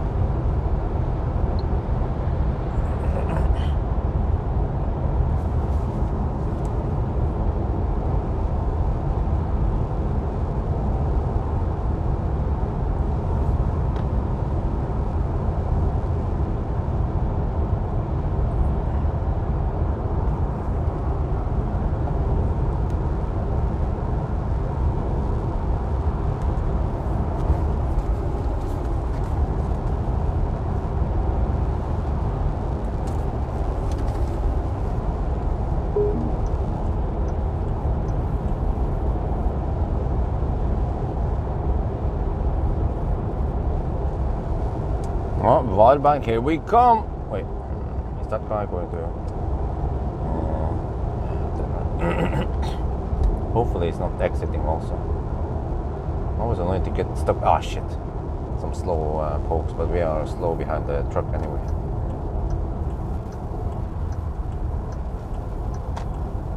Right, swap time 7%. Okay, yeah, my estimation was quite good. I estimated 12%, or I mean 8% at arrival. Now we have 7%.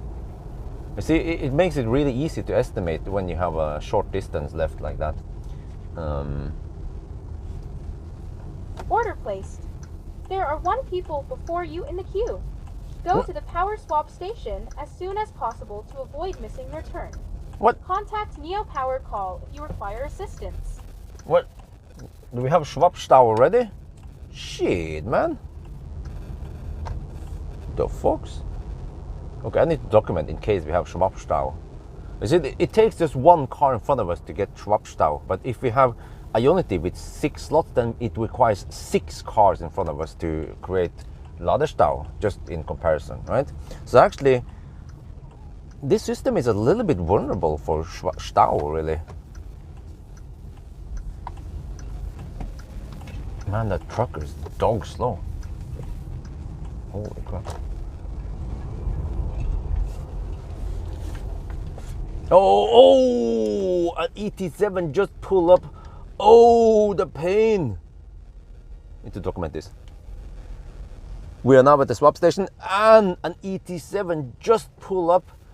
Time 7:15. Oh, I don't want to interfere with that. Okay, 7:15. So we have to wait now. Let's see how long we have to wait. We actually encounter Schwabstau.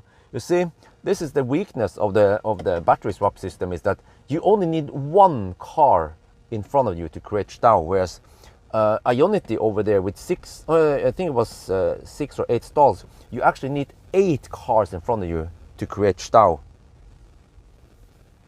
Well, it's 16 now. Okay, let me record the data here at least. Write down all the stats while we are waiting.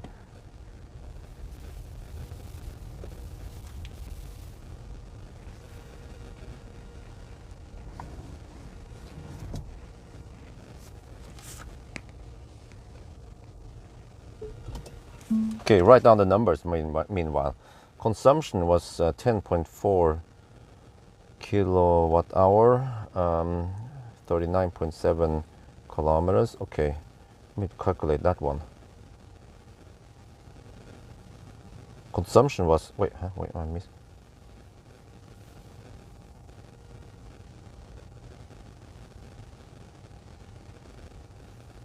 Consumption was 261. Okay, 100 kilowatt hour battery. Okay, so we have to add Schwabstau.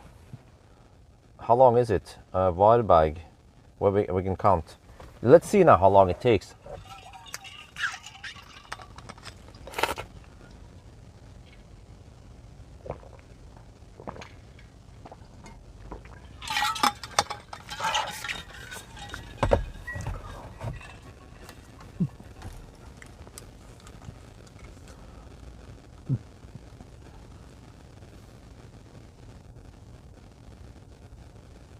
Oh, this one is completely full. Okay, let me check something here.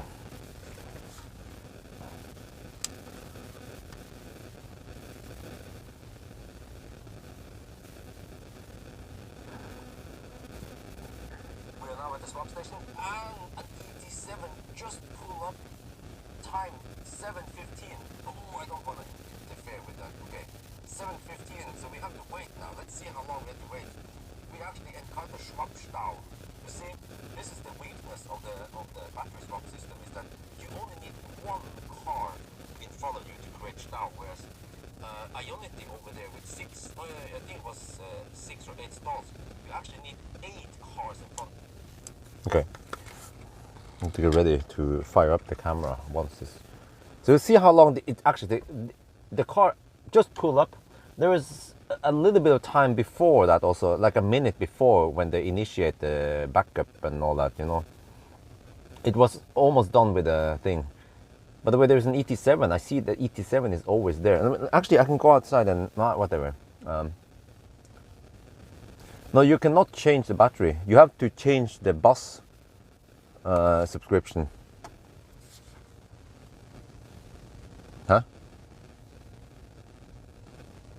Oh yeah, I arrived at 7:15. Or it was more like 7:15 7:30 or something, because while I was talking, then it ticked over to 7:16. But okay. Let's see how long it takes. You see, this is the weakness, right? Now, if you're unlucky, suddenly I will deduct this because it's so random. If you're unlucky, you are suddenly delayed by 10 minutes, almost.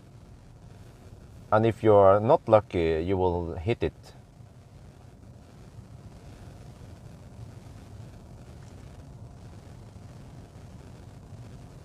But if I was here 15 minutes earlier, I would have snatched the spot before the white car came.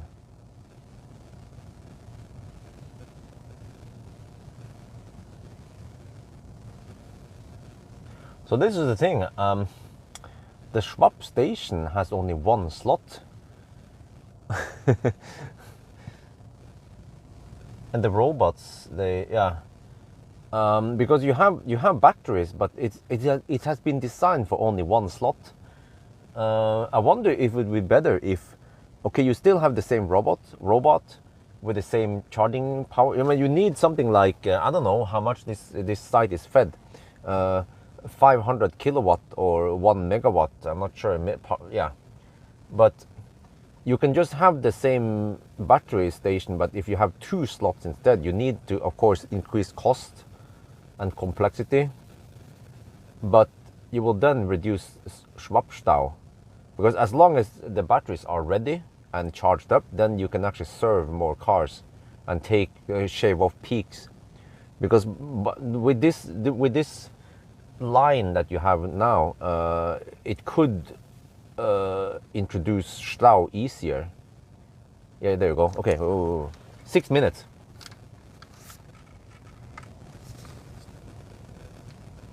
It's your turn. Tap to start. Okay, 6 minutes it took. Huh. Well, let me see. I have to swipe here. Start. Please park your vehicle manually into the start area of Power Swap and then press the brake pedal. Please press the brake pedal. Nicely done. Now you can tap to start parking into the Power Swaps. We are parking now. Be aware of your surroundings. I'm faster than you, kid. Do not open any door or take over the steering wheel. You can press the brake panel to control the speed. So that ET7 is always there. I think it belongs to Nio, and then there is a dude there, even though he doesn't do anything unless it's necessary. They try to make it unmanned now, which is good. I think the swap stations in China, they are unmanned. The auto park will always do this, back up and then do this one. It doesn't take the full turn in the first attempt for some reason. Maybe you just want to align up properly and it's been programmed to do it, but it means it's a little bit slower. But the white ET7 needed 6 minutes, so we're going to deduct 6 minutes because it is so random whether you hit a Stau or not, so it's unfair to count it. But I was just showing you that if you parked. Preparing. This may take some time. If you're unlucky, Please wait. You will the swap time, or your swap thing will be 6 minutes slower. Yeah. Power Swap is about to start. During this time, the vehicle may shake and make noise. This is normal. Do not open any door, shift gears, or press the brake pedal. Yeah. So what what Nomi is saying, do not open any door, which means that you are not allowed to leave the car. If you leave the car, the swap process will be interrupted. So you have to stay here. That's the downside of this swap thing. There we go. And now I think the 12 volt is 12 volt is dead now. Well, actually, is it? As long as we have light here, that means that 12. I bet. Yeah, the 12 volt is never dead. Yeah. Because you have to be able to operate the doors if you have to. But the 12 volt for USB has been cut out, and the 12 volt for the system here, yeah, that makes sense. Well, actually, now this one disappeared. Maybe the 12 volt is actually dead. I could be wrong there. But I can also show you again here. Yeah, now it takes the battery out. So we started the swap roughly at 22, 21, 22. Okay, there will be a 6-minute swap now.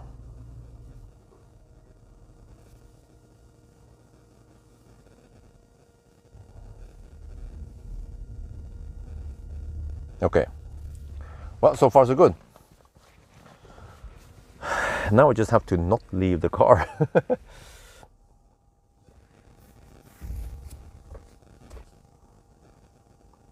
So we also look at the time here. So we started at, was it 21 or 22? Let's say 22 then.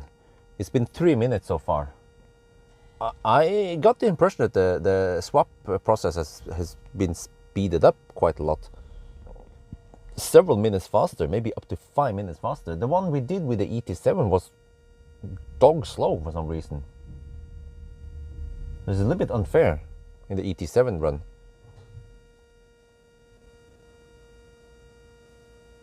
So, to be honest, 6 minutes wasn't that bad for me to wait for the Stau.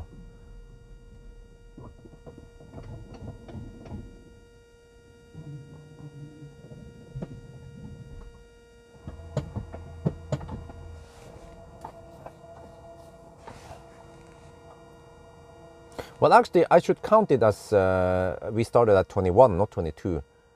Yeah. Because we did start at 21, and I moved in and started getting ready, and I went faster. I already aligned in, so I just had to drive right in, and then Nio found out that we are in position.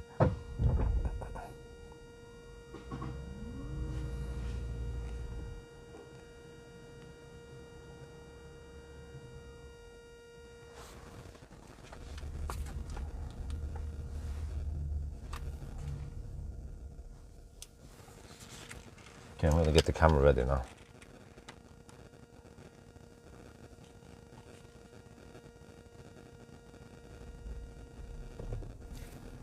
Okay, it's been 5 minutes. It should finish now in 1 minute.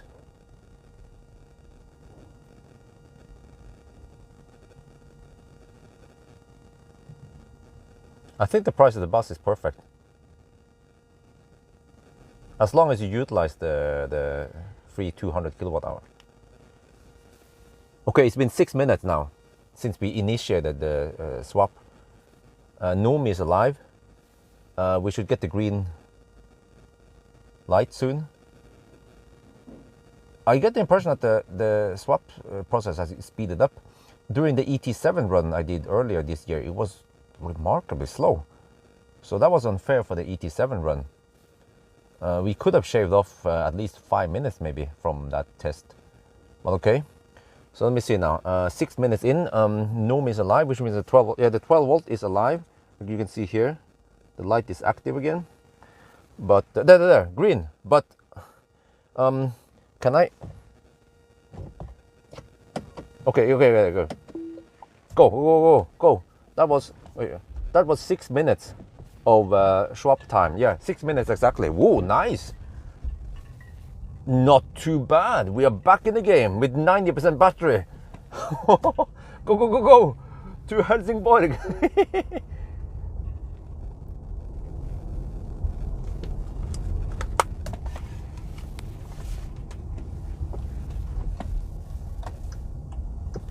Yeah, that was fast. Hey, there's a. You see what happened there? I have to record this quickly before it's too late. That is a prime example. Guys, look. That's the white ET7 that was in front of me. You see what he did? He swapped before me. He went to the gas station, and after 6 minutes, when I was ready, he was on the road. So he spent roughly 12 minutes total, not 6 minutes for the actual swap. That is a prime example on how it actually works in real life. Wow.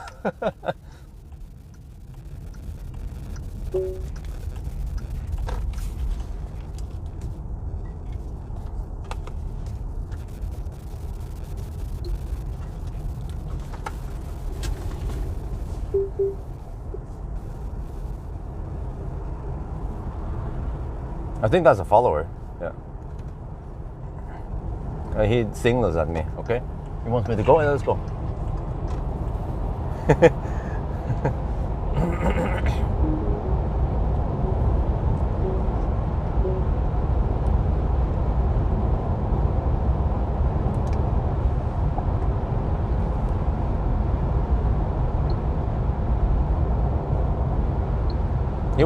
He was actually eating. Oh yeah, I saw that. He had food. He was holding food.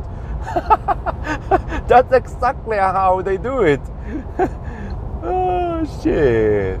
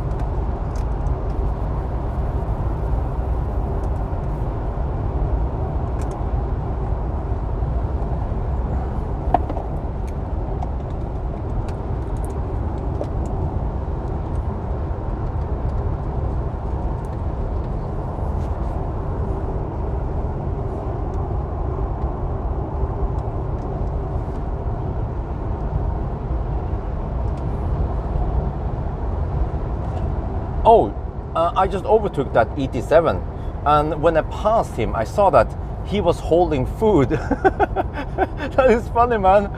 That is exactly how I imagine some people would do it.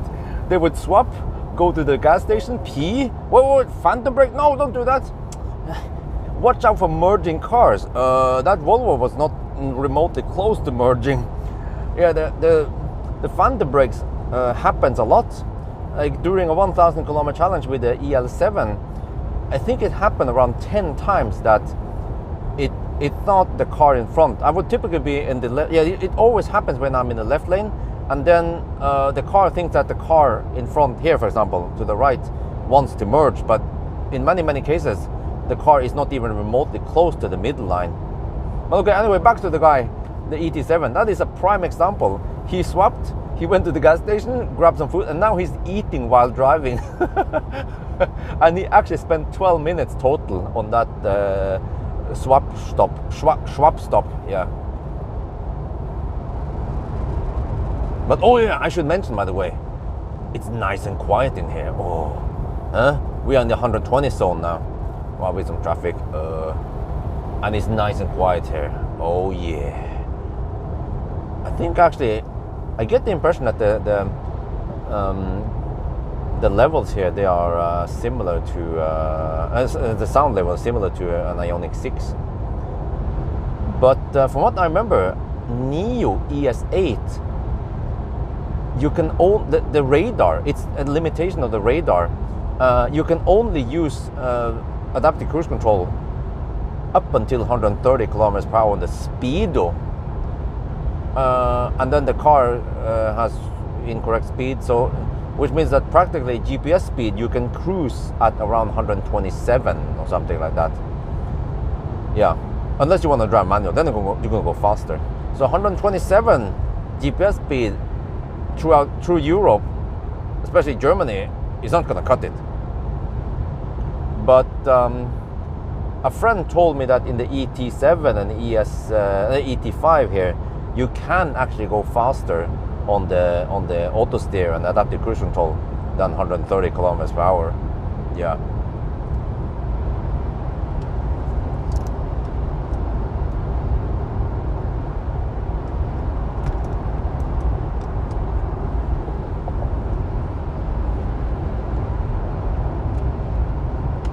Yeah, but it should mean that this one, they call it the N. What was it again? The NT. What was it? The next gen, the Gen 2 cars here. They probably have a longer range radar. So the reason why the ES8 cannot cruise faster is because the radar has too short range.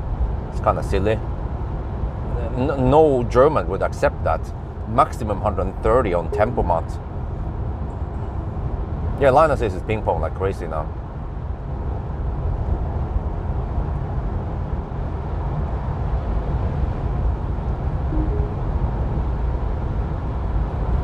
Oh, I have tailwind now, okay. That means headwind on the way back. Slight headwind, not that much. Okay, but I feel like this is the fastest swap run so far. Better than the other ones.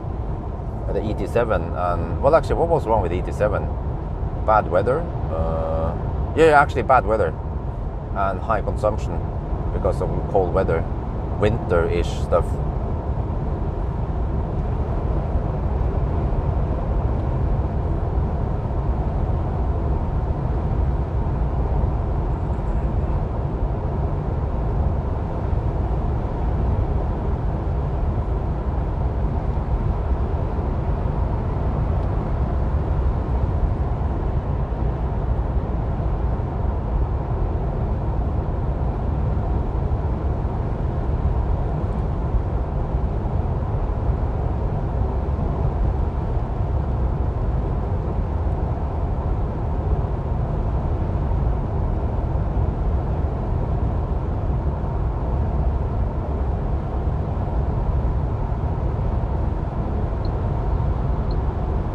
Why it keeps forgetting the USB. Oh, maybe because the battery swap. They forgot the whole USB.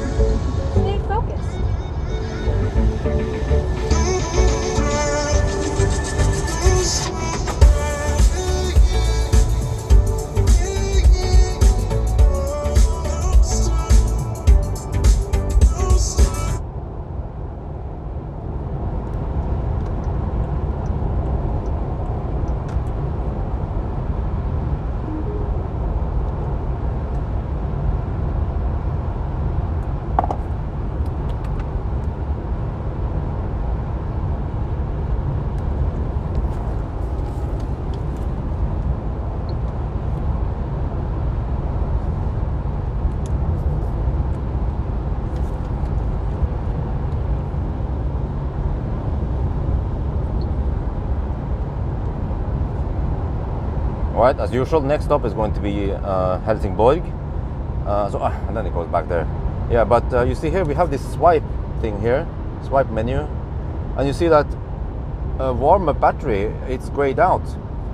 You cannot heat up the battery, maybe because it's already warm enough from the swap station. Yeah, I've heard that it was keeping it at 20 degrees Celsius. So yeah, no preheating needed, I guess.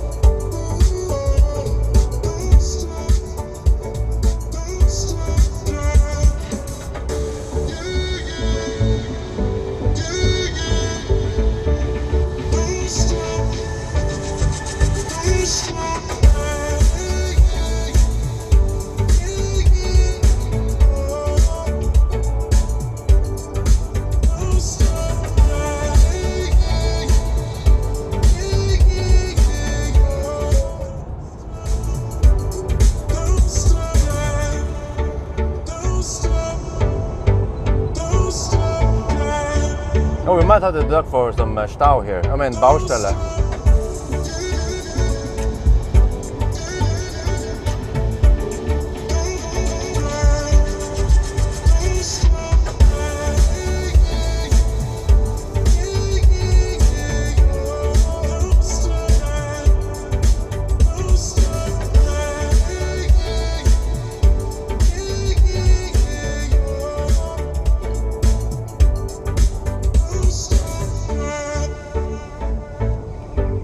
Okay, how the heck do I count this one? Okay, we enter it at, okay, guys, enter Baustelle at 39.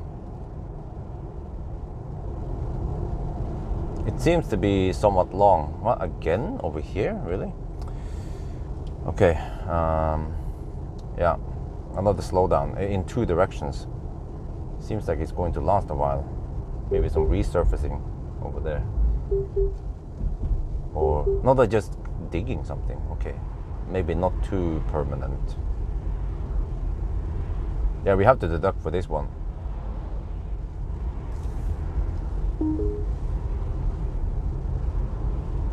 Did you review the ET5 soon? We are sitting in the ET5. In case you haven't noticed.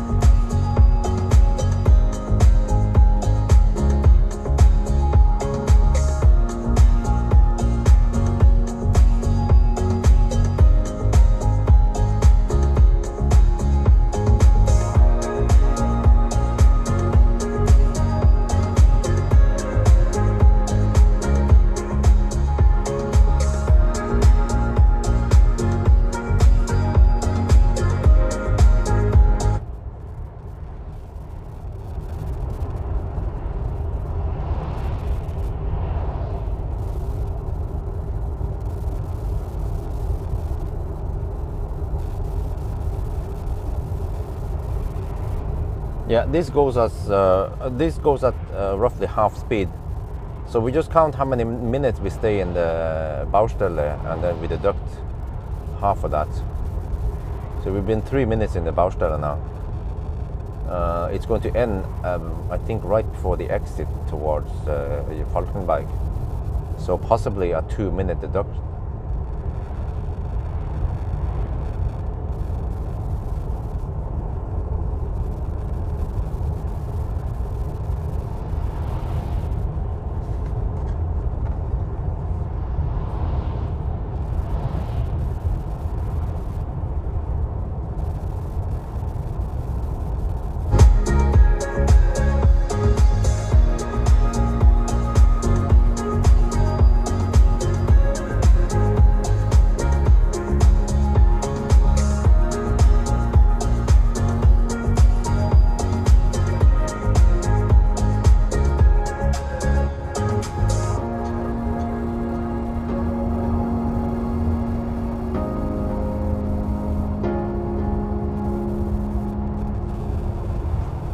Oh, that's already 5 minutes. Yeah, we're already 5 minutes in. So it's going to be 3-minute deduct then.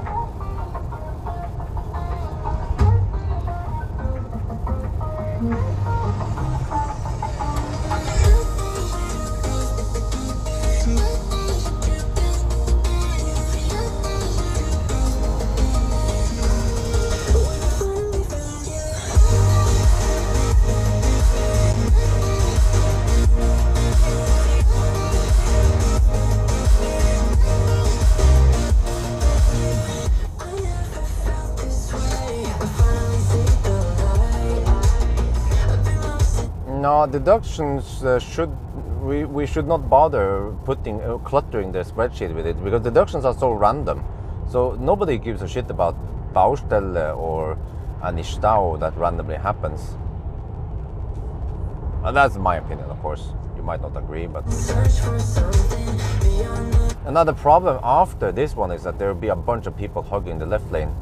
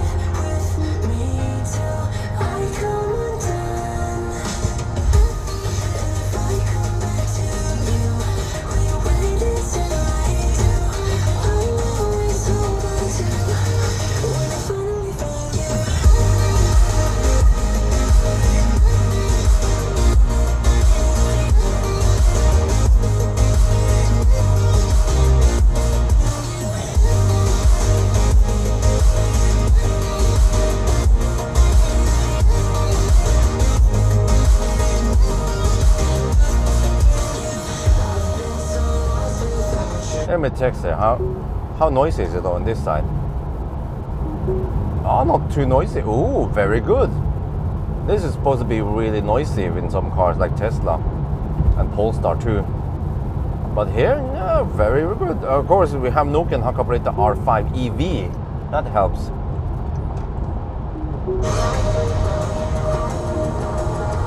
Yeah, I'm so glad I found you. Yeah. You carry me through the night. Amidst my restless wandering, you'll always be on my side. 'Cause I can feel you under the sun. Collide with me till I come undone. And if I come back to you, will you wait until I do? I'll always hold on to whatever. And also many people requested me to add the number of charging stops, but I also think that would clutter the system, because some cars they have well, actually, and also it could be very situation dependent, and also in winter you would generally have more charging stop than summer, so it might give the wrong impression, or I'm not sure. I mean, then it would dictate how I would try to charge, and I would normally just pick whatever is the fastest.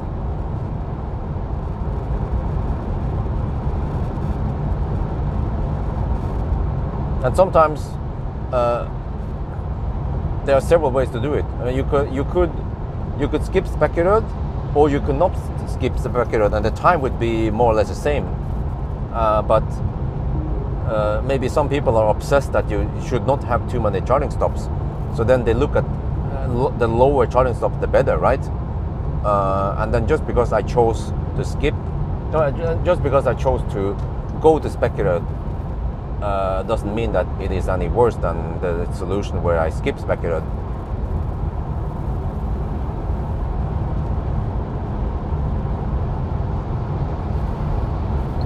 No. I didn't mean to turn on Nomi. Okay.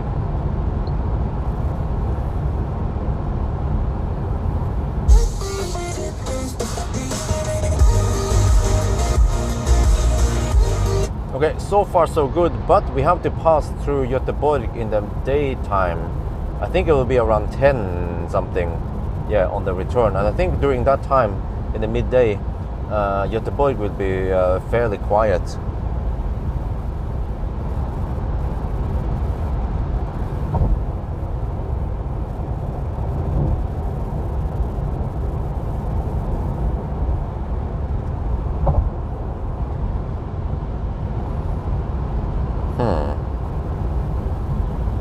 Still wonder if there's someone who can take care of Dolly while we are gone. Just for 2 days.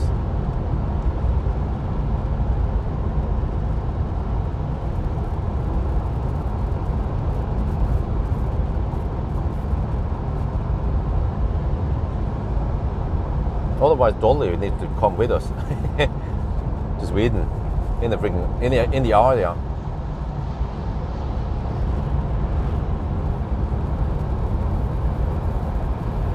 Nah, no. I don't. I mean, I already have plenty of spreadsheets. Oh, phantom brake. And the thing is that most properties are the same, except for that with EV, except for that they have that extra swap option. So it should be compared against other EVs, because you can actually drive the Nio and not swap, and you can drive it like a non-swapping EV also if you like. And actually many people might have to do that in some places where you don't have swap nearby.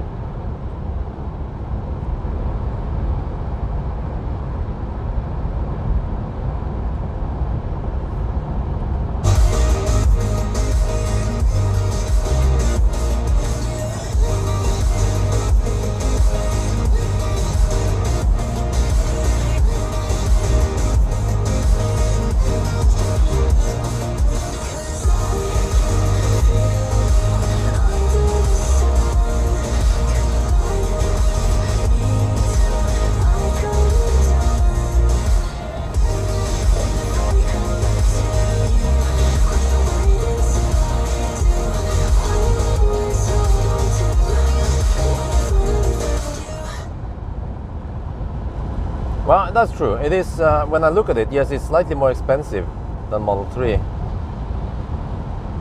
So, I'm a little bit torn between them. They have their pros and cons. For example, you get massage and soft close, ventilated seats and massage.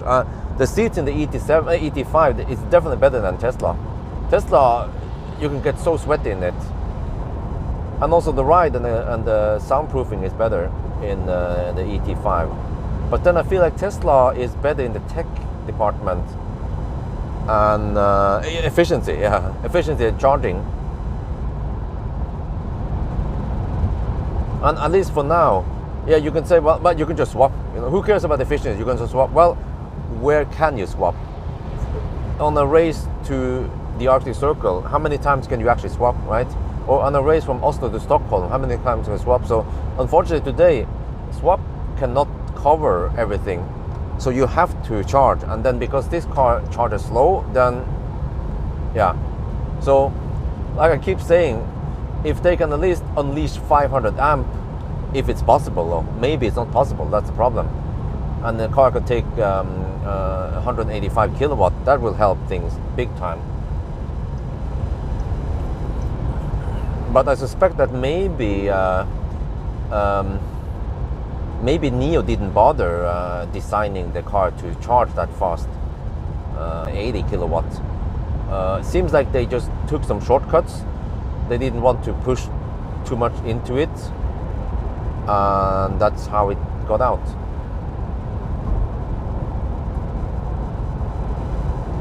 But yeah, I still need to review interior and put banana boxes in there and more, see how it goes. But also, I feel like the headlights are better in Tesla. We just have dumb headlights here. But parts of the interior is nice, I feel like. We have ambient light in the Nio. And we actually have lots of soft, nice materials. No hard plastic. Unlike, Ioniq 6. You know, and in the door, what do you call it? Right beneath the glass, right? You know, right beneath the glass, that part, that panel is soft in this car. But in the Ioniq, there were lots of hard plastic in the door, and that screams cheap. So seems like the ET5 is at least a very effective Ioniq killer, because if you don't want a Tesla and you want the comfort and the soundproofing, you might consider Ioniq 5. But then what about ET5? No, sorry, Ioniq 6. But then, okay, for Ioniq 6 you get awesome charging speed and 800 volt hyped architecture.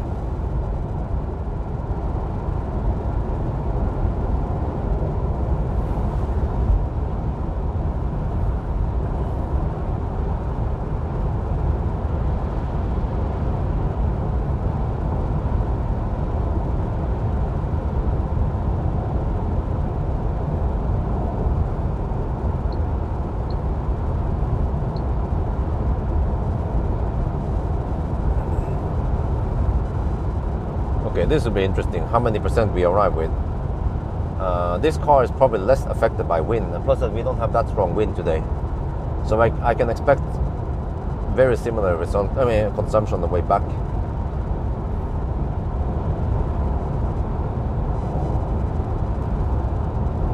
But ET5, as so far, seems like a very legit car to buy. It should sell like hotcakes.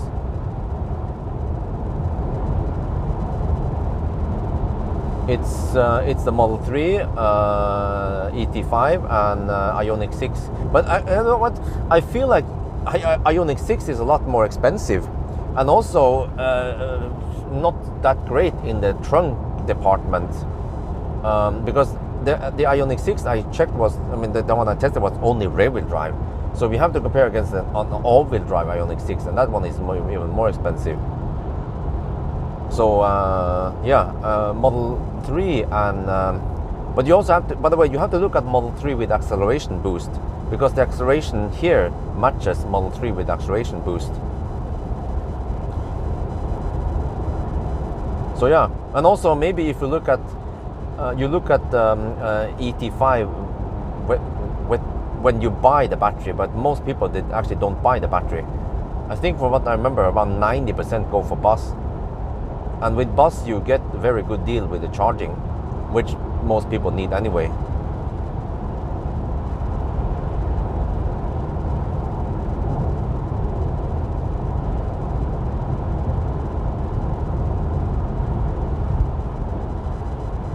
Oh, is that a new X5? Seems like it.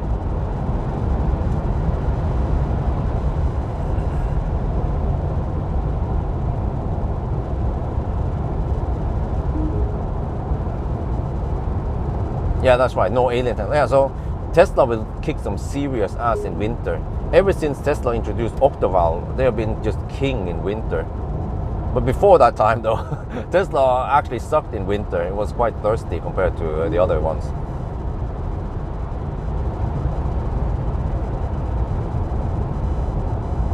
So that is true. But I totally understand it that many people, they don't want to buy Tesla Model 3 because of lack of comfort. But with this one, you get the comfort in an affordable and compact-ish car. And you can even get 100 kilowatt hour battery. Well, you kind of need to go for it, because actually, you know what? the strange thing is that the 100 kilowatt hour pack here matches Tesla's 82 kilowatt hour in terms of range, roughly. And then the 75 kilowatt hour pack here in Nio matches SR Plus, roughly.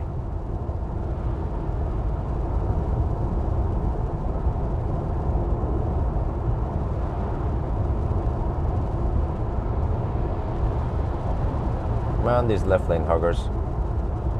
This is the problem. This is why I don't want to drive in daytime. But I have no choice with Nio. So, fortunately, it's going to be the last day run now for a long time. Yeah, and then the next dude is also slow poking, of course. Come on.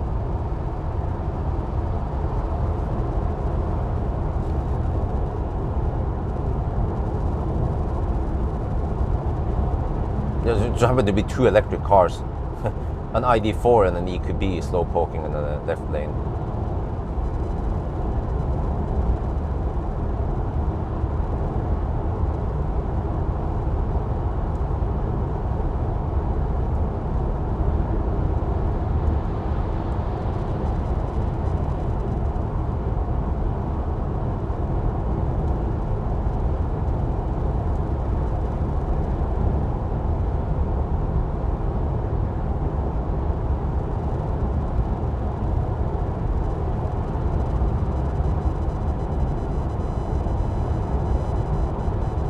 Man, we have to wait for everyone, all the slow pokes, and the second slowest, and the third slowest, and the fourth slowest, and the fifth slowest, and the sixth slowest to pass before I can pass all of them.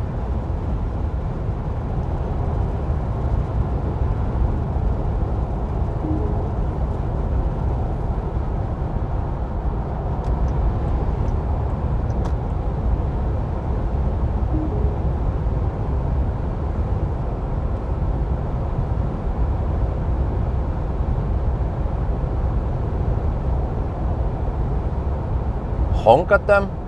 Dude, honking at 120 kilometers per hour is pointless.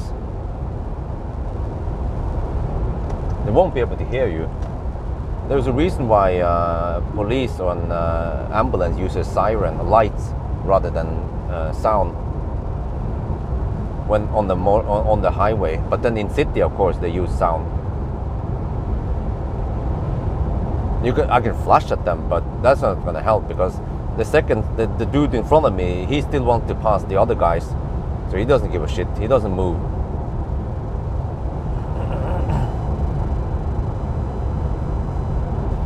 Oh yeah, we can also deduct, because I know that, yeah, you know what, we can just do a total deduction.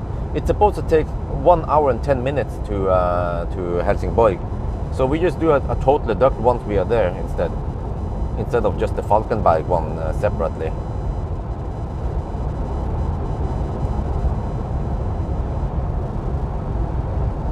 That's even better. We catch all the slow pokes on the way there.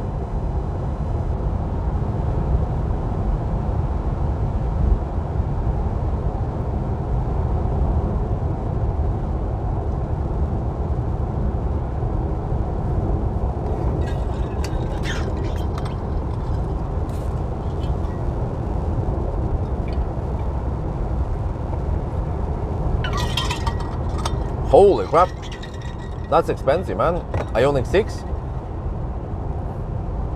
I think one of the reasons why the classic Ioniq was so popular and so much loved was because it was so affordable.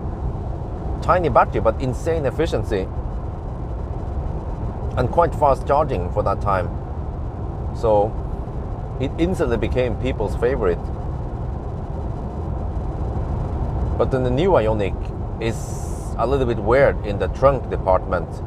They should have just gone for a classic trunk, like, you know, classic Ioniq trunk. What's wrong with that, right? And try to make it more affordable, but I guess it's not possible as long as you want big battery.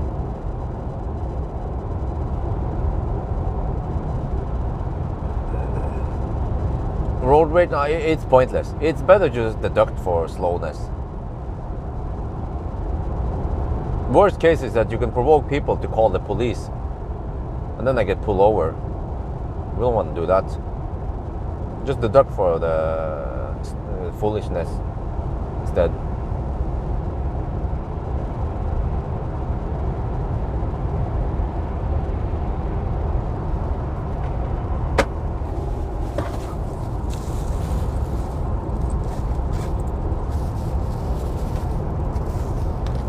Wait, did I put the... Shit. Did I put the sunshades in the...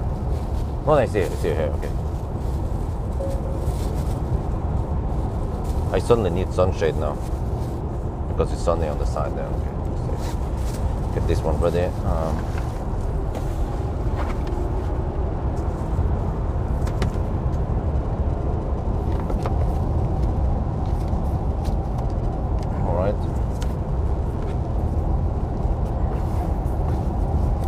Okay, we're good.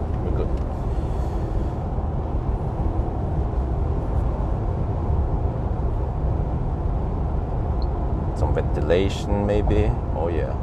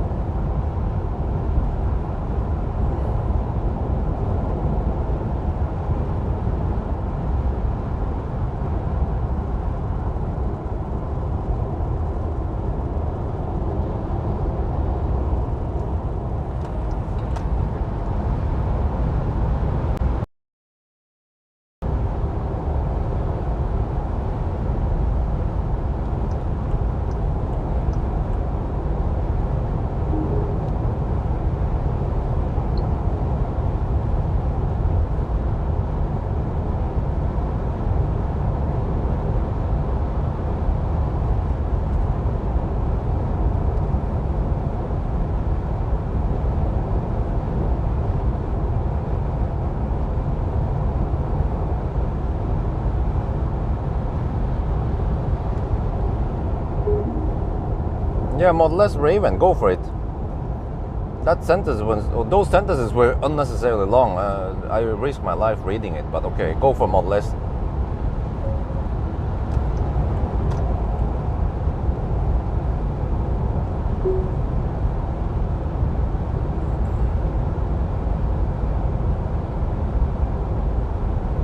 Wait, what? You have to pay. Well, okay, I think in Norway heat pump is standard, but preconditioning. Wait, what? You have to pay extra for it? It's just a software feature, and you have to pay extra for it. That is stupid, man. That is included in every Tesla, and I guess also other cars I know that has preconditioning.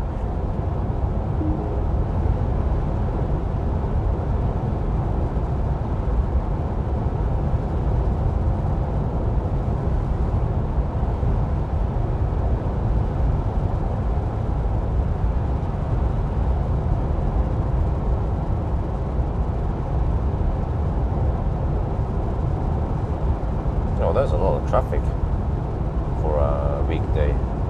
8 in the morning. Oh no, it's 8 in the morning. I forgot. Yeah. I forgot that we started really early. So yeah, I guess there'll be some natural 8 to 9 morning rush hour. Okay. But hopefully, since it's so early, then we shouldn't hit any laderstau at Helsingborg.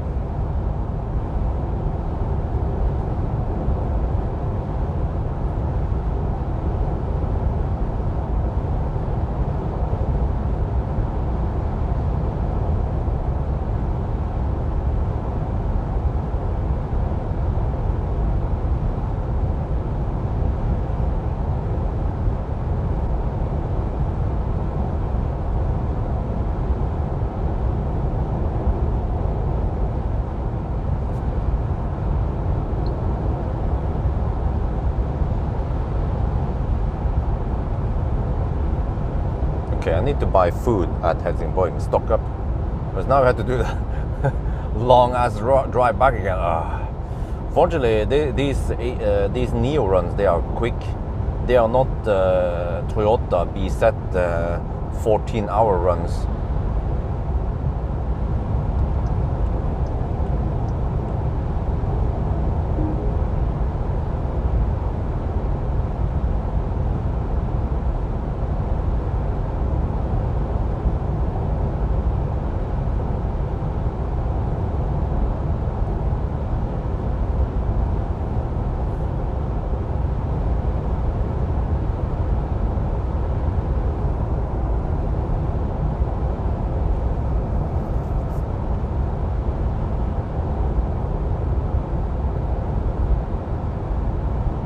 Next year, okay. Yeah, I'm waiting for Highland. But if Highland gets the yoke and the stockless shit, then I need to grab a 2023 Model 3 ASAP before they go extinct. But there should be plenty of them in the market anyway. I don't want that stockless shit. And I would just camp on that Model 3 for the longest time until, or I would just keep buying second. If I need to buy a Tesla, I would buy second hand.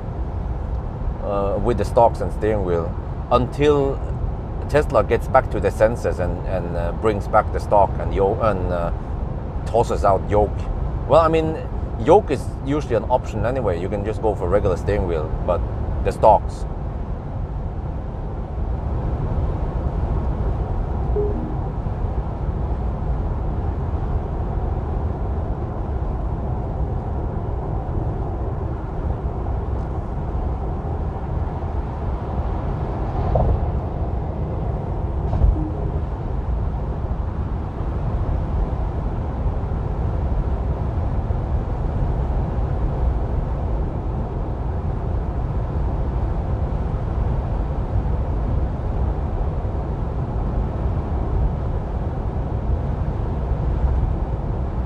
Yeah, but in Norway, I think without exception, pretty much all the car importers here of various brands, they always have heat pump as standard.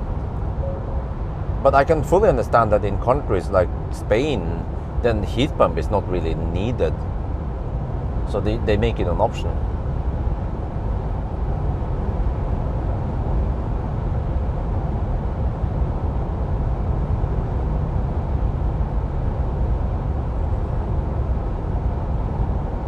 But okay, I mean, aside the whole thirstiness of this car, I mean, this car is quite thirsty, but the comfort is really good. And right now the sun is shining. I activated the ventilated seat, and I guess if I want to, I could use some massage also. Well, let me try it. Cat tap. Oh yeah. Oh, it actually taps good.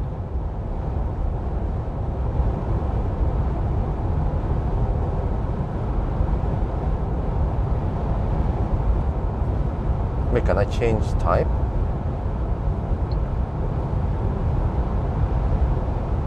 Oh, it's just intensity. Okay.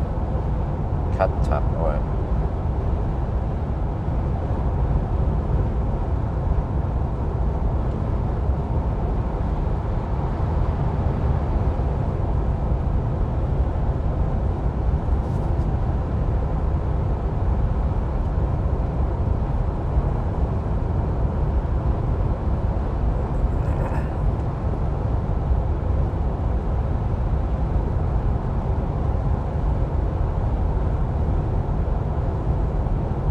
But yeah, you know, I think initially, the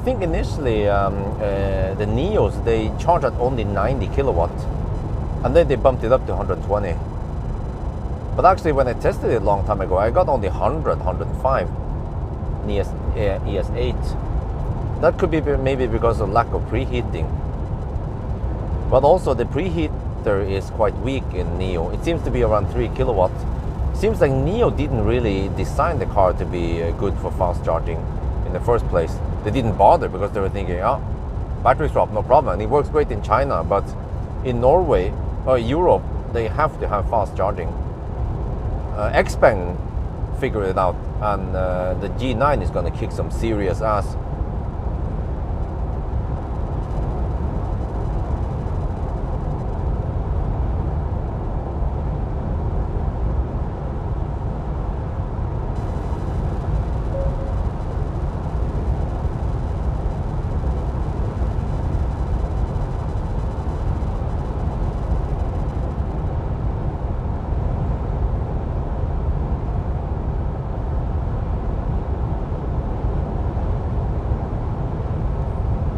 Check the consumption soon at we have this one. Okay, let me calculate then. 26 divided by 95.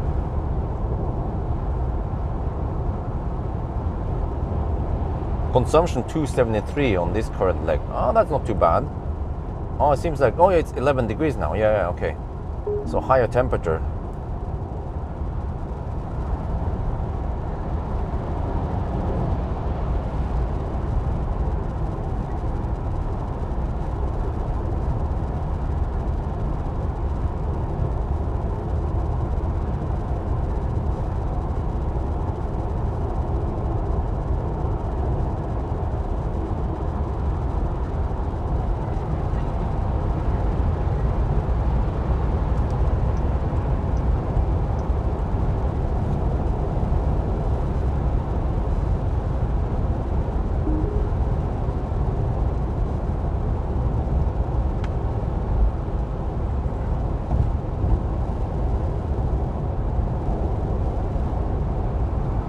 Oh, there's a lot of. Is that rapeseed? Yeah, I think that's rapeseed. To the right here, you see the yellow field here. They start planting it now. It's for rapeseed oil.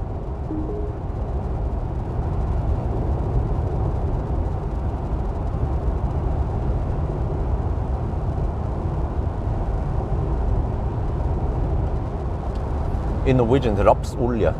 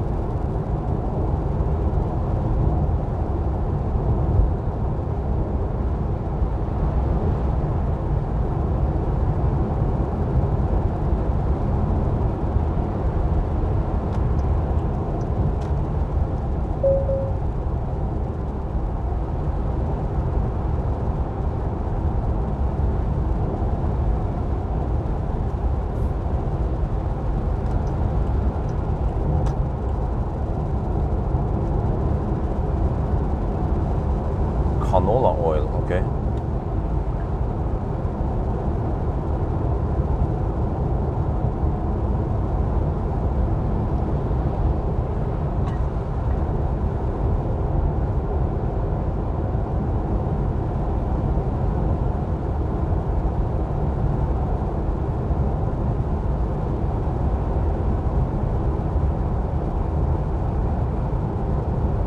Oh, okay.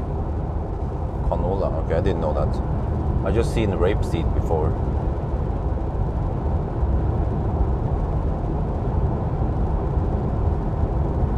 But you're supposed to eat olive oil, right?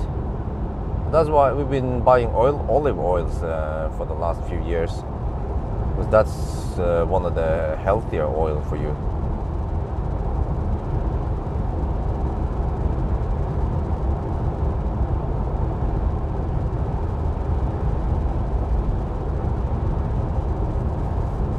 I remember in the old days where I stopped and charged over here at, see, is it still there?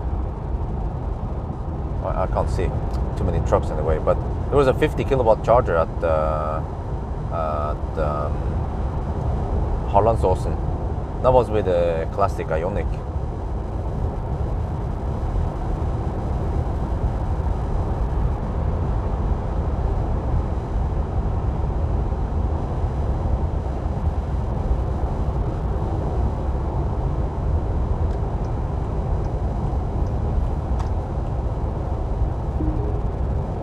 But yeah, so I want to ask you guys, why should you buy, or if you're into a car in this class, why should you buy ET5 and or you know, for example, between Model 3, ET5 and Ioniq 6, they are close in size and so features and price, right? Why would you buy that car, or which car would you get? It's interesting that we finally have some Model 3 competitors. Model 3 has been dominating that. Is it called C segment for the longest time now?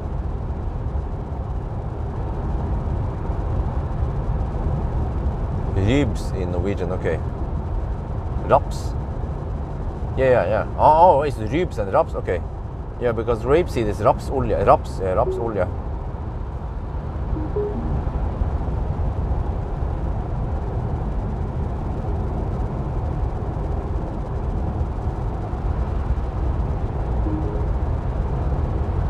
I'm getting hungry again. Well, we've been on the road for a while now, so I have to grab something at Helsingborg. I'm not sure what. Maybe some wrap or something. Let's see, maybe a banana. Yeah, I feel like a banana. Okay, now this is nice traffic. Not too many people blocking the lane. A few, of course, but it happens. But look, oh yeah, this is so refreshing to see that the trees are starting to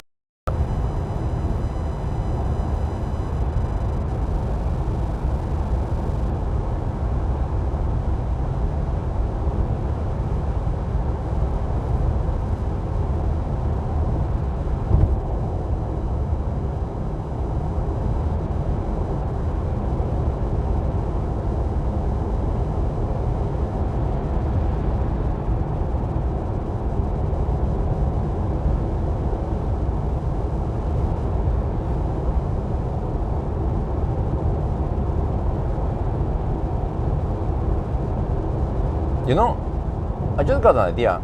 Let me check here. The Russe video got lots of views. I don't know what's up with that. Maybe because I said police arrived, or I don't know. Yeah. Typically, if there's something that involves police, people are like, oh, what is that? What's that? What happened? So, fewer views so far. All this. Okay, yeah. But it got lots of comments and stuff. So, I think next time I encounter Rus, I want to ask them, like, hey, yo, what's up? Can I film? I have a YouTube channel. I have a big YouTube channel. Can I film inside your bus? Because I think the audience just want to see what it looks like inside the bus. But they need to lower the volume a little bit. That's actually a trick for me to get them to lower the volume. And now I will just tell them nicely, you know, we can just I mean, I don't mind. I don't hate them. Actually, well, sometimes I hate them when they wake me up. But like, how do I put this? Initially, I don't have any grudge against them. So it would be great to just take a little look inside the bus and see what it looks like. And I think my audience also want to see.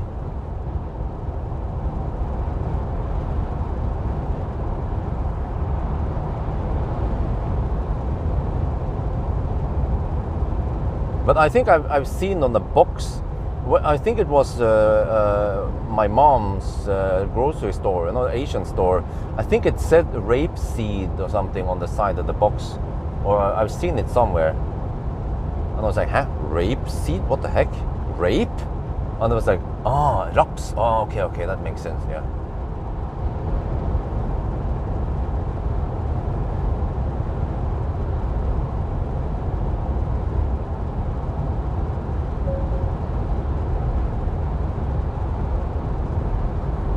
$300K subs? I don't know. To me, it's just yet another day of hammering, or yeah.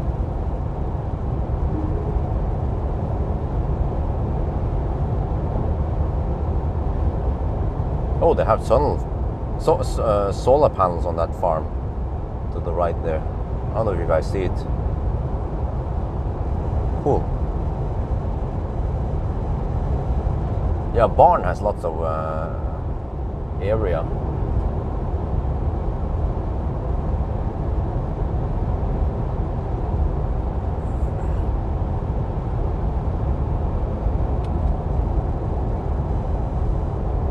You're a tamrus then.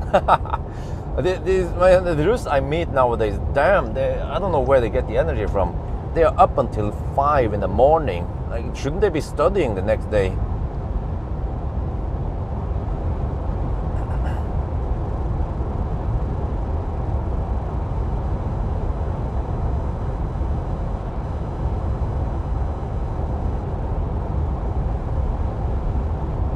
But maybe we just have to approach the Rus in a friendly way.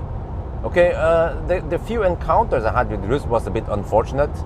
I guess they just got the wrong idea, because I was not looking for trouble. I just wanted to film what it was like. But then they just got the wrong idea. They called me a pedo, but that was just actually wrong from them, their side. But yeah, maybe I'll just say, yo, what's up? And then if they ask, I can say that, I can tell them that, you know, I live here, near here. So if you guys would be so nice and not make too much noise, that'd be great. But it's cool that they want to show me, if they want to show me the bus, because I'm just curious. And I just experienced that it was freaking loud in there. And lots of people commented that, how healthy is it to be exposed for, yeah, you know what, someone mentioned that the meter measures dBA, A-weighted, but it cuts out some deeper frequencies. So the actual sound level is way more than 110 decibel. Could be 130, but I heard it was extremely unpleasant.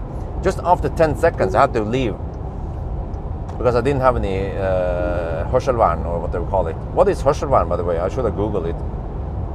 But I have it at home. I use it for the leaf blowers. I could bring it next time. That would look weird, man. Or maybe I just make it more discreet and have the earplugs in. Yeah, that also helps. You would choose Model 3, okay? For efficiency, simplicity, and Tesla Super under. Oh, okay. Yeah, that's fair and square. To be honest, I actually enjoy the comfort in this ET5. I'm almost willing to trade a little bit of efficiency for it.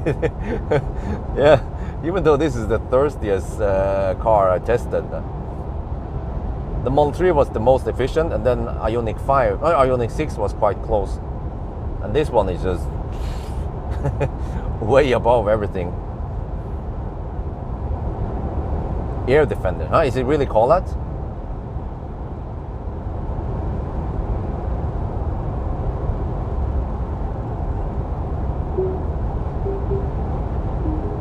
I thought it would be called something like protectors or mufflers, or I don't know.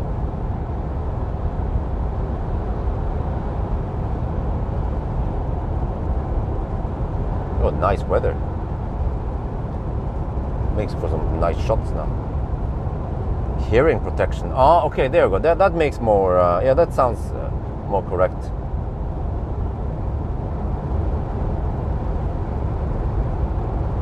You get Ioniq 6 soon, yeah. Cool.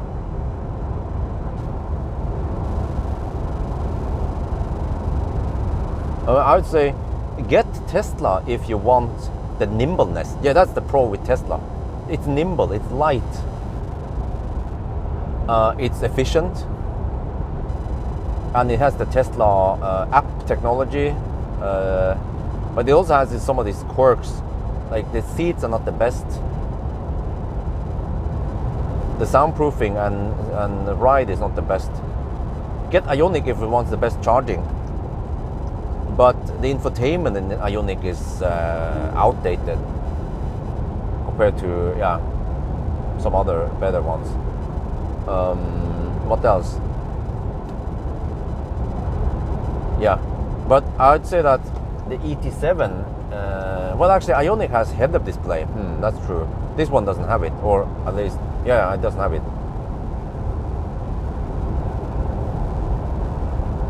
But how many cars in this price range has soft closed doors? ET5 has it. And also, yeah, another reason to get the ET5 is that the charge port is on the left side with the right side, not the right side with the wrong side. It's actually, the charge port in the ET5 is on the left rear, where it should be. And it's even motorized. The only problem is that once you unplug and you want to drive, it will tell you to close the charge port. I was like, dude, you have electric charge port. Why don't you just close it for me like a Tesla?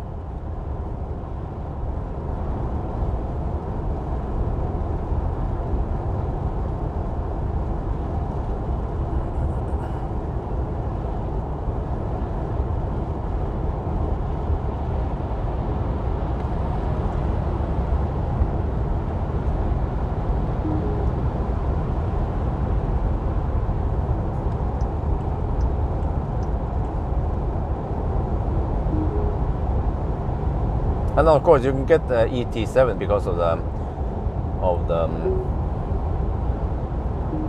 battery swap. But wait, Ioniq has vehicle to load, but I'm not sure about the Nio. I know most Chinese cars have it, but I didn't notice that Nio has that adapter. Maybe they don't have it.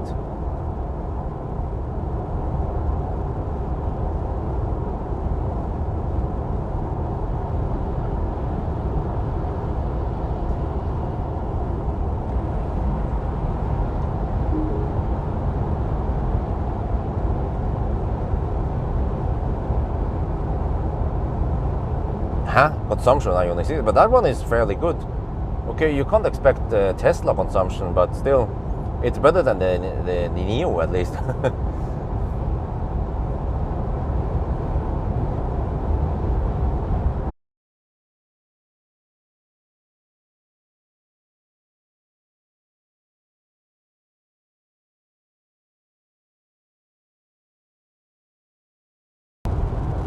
Okay, we're back now.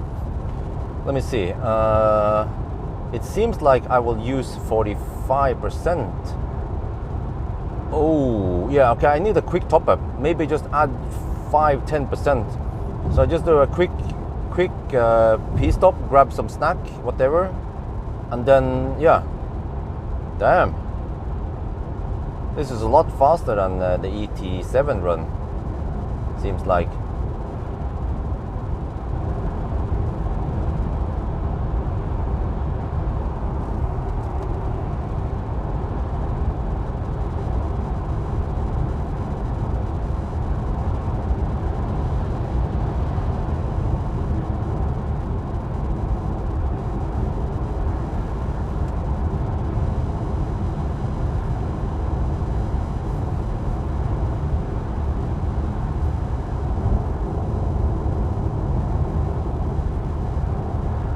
Of course, they use a Volvo. Huh? Wow, it's a big ass house. Oh, this is probably 3 meters wide, maybe more.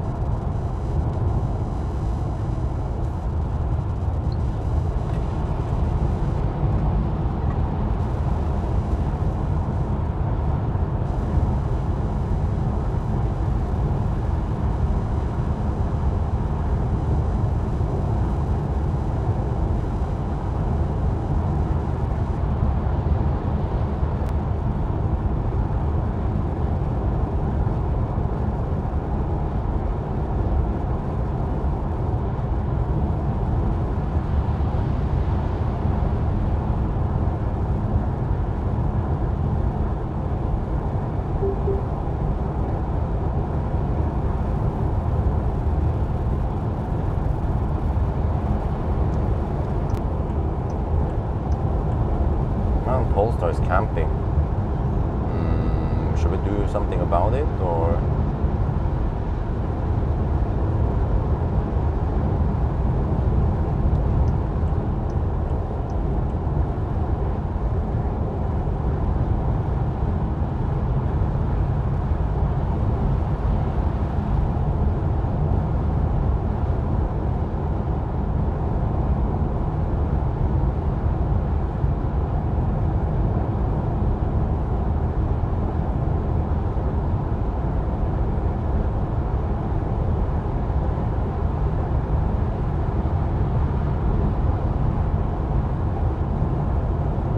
Here comes the exit. Yeah, let's lock the Polestar.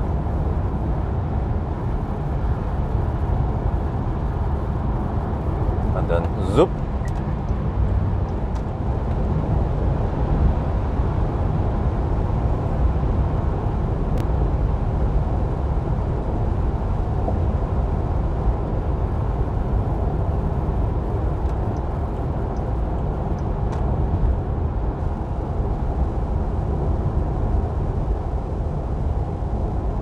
I have to be careful that I'm still on winter tires, so I don't have the superb grip I should have maybe.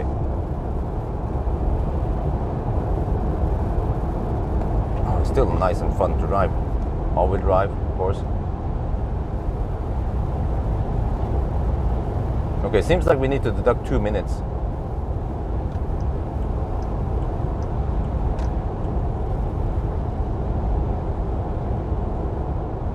Wait.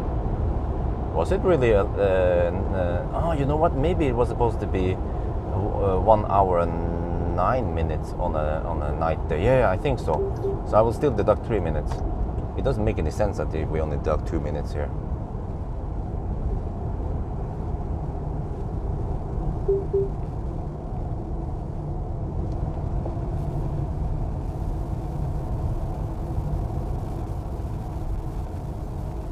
But 43%, we just have to top up quick now, schnell. We spent 47% getting here. So we could possibly spend 43% going back. So if we just top up 5-10%, even just 5% would have been enough.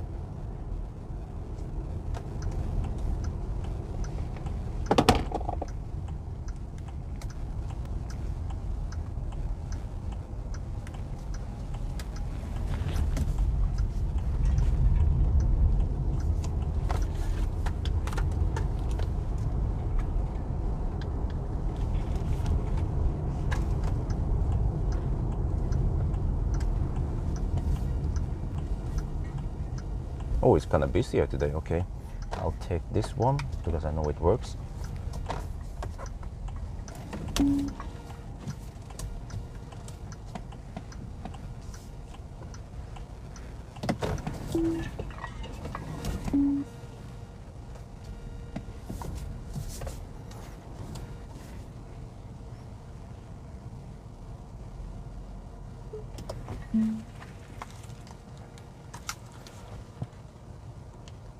We are now Helsingborg, 39.8 kilowatt hour used. Here's the distance. Yeah, I'm going to document everything.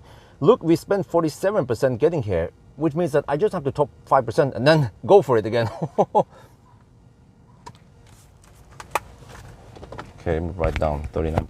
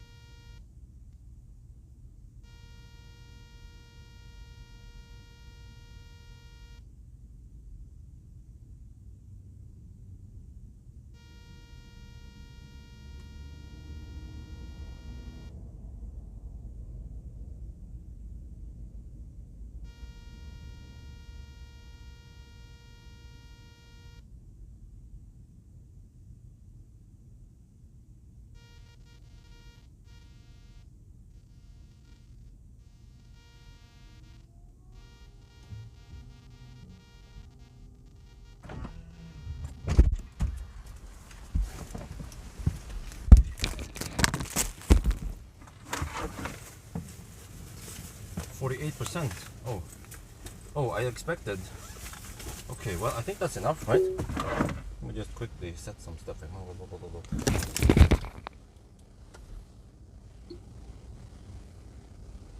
Come on, use interface. Load.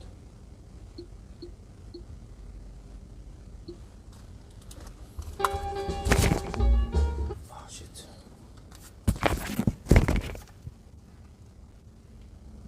I went to the restroom, I bought some food. I'm going to eat and drink while we're driving.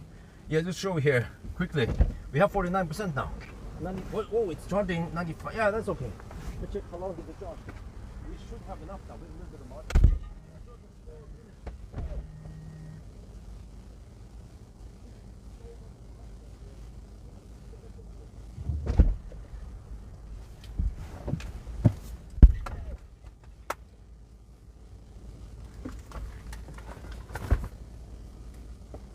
We should have enough now, right? Yeah, 50%, that should be plenty.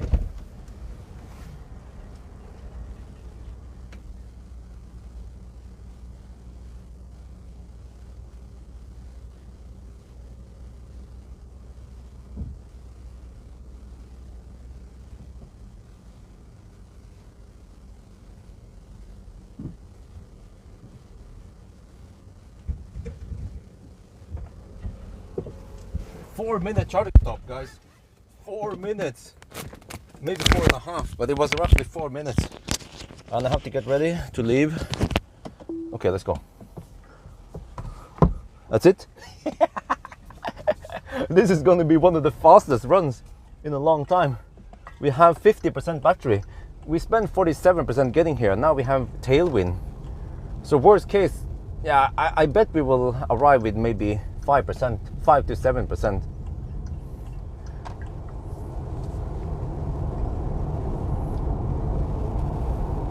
Damn! Okay, 6 minutes total with a little bit of handshake. And I think the charging time was almost 5 minutes, plus the initiation and the backup and the pull out.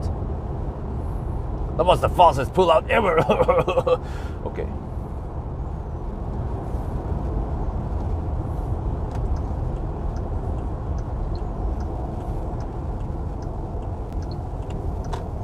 Okay, then navigate to Varbergen, Schwab station.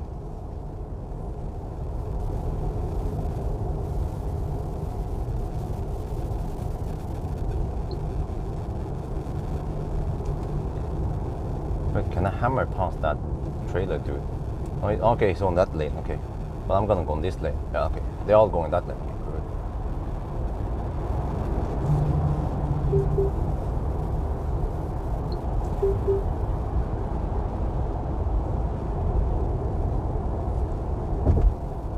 Okay, okay, I have to be careful here. We have Hakablita R5 tires. They're not that sticky on dry asphalt. Well, that was Chanel. That was, well, I don't know what. Why was that so much faster? I have no idea why this run is just so much faster than the previous runs. I guess lower consumption helps. Yeah, that's it. I think it boils down to lower. Oh shit, traffic. Okay, we'll just deduct for anything. Yeah. No need to stress too hard.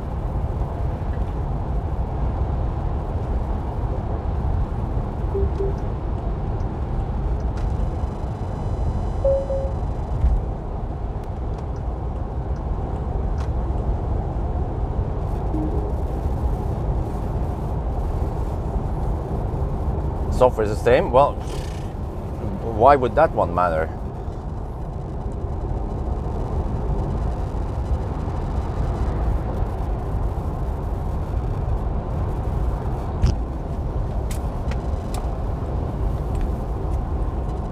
Oh, traffic. Okay, whatever. We just deduct for traffic.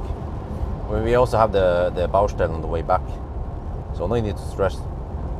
Wind direction, it's blowing. We have tailwind right now. We had headwind on the way north. Okay, I need to restock my drinks also. Let me check.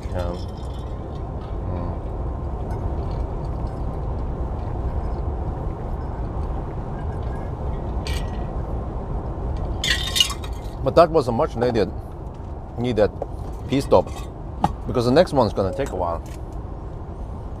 for me to reach. It will be Strömstad. Next P stop is at Strömstad, but I also expect the Strömstad stop to be way faster and shorter because of lower consumption.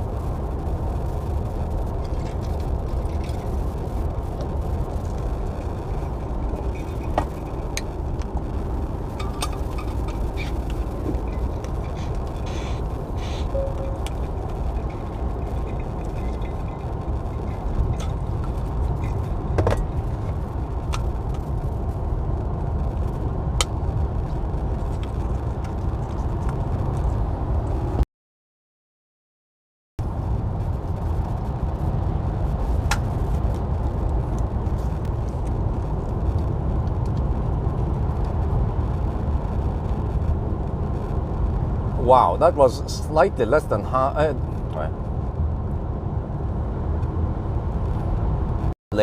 Oh yeah, cat massage. Oh yeah. Does your Tesla have that? Huh?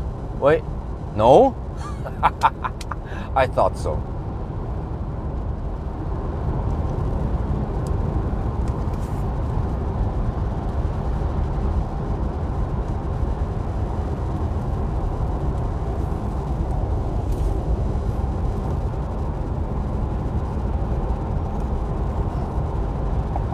Yeah, the EL7 had higher consumption because of worse weather, and also because it's an SUV. No, but I do have enough charging stops because, P stops. Think about this. I stopped at Kungsbacka and then I drove roughly 1.5 hours. Well, almost 2 hours. And I had my next stop. So less than 2 hours for the next P stop. It was at Helsingborg. And then now I will drive a little bit over 1 hour, swap, and then 2. So this stretch will be almost 3 hours. So it's stretching it a little bit, but still not that bad, 3 hours.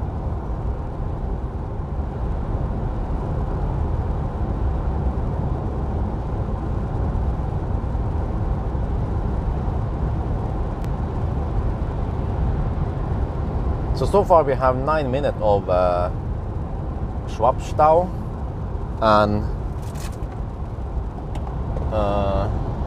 3 minutes of traffic this direction, and then how many minutes was it again to Walberg? 2 minutes, so 11 minutes total deduction.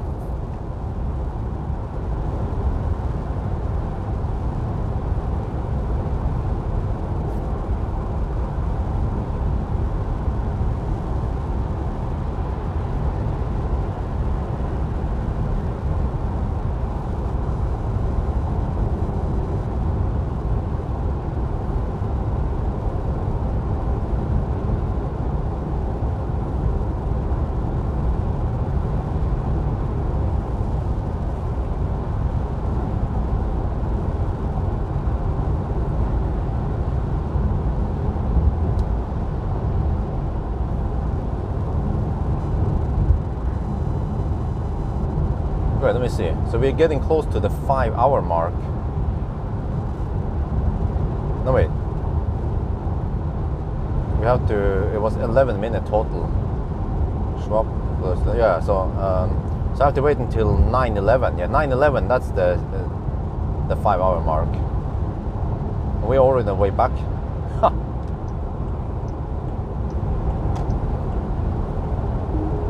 In 16 minutes we'll hit the 5 hour mark.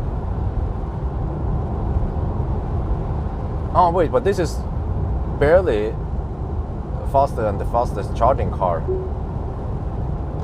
But I guess eventually we will swap one more time, and that gives us an edge over the charging cars.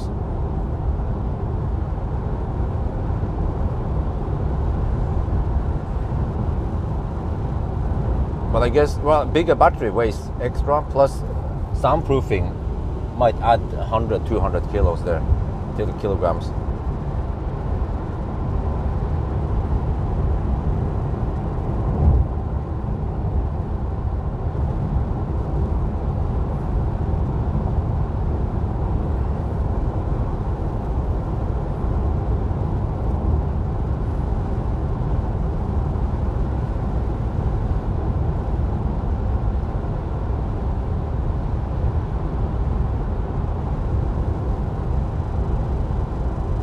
I wouldn't say they are silly. It's very useful, actually. I wouldn't mind having massage in the Tesla. And also ventilated seats. Oh yeah, those are nice features. I wish the stereo system would be better. That's a little minus with this car.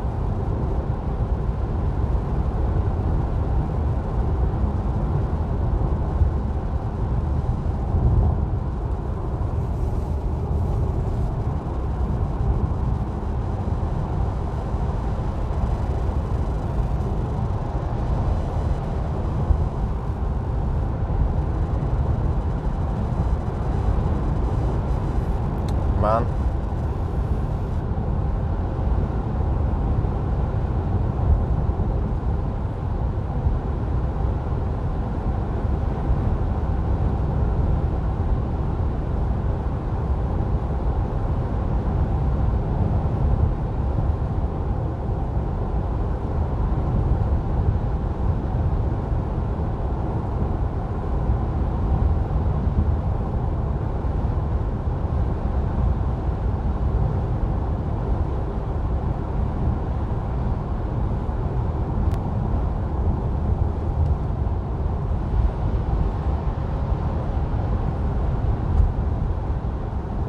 And as far as I understand, you can actually opt out Nomi.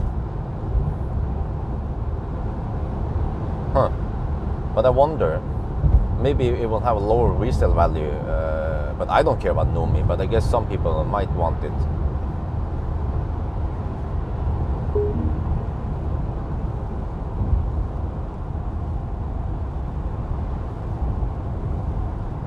But Nomi is in a package with some other stuff also. I don't remember what it was.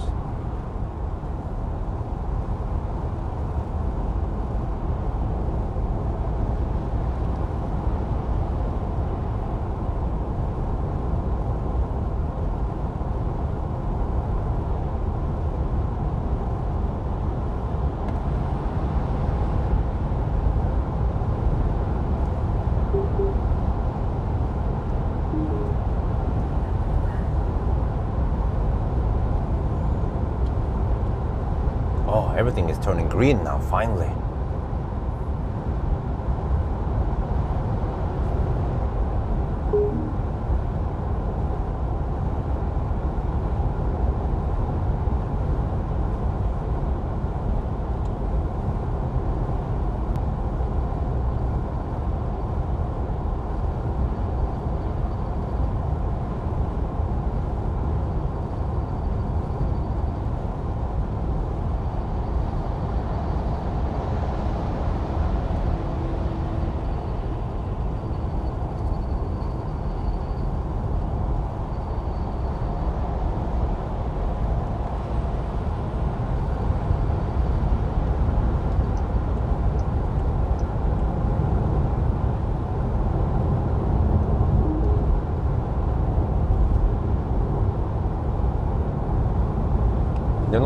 We just ninja the Stau. We came right before the Stau started. I think now there is some Stau in Göteborg. Let me check out, by the way, if we can see the traffic there or not.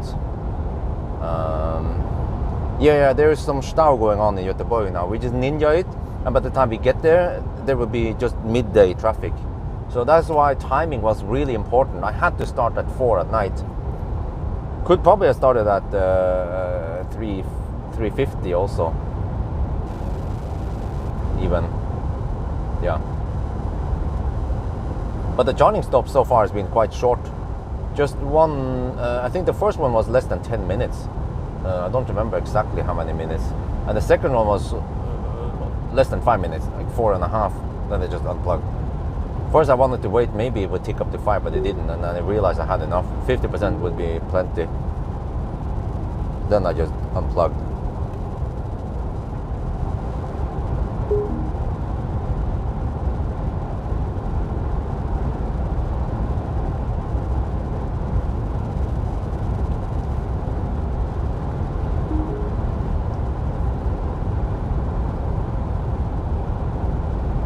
The music, and this car tends to play music automatically, which is a stupid feature.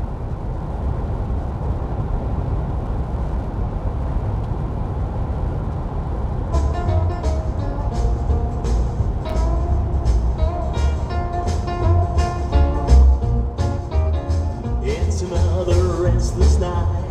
I can't stop dreaming of you. Always got me in a spin. Yeah, you never make me blue.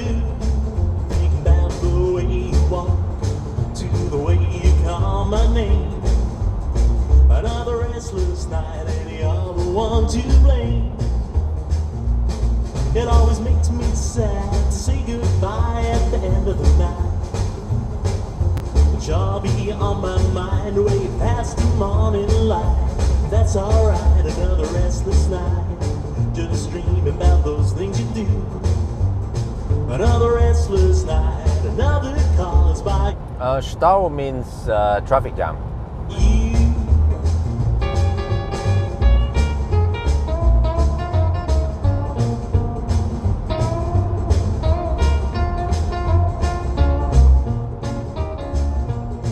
It always makes me sad to say goodbye at the end of the night.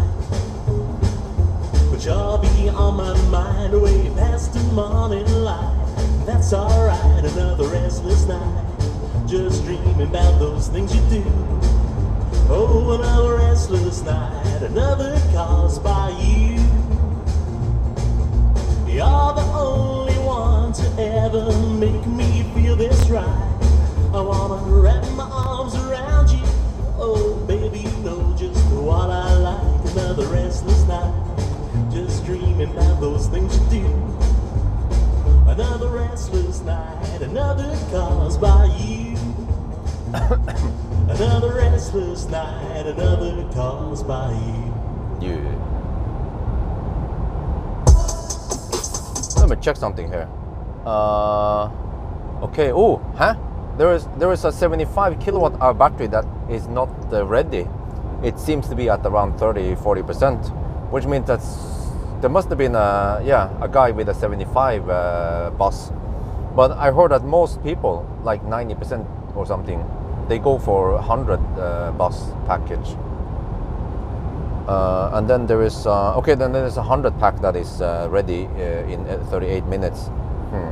Wait, really? It seems to be at around 70-80%, and it needs 38 minutes to finish. Really?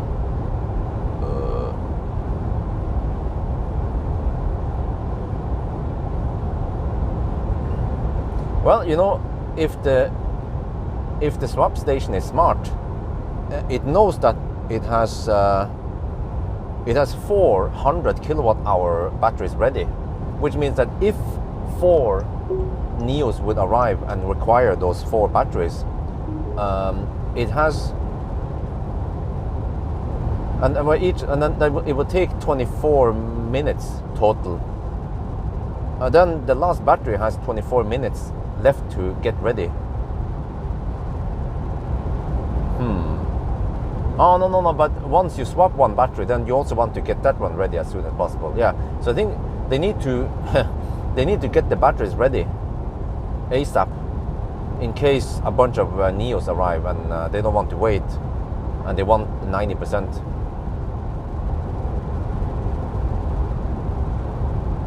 Less drunk, yeah, I feel like maybe slightly less. I'm not sure why.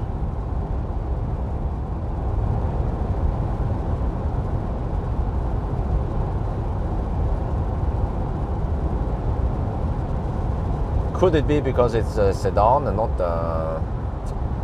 an SUV. Oh, why am I getting hungry again? Wait, I had my last meal. Where was that?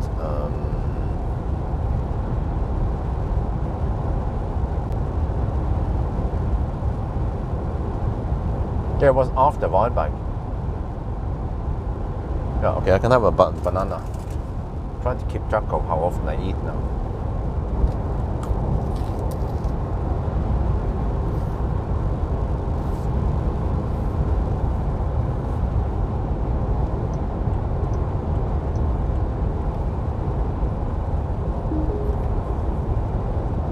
Because no rain, huh? Well, what about rain?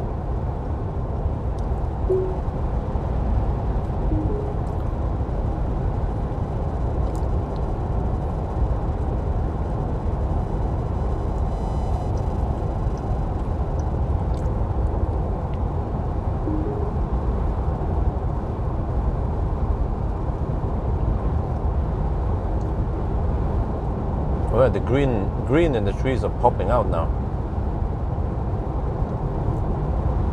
Well, okay, Pascu, possible merging again? Shit. Pascu, I mean, would you like to see inside the Rusibus? I want to check out several Rusibus to see what they look like. I think it would be interesting for some people. But of course I will ask the owners if it's okay. Because you guys are going to be on YouTube. Let's get prepared for that. Big YouTuber, Norwegian YouTuber. So I don't think wet road had anything to do with that.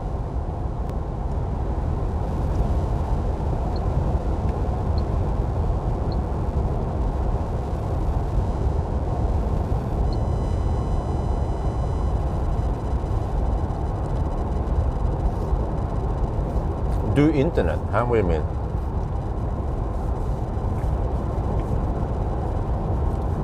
But yeah, in my opinion, since they're already there making noise in my neighborhood, I might as well make some content and make money on them. That's my thought behind it. And if I, for example, make 1,000 NOK or 2,000 NOK on a Russe video, I can just give wifey the money. She can buy a nice purse or some shoes. Maybe it will make her happy. It's like a compensation for the pain she has to go through.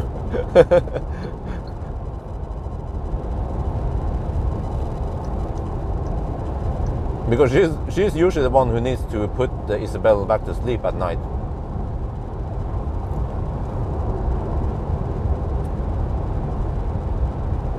Interior view, yeah.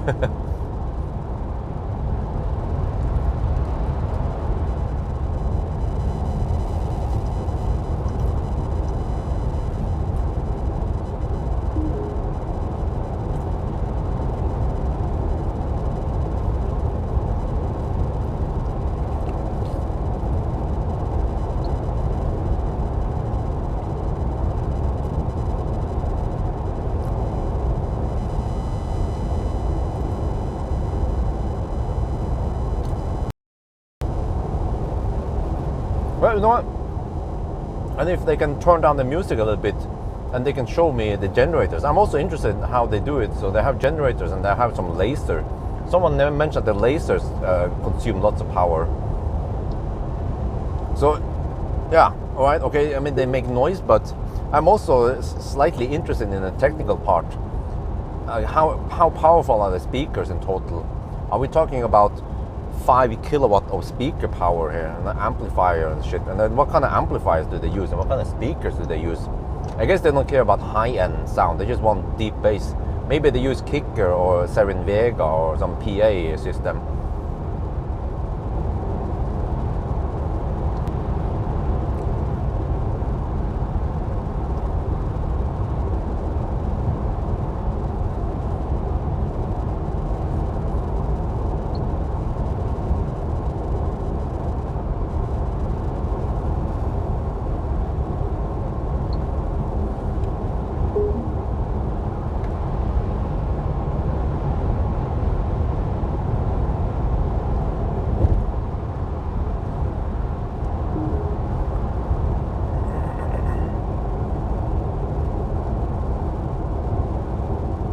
Just think about all the energy that gets lost now in the trucks now. Well, how much energy can the trucks recuperate downhill? Like typical this downhill here, several hundred meters of drop. I think around 300-meter drop. So that's a lot of potential energy. And you can't just roll it, and you can't roll downhill and save the kinetic energy. You have to slow down for, I guess, legal reasons. I guess if the truckers could go at 150 kilometers per hour, they wouldn't hesitate doing it. Sodium ion battery. What is the advantage of that type?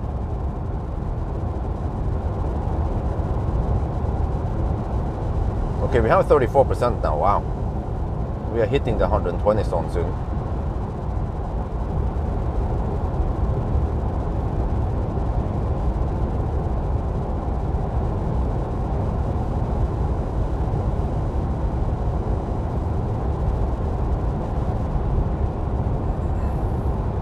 Oh, much cheaper than lithium. Okay, that's good.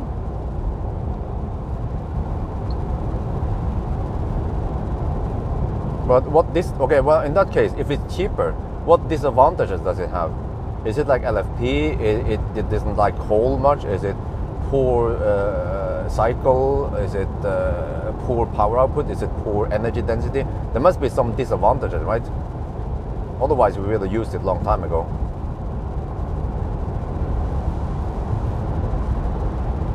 But sodium is from salt, and salt is quite abundant in the world here.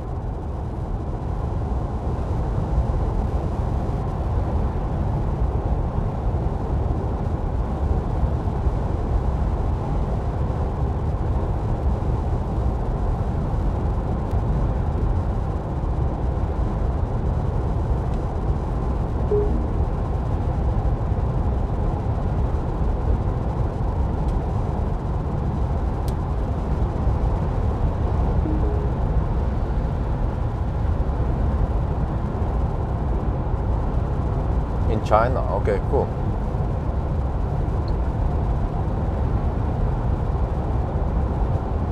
Well, I'm all for it. But yeah, by the way, so since I cannot get solar at the new house, because for you guys who don't know, the roof cannot take the weight of solar. There are two types of roof basically, and the one that can carry extra weight and the one that doesn't, and I get the one that doesn't. So I guess Idehus, they just build it the cheapest way, unfortunately. But okay, so we just have to rule out the solar.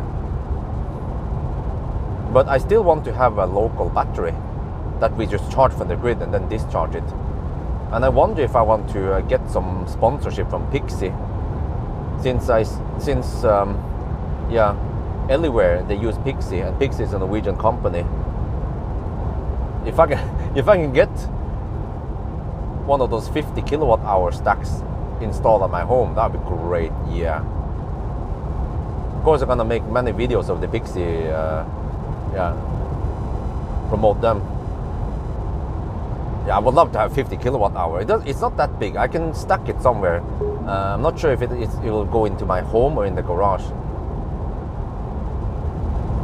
But I like it because that one, the Pixie thing, that one has already the inverters in there. So it can already input power and take out power, but just AC.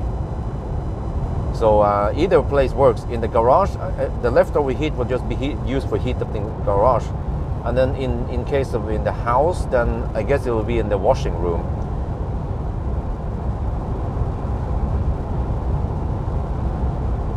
And what I might want to do is, I will use it as buffer, so I can feed some kind of, I don't know, something. I want to have a DC fast charger at home. If it's possible, for example, to grab the 25 kilowatt PA charger, for example, or if someone can, I don't know, make a DC charger, because I think 11 kilowatt is not going to cut it. But if I can unleash 50 kilowatt hour, or at least 45 or whatever that is what you want to spend, and get 25 kilowatt charging power at home, that would be great. The fastest I would probably get without any of that system is around 11 kilowatt AC. But also, if it's possible to feed the Pixie battery with, let's say, 7 kilowatt or even just 3.7 kilowatt while it's being discharged, that would be great. That is peak shaving at its best. Get a Pawel, it's too expensive, and also it's not easy to get them. You can order it, and who knows when you can get it. That's why you almost never see posts on Facebook or somewhere else of Pawel in Europe. You mostly see them in, almost without exception, you see the Pawel post happening only in America. And Pawel is a bit expensive, plus I can't get any sponsorship there. So that's why Pixie might be a good deal for me. But I bet the 50 kilowatt hour stack is quite expensive. Not something I would pay out of my pocket, but if I can get it cheap or even free, then I'll take it.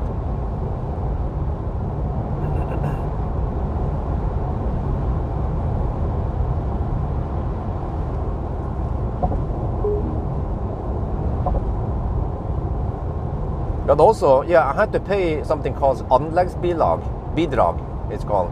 Anleggsbidrag, which is like a fee you have to pay to the grid company for hooking up to the grid. And it was around 1,000 euro, 10,000 NOK. And on the document there, it says that the connection I get to my home is going to be 80 amps, 3-phase. Do we have anyone? Do you guys know how much power I can possibly get in theory? I mean, is it really that simple that I get something like 50 kilowatts? Or can't you count like that? Yeah, it was something like 80 amp breaker. Yeah, that's what I read in the document. It's 400 volt TN, 3-phase. That's going to be heaven, because on today's house I have roughly 12 kilowatt available.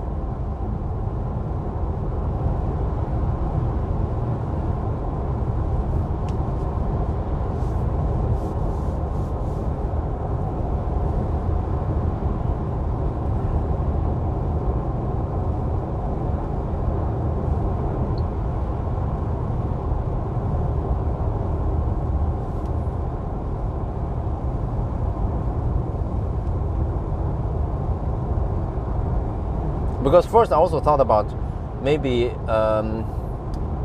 hiring Valdemar to some of his buddies, or I don't know, someone locally, or even go to. Well, initially I thought about the Metron guys, but they live in Slovenia. But Valdemar could probably build some DIY home battery, but maybe Pixie is a better deal. Because then I can promote the business. They have more money, way bigger company, and maybe they want to promote something for businesses, like a business building, or who knows, somewhere where you need a local battery storage.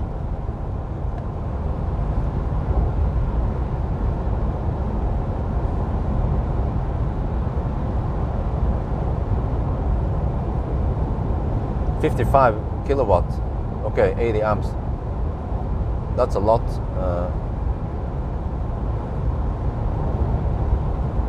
Well, yeah, I'll take it if I have 55 kilowatts. Wait, can we get one of those anywhere charging containers? You know, that would be fun if we can do that. And I mean, okay, you know, Anywhere claims that they can feed it. The minimum feed is 43 kilowatt, right? 63 amp. But I think you can probably feed it with Shuko. It's just going to take a really long time. So they just say it that officially, okay, we need 63 amp. That would be funny to just slap one down for a little bit. But I don't know, maybe it's so heavy that it could ruin the cobstones. Unless they put, yeah, maybe it's not worth. Wait. No, but I heard that they're making a smaller one. Yeah, if you can put it on some wooden blocks of stuff, and then put it there. That would be cool.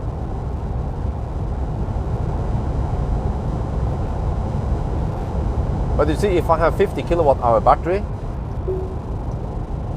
and I can feed it with just, I don't know, 3 kilowatts, 7 kilowatts, then I have a quite nice system. Or I have a better idea. Yeah. I talked about this before. I could borrow for unlimited time, right? Pawel could provide me that the T series. You know, the charging the charging trolley. That's 43 kilowatt. Oh no, I think it was 40 or 43 kilowatt. Yeah, and you just feed it from the Pixie battery.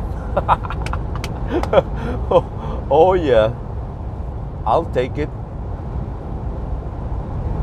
Because nowadays there are times when I need to charge fast, but I don't want to waste time. Okay, sometimes I go to McDonald's and top up there, but it would be great if I can top up at home, speed things up a bit, and then I could just do other stuff while at home instead of having to take a detour and either sit and wait there or go to McDonald's, plug in, and then go home and then go back and grab it at McDonald's.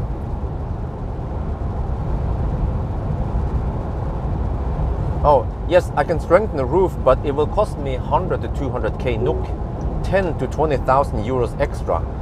So then we are sinking a lot of money in the solar system that will possibly pay back in 40, 50 years, right? So then it doesn't make any sense economically.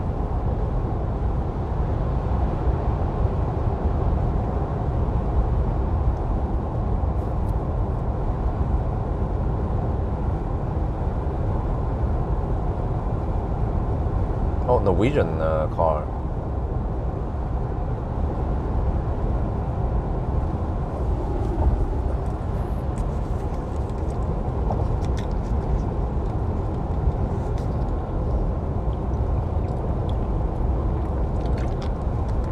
Of course, I'm going to test. The default answer is I'm going to test every electric car that comes out, as long as I can get them. Know what I mean? For example, BYD Han, I don't know why they don't answer. I would like to test it, but they just don't respond to me. And I also didn't bother trying hard enough because it's not on the highest of my priority list. There are plenty of other cars I should test before the BYD Han. For example, just the rear-wheel drive EV6, people have been bugging me about it for the longest time. Well, yeah, maybe the 58 kilowatt hour rear-wheel drive EV6, because that applies to many other countries than Norway at least. But in Norway, they just want the all-wheel drive big battery. Solar panel on the ground, yeah, but I don't want to take up precious space there.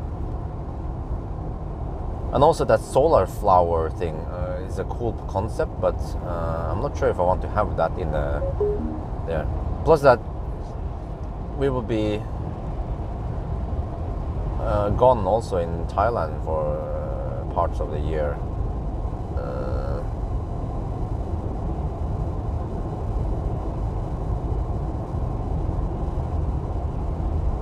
Man, these mother truckers.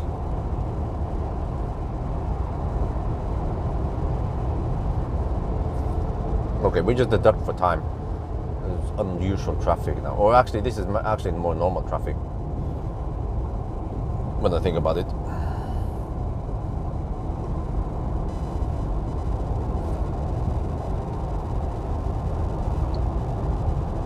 Wow, he's gonna camp the left lane all the way to Varberg. Oh, there's so many trucks here.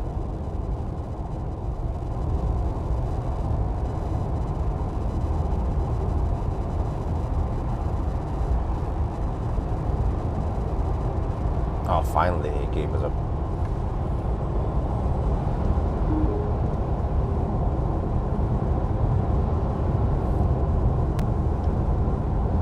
This is where we need 3 lanes in each direction.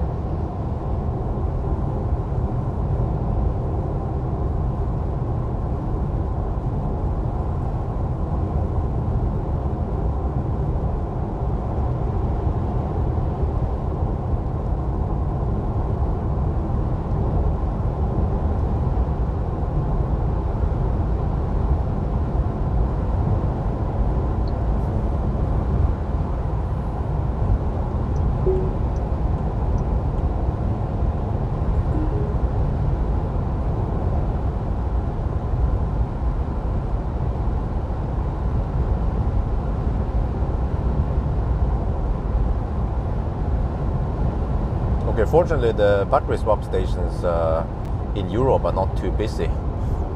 If this was China, we could run into lots of Schwabstau.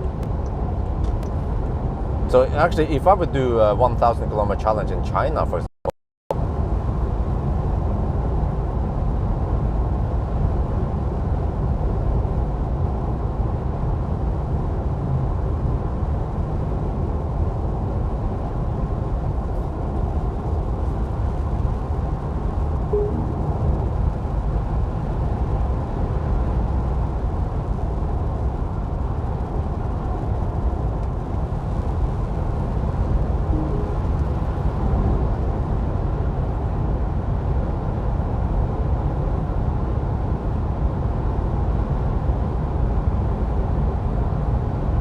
why is there a wind noise?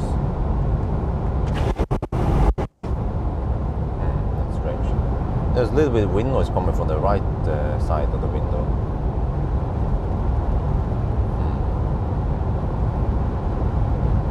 That's not ideal.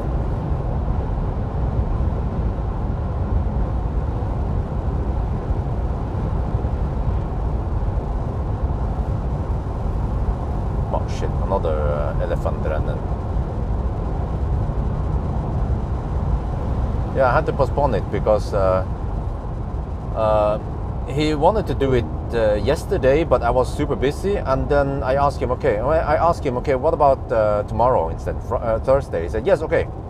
And then I asked him, okay, when? And then he didn't reply. So, yeah, I don't know what's up in Nasir nowadays, but for the last year or so, he's been really, really slow at responding to my requests.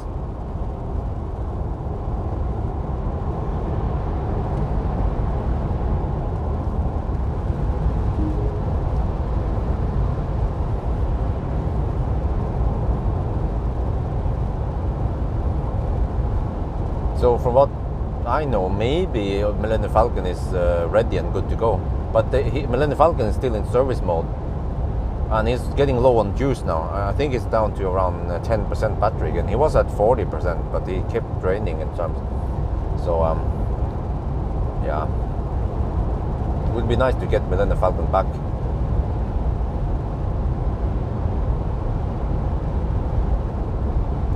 Also, it would be great to know what happened, but it seems to be a very expensive repair.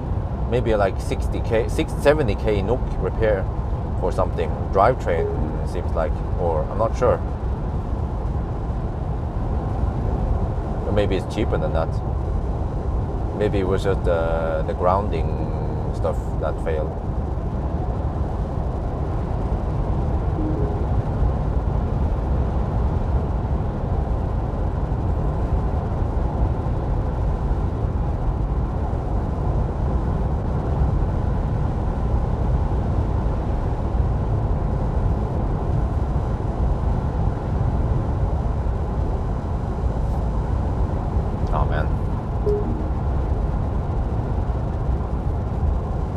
No blinker, no.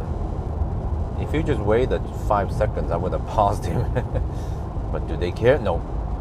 Did he see that I was approaching Schnell from behind? No. Or maybe he saw it, but he didn't care.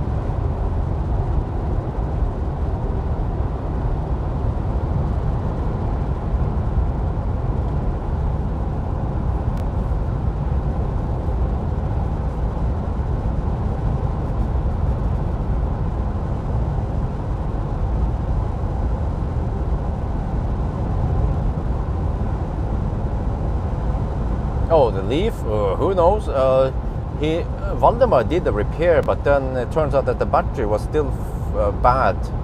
So he was going to check it out, and I don't want to stress him. Once he's ready, he will contact me. But it would be great to get the Millennium Falcon back, because I'm sitting now on 2 of Marcus Beale's cars, the Model 3 Performance. I need 1 day, and then I will do a little trip somewhere nice and make it a degradation test, just to check how that one holds up.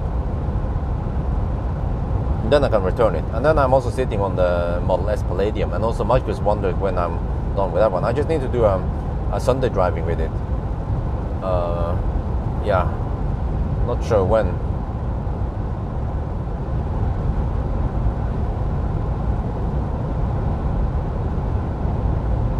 And maybe a range test would be nice. Range testing around 15 degrees Celsius would be nice.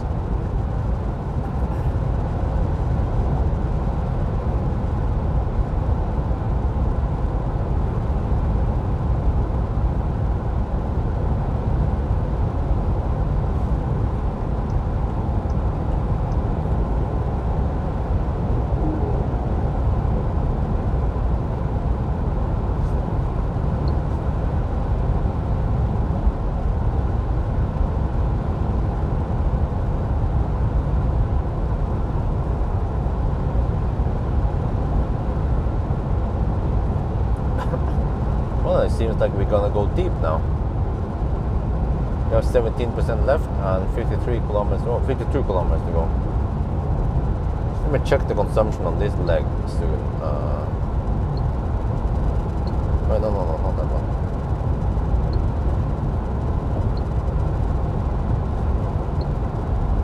Okay.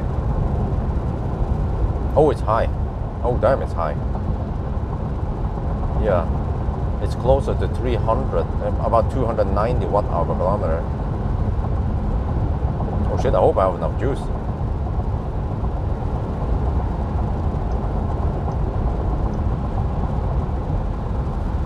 Let me do some quick math here.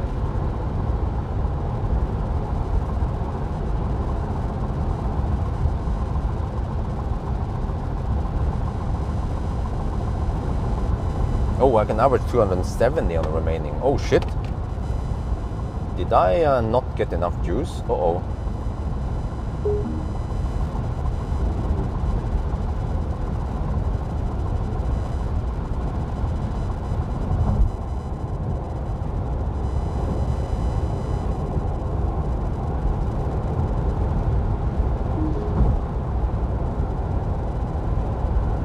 Well, fortunately I have that slow stretch you have to go through.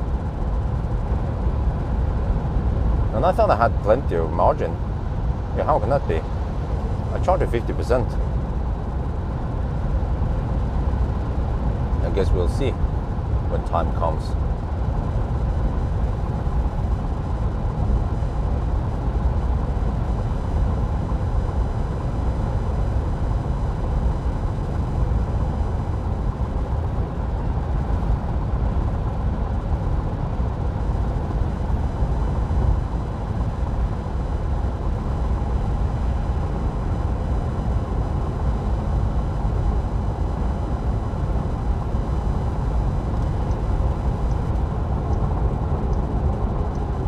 Wait, did I misinterpret the wind here? No, is that okay? Wait, why does it look like we have headwind? Or partly headwind? No, I look at the wind turbines at Falkenberg. We're supposed to have tailwind on the return.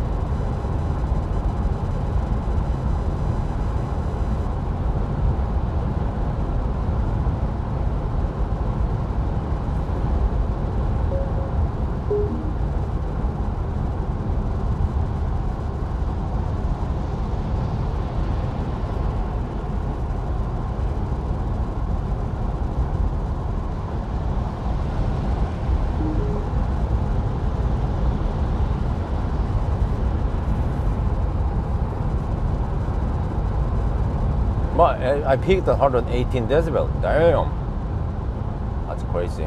And the true decibel might be even higher, maybe 100, I don't know, 30.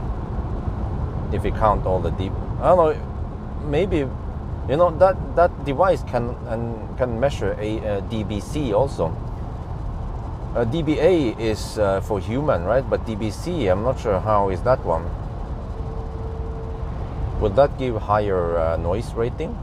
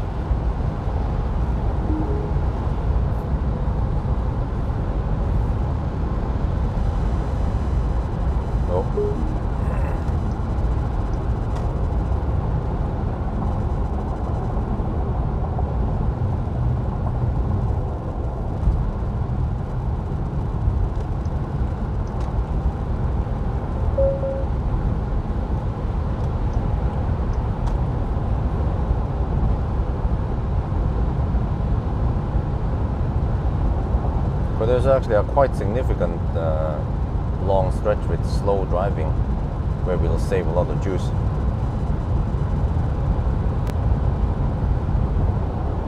Yeah, exactly. And also the display is a bit slow updating. So it seems to average over a span and then display. Yeah, that makes sense.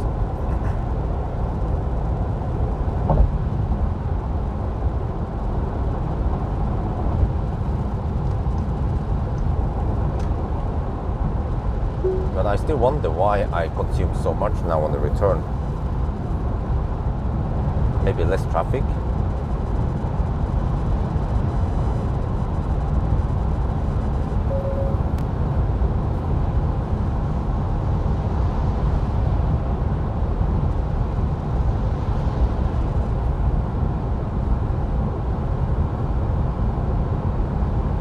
Well, we are coming to the slow stretch here.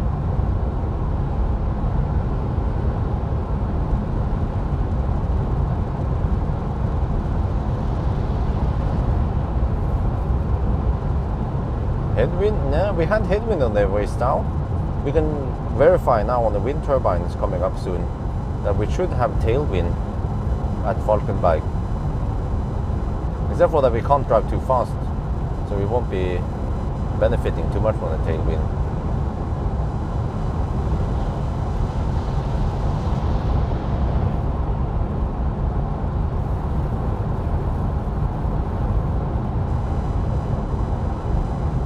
Down to 11%. This is going to be close, man.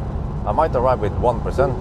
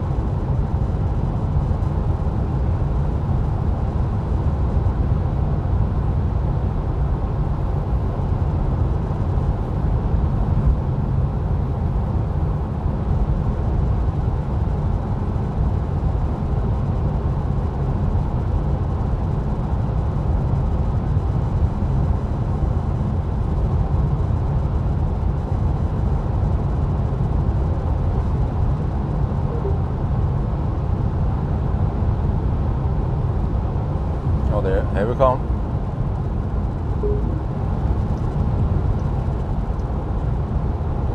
front of as many trucks. Well, actually, maybe I should try to draft behind this truck. Yeah, let's do that.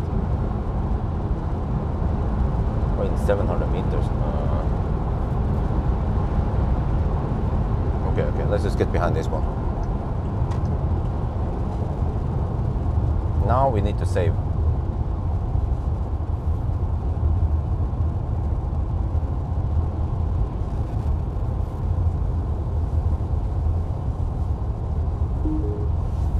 But this is a quite long stretch, so we have 10% now.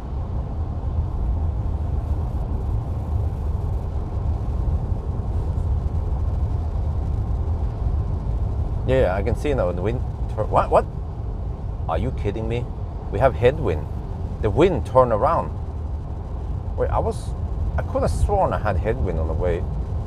Or did I not pay attention? Maybe that's why. That could also explain why the energy-wise it was looking so good. Well, hopefully I have enough juice. Must have miscalculated a bit here. I thought I had plenty of margin.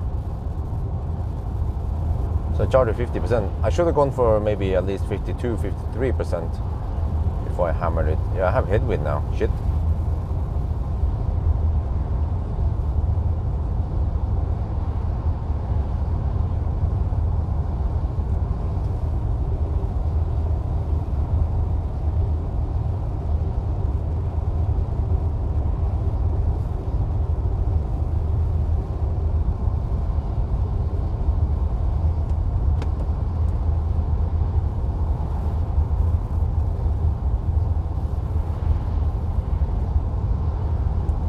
Yeah, I can average 270 on the remaining leg, but we have to check once we get past the slow stretch what happens then.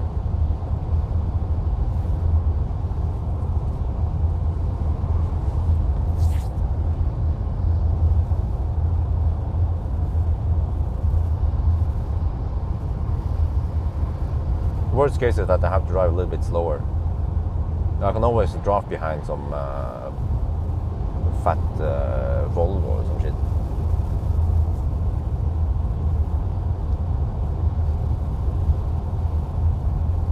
Wait, what? Huh? I'm pretty sure I had headwind on the way south. No, not headwind, tailwind. Or wait, or maybe I just didn't pay attention. Wind didn't turn around that quick, did it?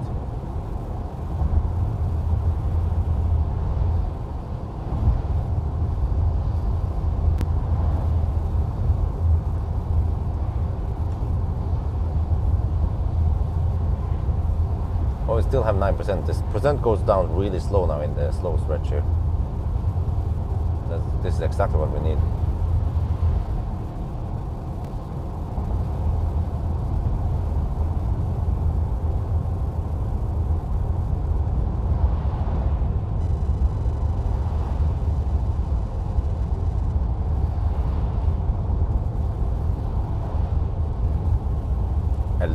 Walter, yeah, I see them all over Europe. Must be a big shipping company. Lastkraftwagen, right?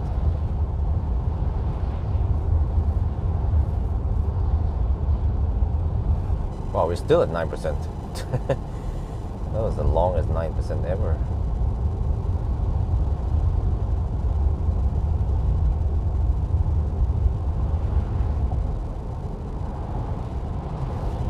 Okay, the wind is okay. I was just not paying attention then. So apparently I had tailwind on the way south, and I didn't pay attention. And that's probably why the charging stop was apparently so short, 4 minutes.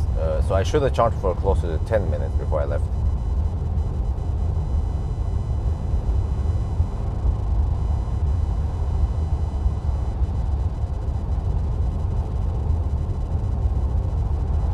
Well, we're apparently still at 9%.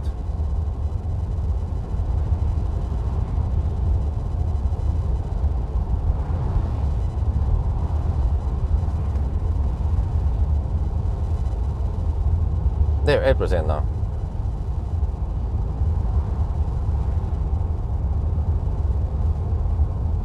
$25 kilometers there. Yeah, still have a budget around 270, 275.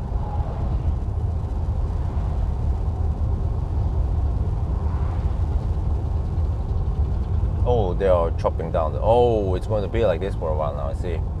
Yeah, this section will be slow for several weeks now.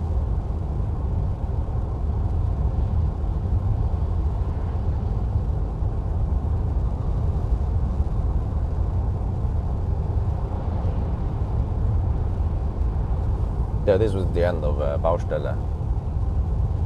Okay. Boils down to how fast I want to drive then. Right? Maybe I can drive behind some van. Or...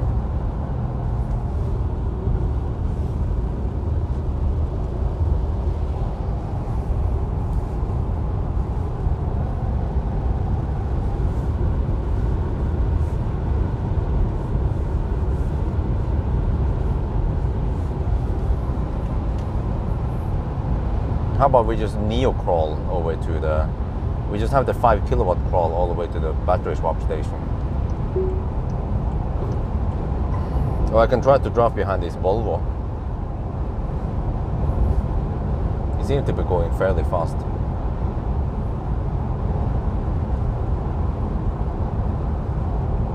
Yeah, I'll drive behind him a couple of minutes and then we go past him.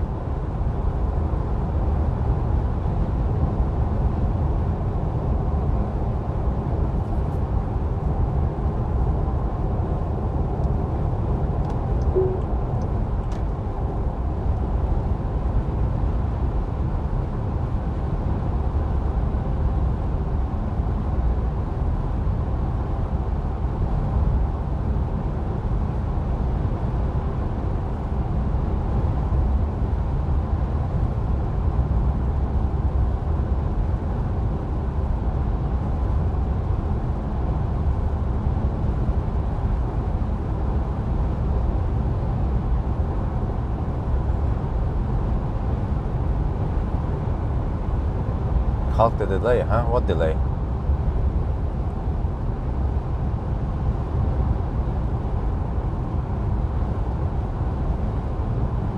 Oh, you mean the Baustelle? Yeah. It takes 3 minutes.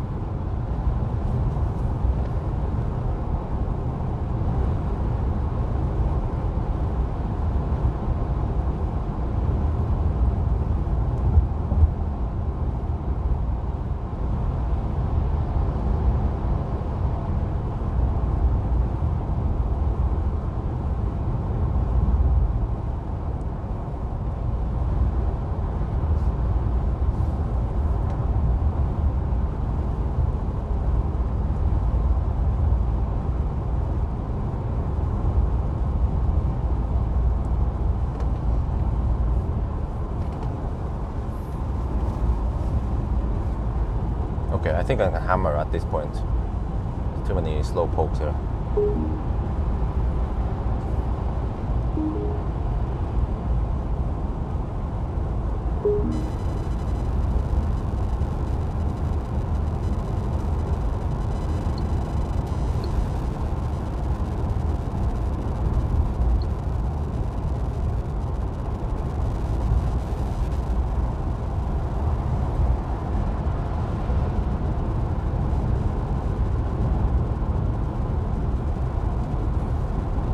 Solsidan, the sun side.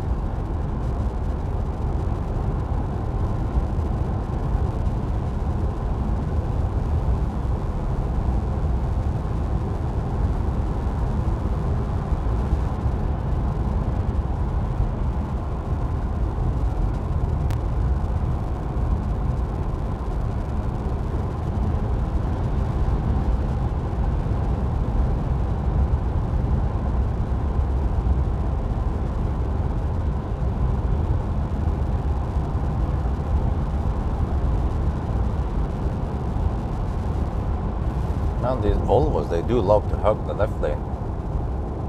They're almost worse left lane huggers than Audi drivers, BMW drivers. In Sweden, that is.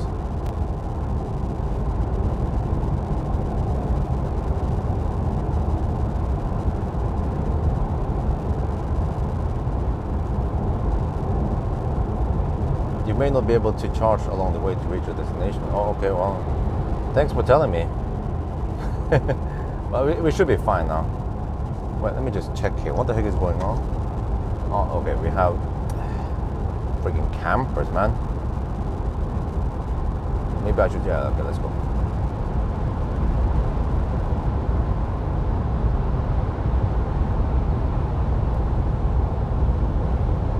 Freaking Norwegian camper.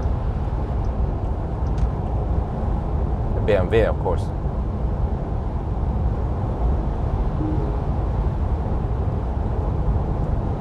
Okay, 4% left, 13 kilometers. Yeah, we're fine, we're fine.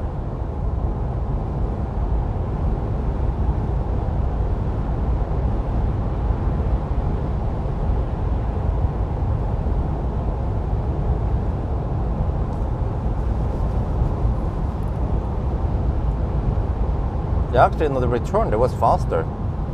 Yeah, there's only 2 minutes on the return here. The Baustelle.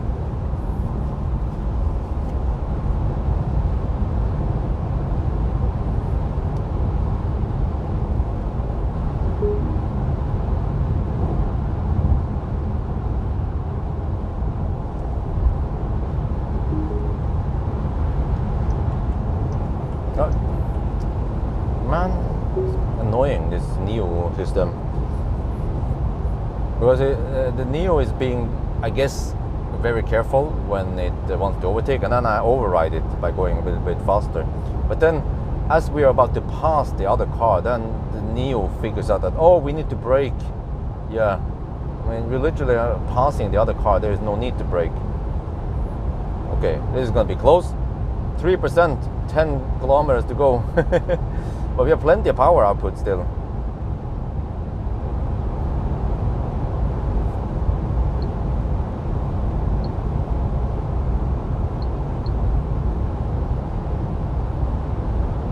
Well, actually, it's gonna pop to 2% soon. Oh.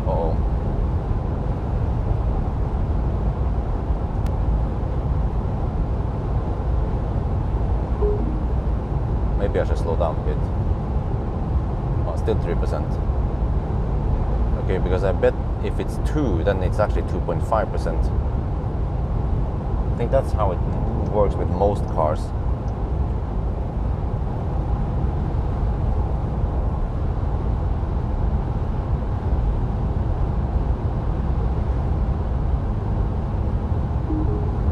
Yeah, 2% now. 2% and 8.4 kilometers left. Oh, that's cutting a little bit close, man.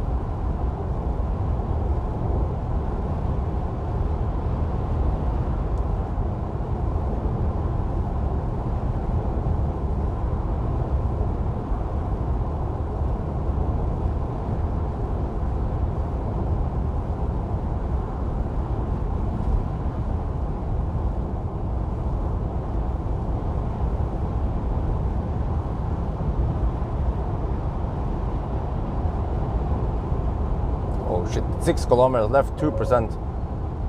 Range extremely low. Oh shit.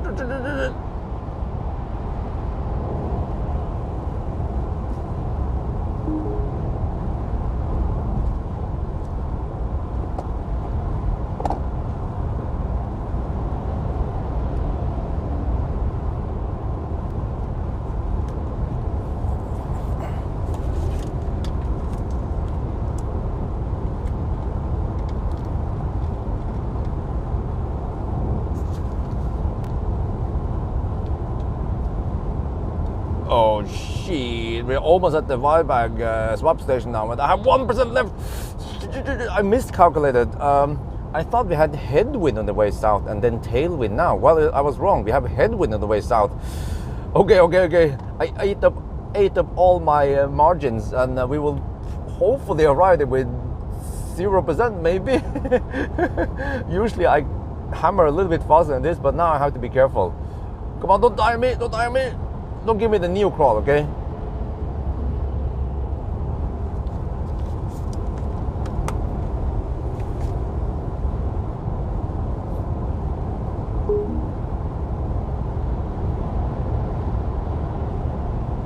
I think we are fine. We have 1% left. It could possibly be 1.5%. And 0% on the display is probably 0.5% initially. And we have downhill now towards Wildbag, so that's also fairly safe. And it claims 5 kilometers of range anyway, which is also a finer detail. Yeah, so 5 kilometers should mean 1% exactly. 4 kilometers, so that's 0.8%.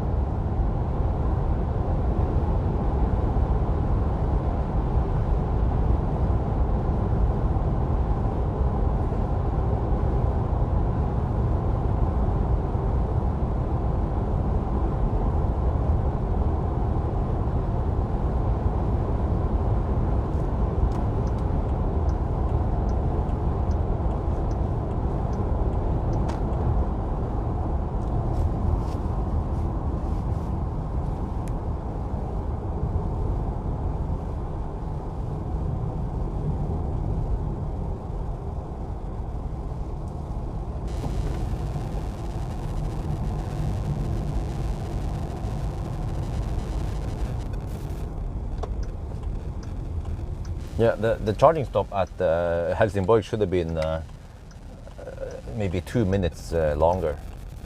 That would have been great, yeah. Just have to get stuck behind this truck. Oh shit. He's slow. He's slow, man.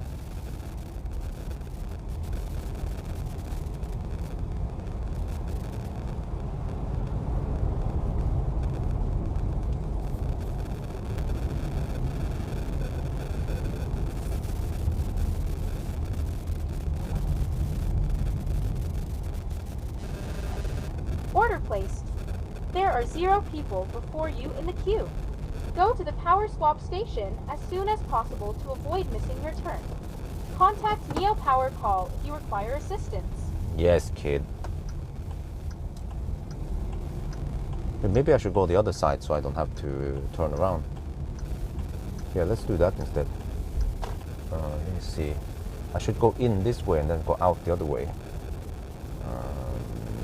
Yeah, this time we don't have any slow pokes blocking the way. It's your turn. Tap to start. Yes, kid. Hang on, I need to log some data here.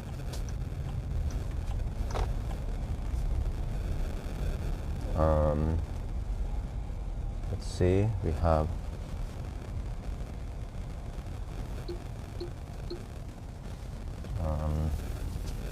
yeah, 41.1 kilowatt hour.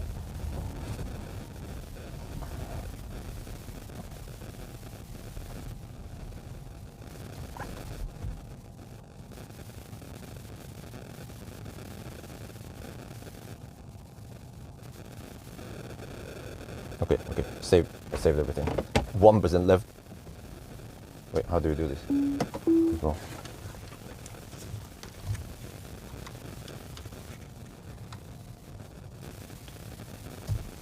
We made it here.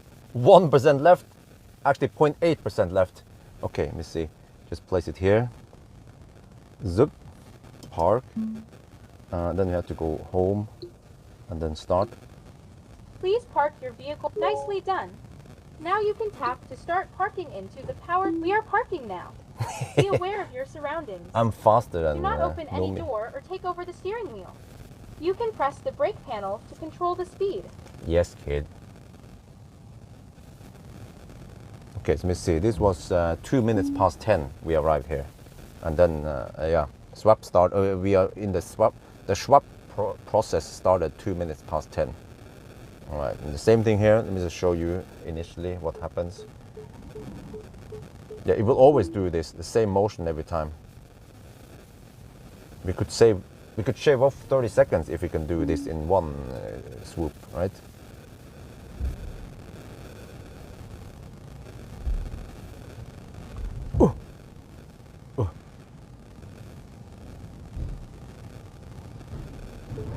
Oh, maybe I can have a little food, but yeah, let's eat now. I'm hungry. We can eat while we are waiting for the swap to happen. Wait, I have to press. Vehicle parked. Preparing. This may take some time. Please wait. Straighten. Okay, neutral. Okay. See, do I need to press another? Power swap is about to start. Okay, no. Okay, now we can During wait. this time, the vehicle may shake and make noise. This is normal. Do not open any door, shift gears, or press the brake pedal. Okay. Now I have 6 minutes of eating time, I guess.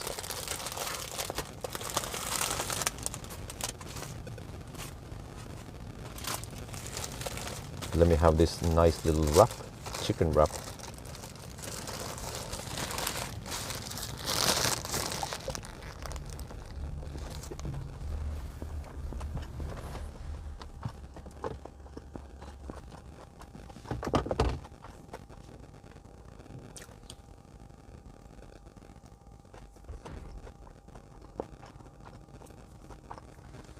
Well, no. I first estimated we will arrive with somewhere between 5 and 7%, but we arrived with 1%. So I ate up the margin.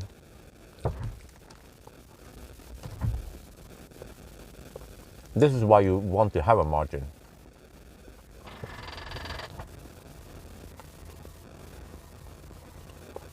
In case you miscalculate.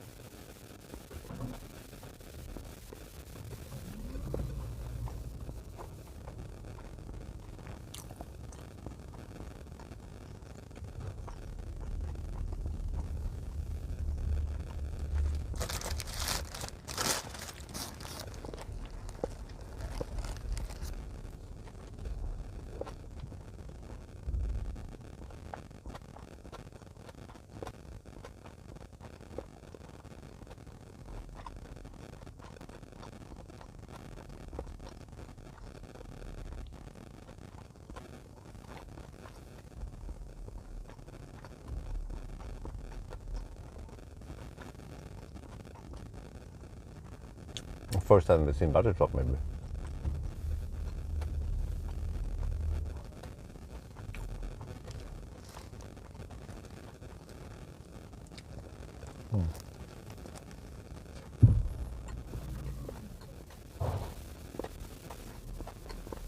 I actually think I don't have time to finish eating before the thing is finished.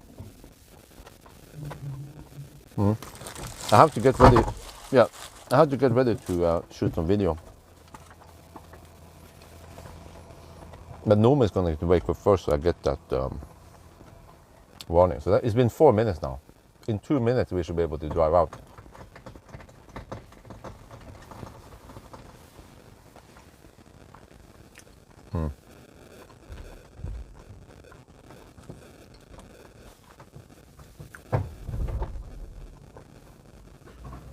Okay, there we go. Let me get ready.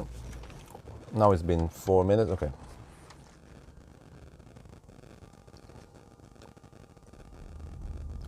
Wow, the swap is so fast. It's been 5 minutes now since we initiated and started backing up. Actually, yeah, since we initiated outside there. So I haven't finished my food yet, you see. I ate half of it. And Nomi is alive. Usually that's what happens first. Nomi is alive. And then in roughly 1 more minute, then we can drive out. And then the lights will turn green again. And there's some guys over there. They're like, oh, what is that? A battery swap. Oh, damn. Yeah, okay, let's see here. Wait, Nomi died again. What? No, okay, she's alive, right. Then I have to get ready to leave now. Wait for it, it's gonna turn green.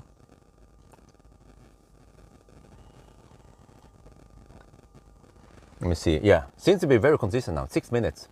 And then the weird stuff we had with the EL7 that it booted up slow, that was 2 minutes that we actually deducted because it was an irregularity. I never seen it happen anymore ever since that time.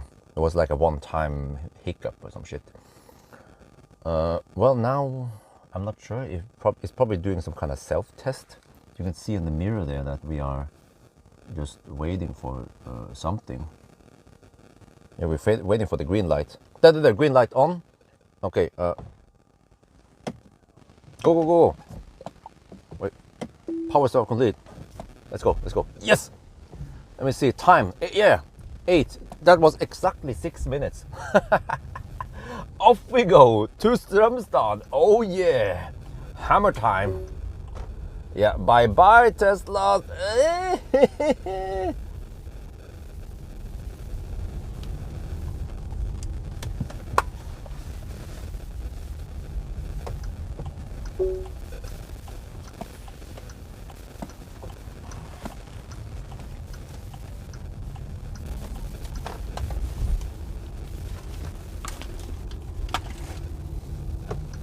Oh, it's getting busy over here now. 10 in the morning, right?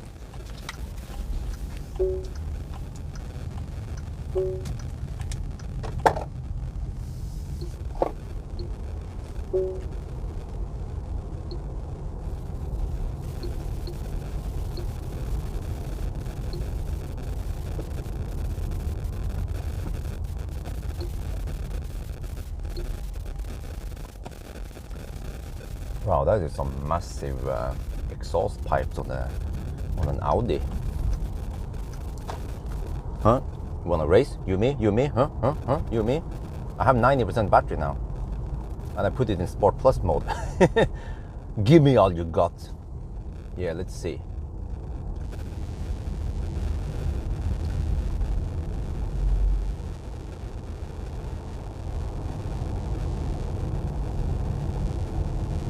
We got 90%.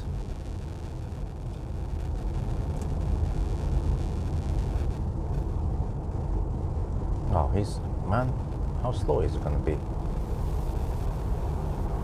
Oh, you wanna go? You, me? Let's go.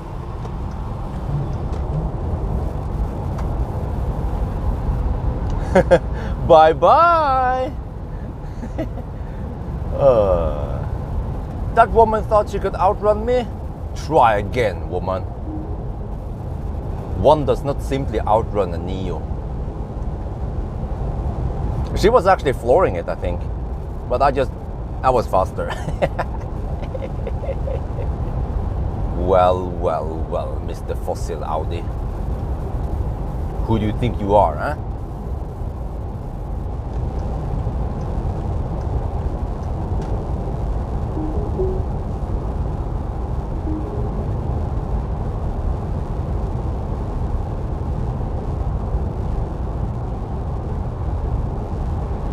Good thing I was in Sport Plus. If I wasn't in Sport Plus, I wouldn't have all the power available. But also, if I had the EL7, the EL7 is even faster than this one. Wait, what about the ET7?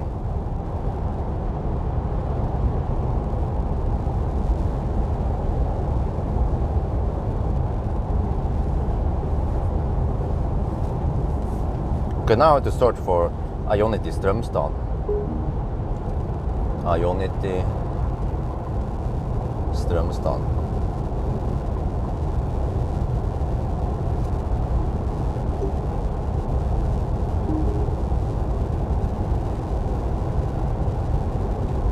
Man, what's up with these Audis today, man?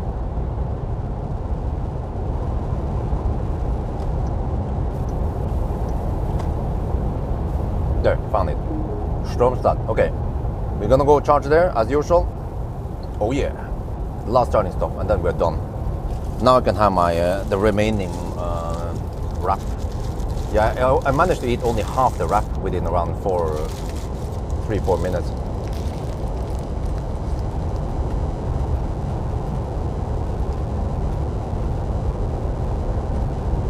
Stay focused. I'm eating, woman.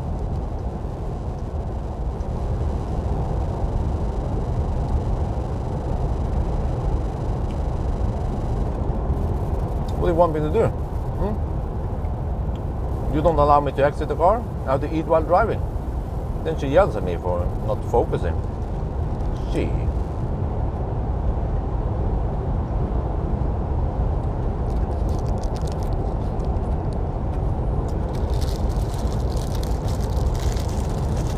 Yum.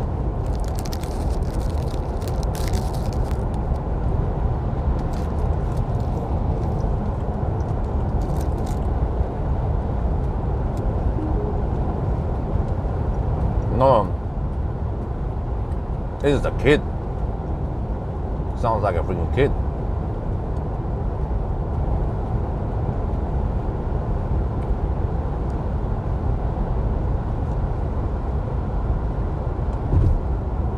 Or how about Helga's daughter? Have you guys heard Helga's daughter?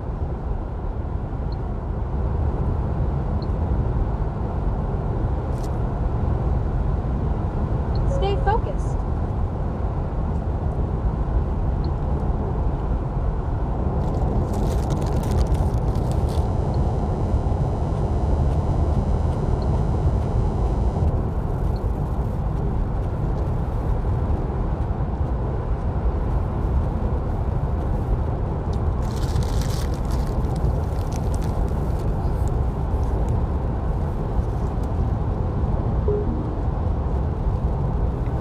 Der Pilot ist nicht eingeschaltet. Bitte versuche es später noch einmal. Der Pilot ist nicht eingeschaltet. Bitte versuche es später noch einmal. Der Pilot ist nicht eingeschaltet. Bitte versuche es. Der Pilot ist eingeschaltet.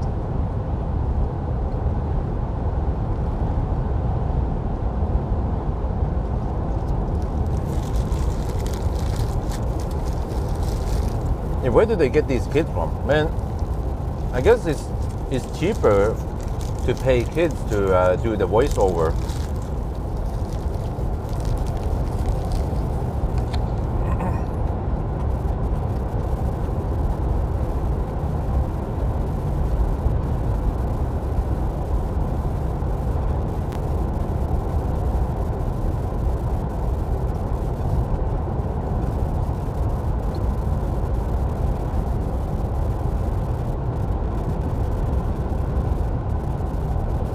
Du solltest das Lenkrad in der Hand behalten. Andernfalls wird die Pilotfunktion abgeschaltet.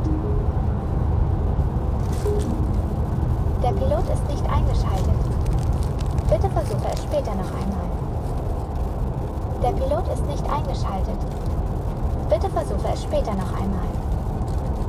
Der Pilot ist Come on. nicht eingeschaltet. Bitte versuche es später noch einmal. Oh man. Der Pilot ist eingeschaltet. Ja. Alles gut. Dankeschön.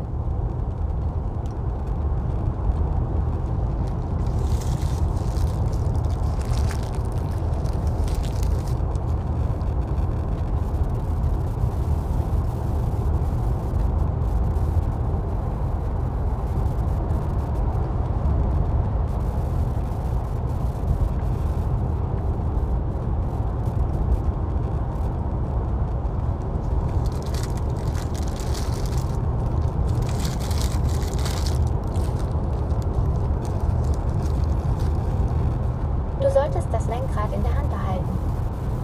Andernfalls wird die Pilotfunktion abgeschaltet.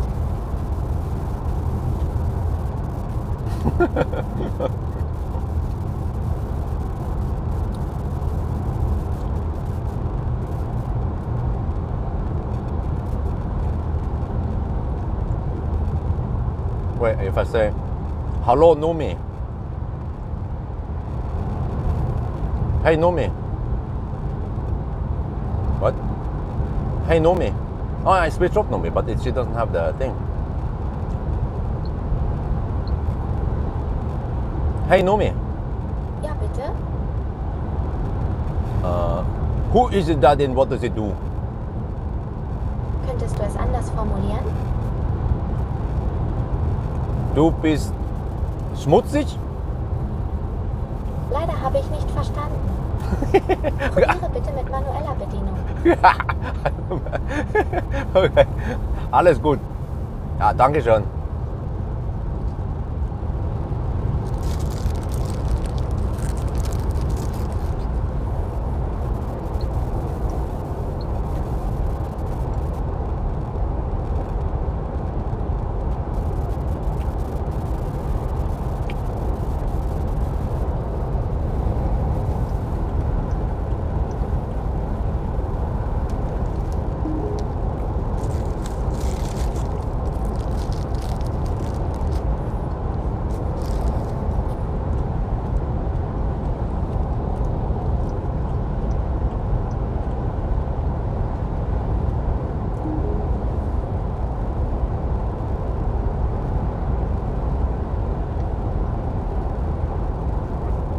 Wer ist dein Papa und was macht er?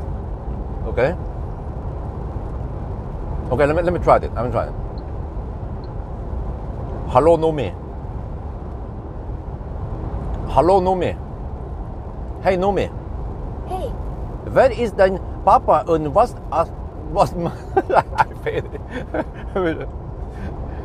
Let's try again. könntest du das in anderen Worten sagen? Wait. Wer ist dein Papa und was macht er? Ich verstehe leider immer noch nicht. Versuche es bitte später. Alright. Okay. Alright, kid.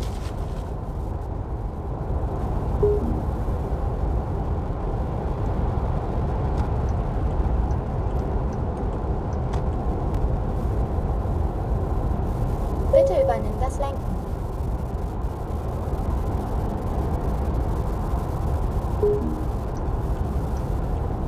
Bitte übernimm das Lenken.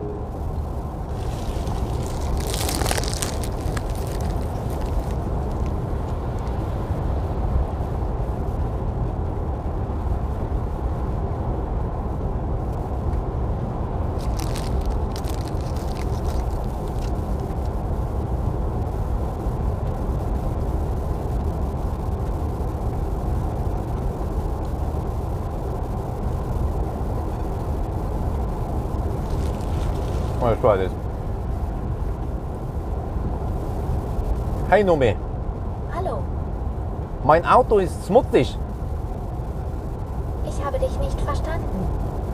Bitte sag es nochmal. Ich bin ganz Ohr. Oh man. I need Leider to habe ich nicht verstanden. learn more. Probiere bitte mit manueller Bedienung.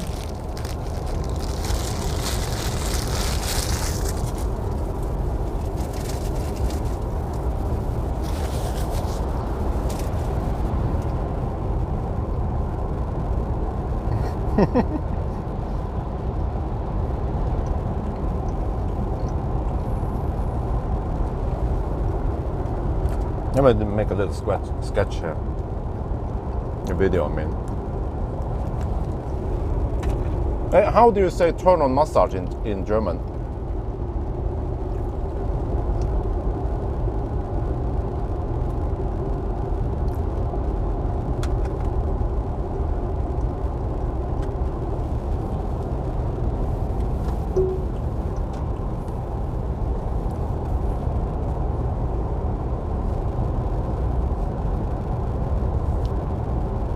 Schalte die Massage ein.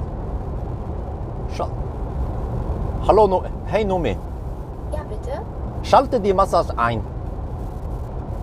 Kein Problem. Oh, it worked! Dankeschön.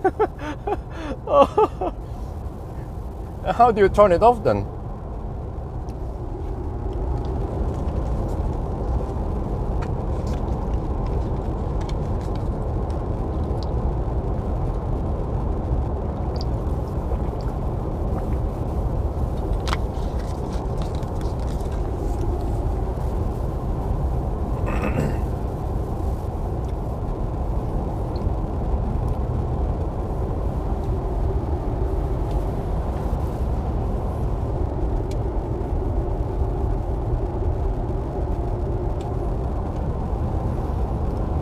Oh man, this car is just so nice and comfy. You know, good soundproofing, good suspension, German. You have the German feel on everything here. I feel like I'm sitting in a German car, right? Yeah. Bitte übernimm das Lenken. Even though this is a Chinese car. Der Pilot ist eingeschaltet. Yeah. Wait, what's that? Der ACC ist eingeschaltet. Even the car speaks German to me, huh? It's like I am in Bavaria. I'm home, Helga. This is... Wait, Der Pilot ist eingeschaltet. who's talking to me? Are you Nomi's... no, Nomi, are you Helga's daughter? Okay. Let me try something. Hello, Nomi. Okay. Hey, Nomi. Hey, Massage aus. verstanden. Bis Bis bald. Dankeschön. Hey Nomi, Hallo. schalte die Massage aus. Kein Problem. Ah, Dankeschön. Oh, hey Nomi. Hey Nomi, Hallo. mein Auto ist smutzig. Könntest du das in anderen Worten sagen? Okay, whatever. I mean, she's still a child, you know, so she doesn't understand everything yet. Ich verstehe leider immer noch nicht. Probiere es bitte mit manueller Bedienung. Well, that's pretty cool, man. You know, I think the reason why Nio they have these voices like a kid because child labor is cheaper. You just hire some kids to do the voiceover, and you pay Du them. solltest das Lenkrad in der Hand behalten. Andernfalls wird die Pilotfunktion abgeschaltet. And you save money, right? Why waste money on an adult voice when you can pay a kid to do it? I think I figured it out. Yeah.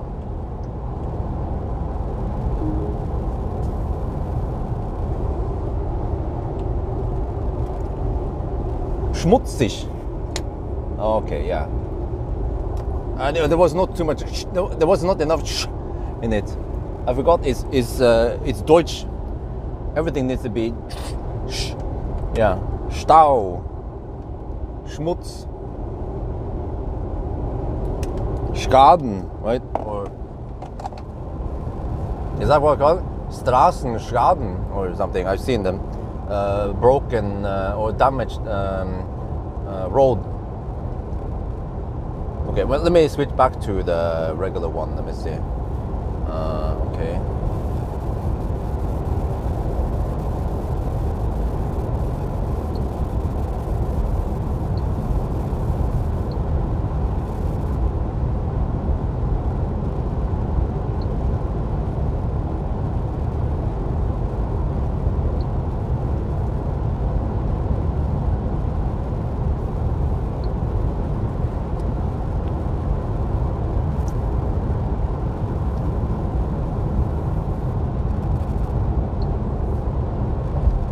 Okay, did we navigate to the charger yet? Let me check. Yeah, wait, resume, huh? Oh, interesting. When you switch language, it actually restarts parts of the user, parts of the OS, I think. Because then navigation is cancelled and you have to resume it.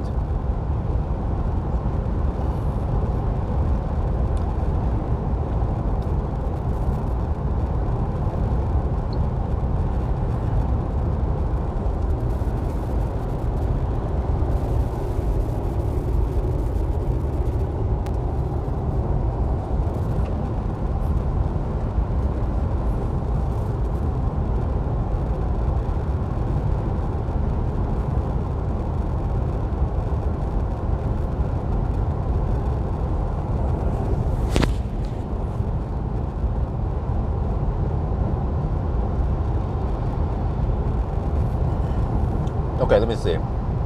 We'll be passing by Göteborg in daytime. Well, it smells shit over here.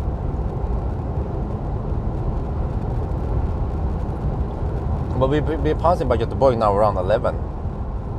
And hopefully not too much traffic.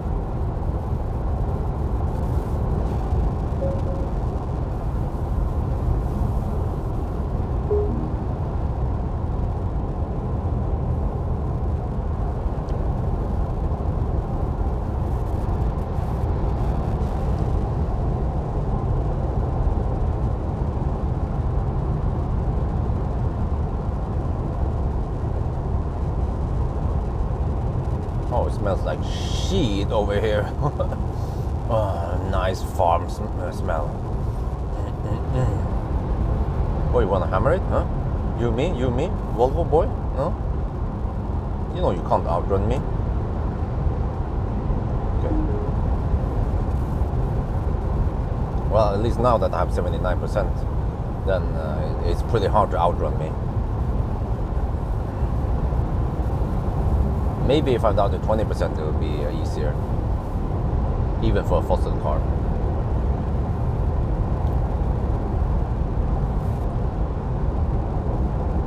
Helga, mein Butterbrot ist wohl alle.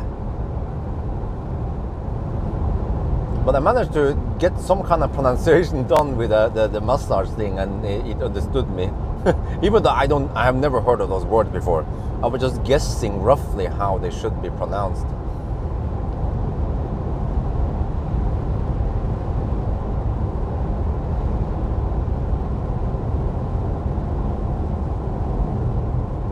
But I should really try to learn German one day, if I have time. But I don't know when. Maybe what I need to do is to hire a private teacher. And if her name is Helga, then that's also good.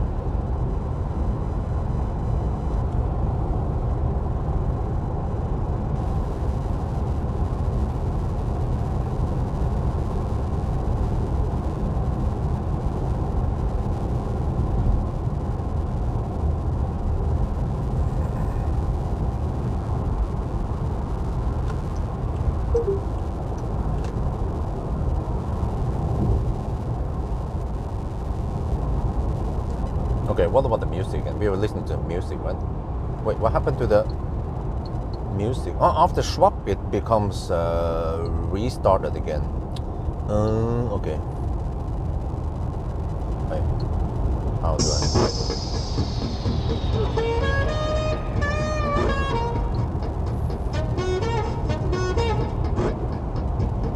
I want to listen to something here. There was a weird bass rumbling in this song. Let me test if it's still there.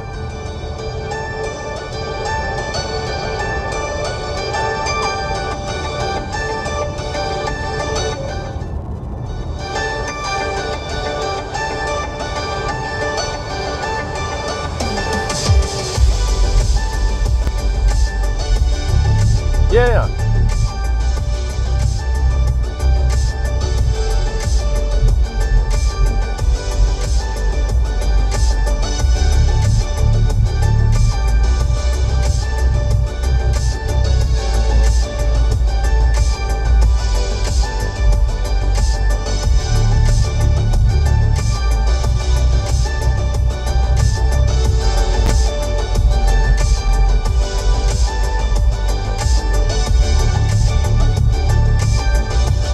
Do you guys hear that? Some tones triggers rattling in the trunk. I never heard anything like that before in cars I test. First, I thought it was a cardboard.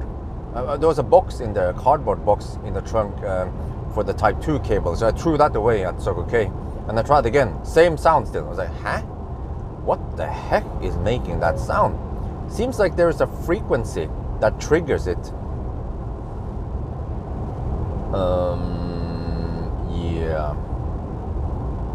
i4, M50. This car is almost as fast as the M4, but except for that, I think 200 kilometers per hour, the M50 is faster. Wheel nuts? No, no, it's in the trunk somewhere. I just haven't figured out where it comes from, but it's quite audible.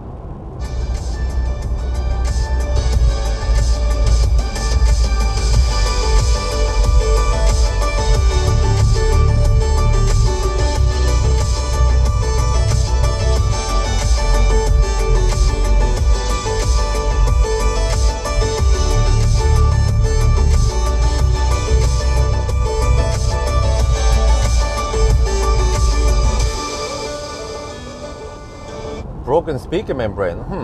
Okay, well, so if you have a broken speaker membrane, could that trigger at certain frequencies? It triggers some kind of what do you call it again? Resonance, right? At certain frequencies.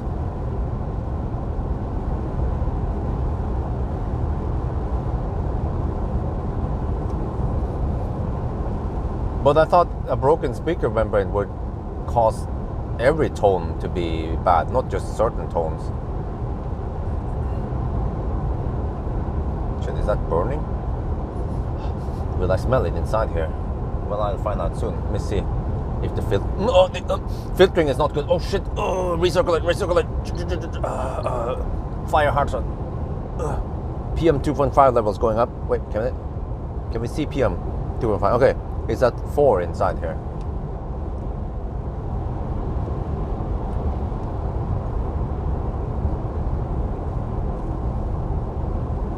You arrive with 25% hotel where supposed to be chargeable. The next day I had a super cold gate. Okay.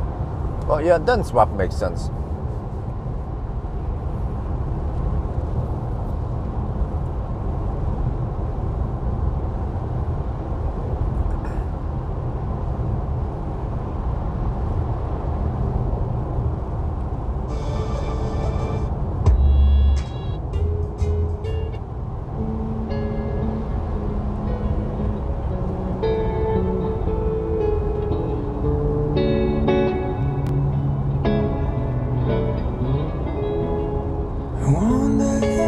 Oh, nuts in the trunk. Oh, okay. Well, I need to investigate again. Summer has shown, but I have forgotten the sweet taste of chocolate. I taste down your lips when we have our last kiss. So here's my love letter, entrusted to the weather. I ride across the waves and float through the clouds. And when it's delivered to what you want with it, you can send it back or keep it around. Maybe I'm wrong, maybe it's been too long, but I heard from someone that you're back in town. And if it's not too late, I can bring chocolate. And maybe if you want them, some roses too. 'Cause it's been a long year, but maybe you missed me. I think you might remember the words of that tune. So here's my love letter, entrusted to the weather. I ride across the waves and float through the clouds. And when it's delivered, do what you want with it. You can't send it back or keep it around. I never stop dreaming about the sound of the sun playing in the background. When the last night was finally spent, I was left with the memory of that chocolate scent. Ooh, the chocolate scent.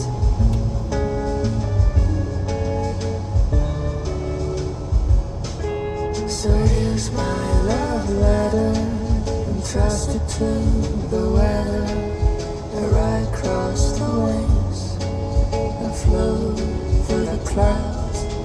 Yeah, when it's delivered, do what you want with it. You can't send it back, keep it around. 14 degrees Celsius. I think it's going to be like this nowadays. Yeah, so well, it's even in the morning. That means it's going to be warmer in the day. Should be warm as around 2 in the afternoon. Don't get me started about the way you look at me. Don't you see what you've done? Don't want a broken heart, and please never let me go. Can we be more than friends just for once? Yeah, you make me wanna try. Yeah, you turn my lows into my highs. Meet me after midnight at your house with all your friends. Tell me we'll be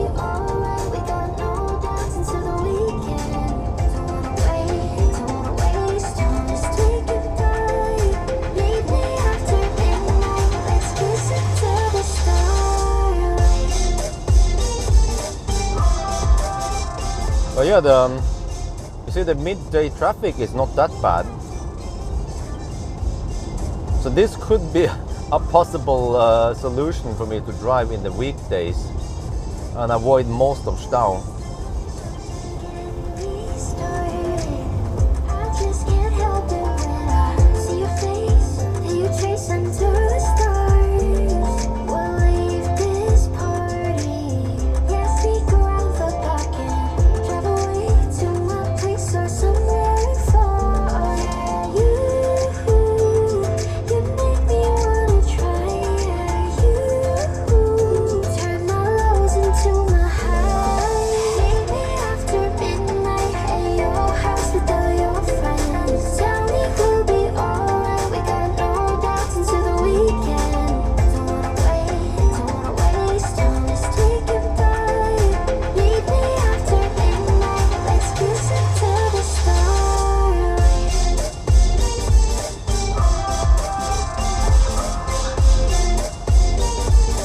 Meet me after midnight.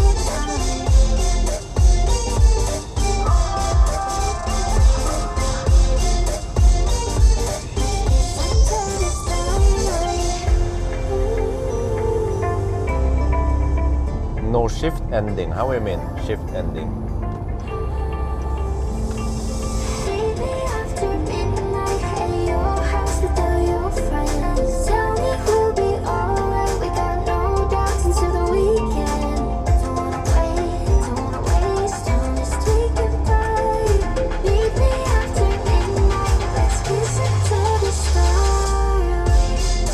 Meet me after midnight. Under the starlight.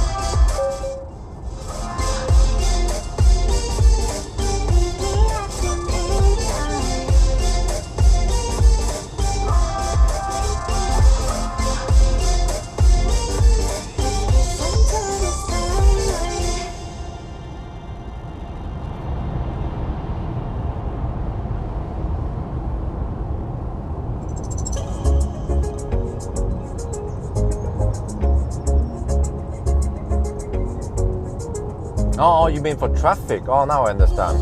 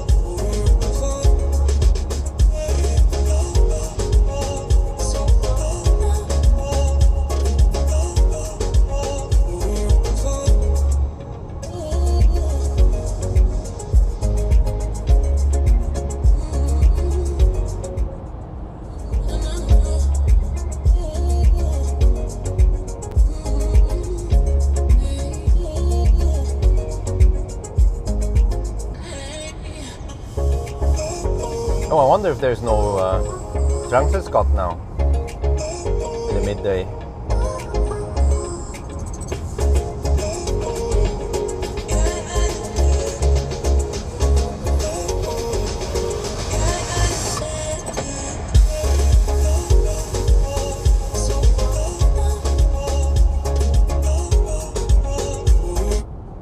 Let's see. I think the stereo and the subwoofer creates some rattling or shaking in the windscreen. Oh, they're building some stuff over here at Liseberg.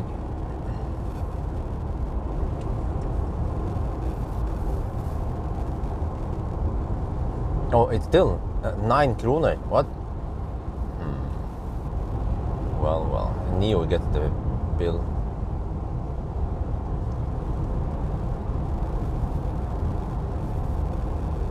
Oh, so the Volvo factory is in Göteborg, is it? I didn't know that.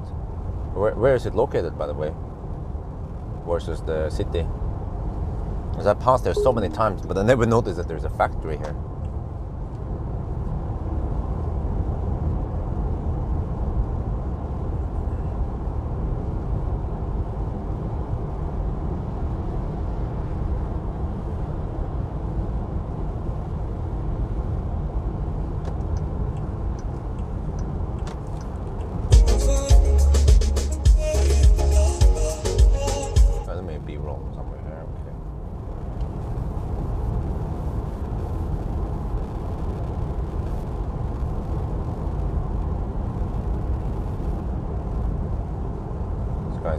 left lane. I need to get past him.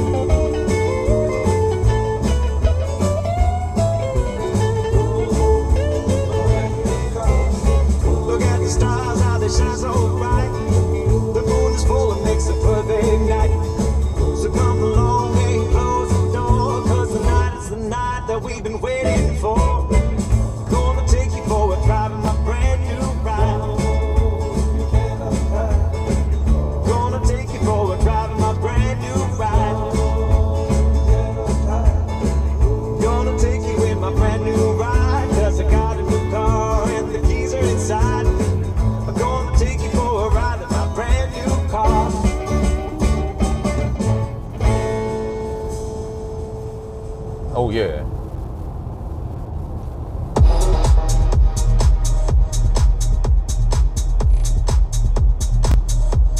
But the bass is nice and deep. It lacks a little bit of that punch in the high-end German cars.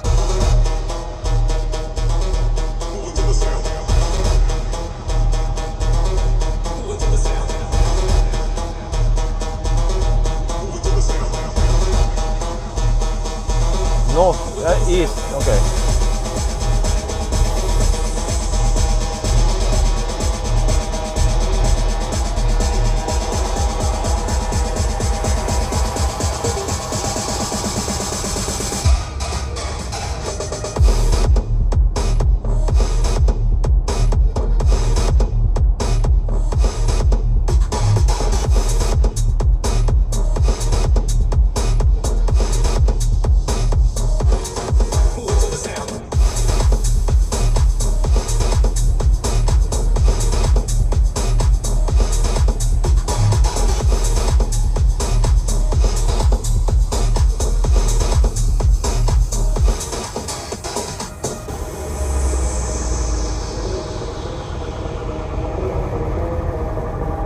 Northwest, yeah, Northwest makes more sense. I was thinking, Northeast, there's no harbor in Northeast.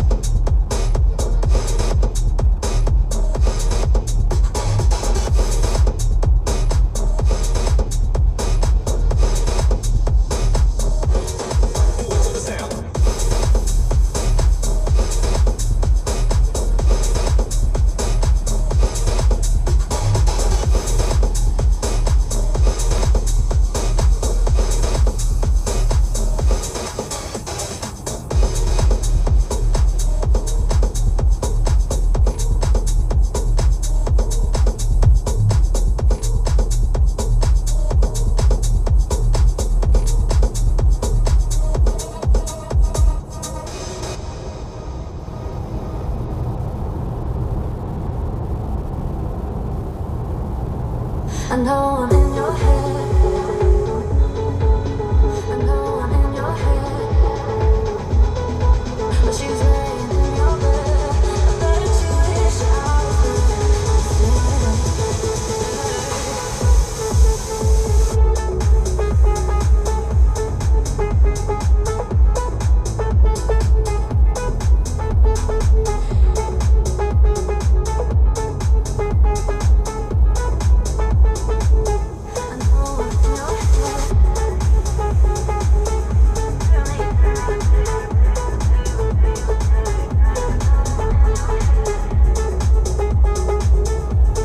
Uh, 70% battery now.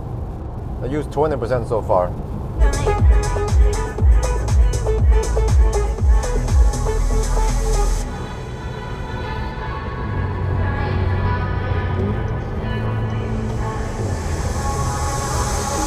I could go on and on, singing to every song.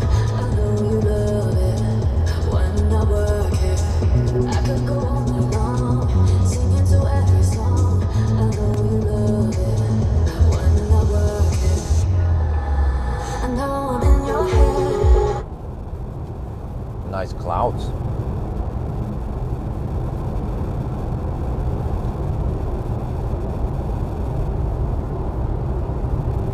And nice traffic.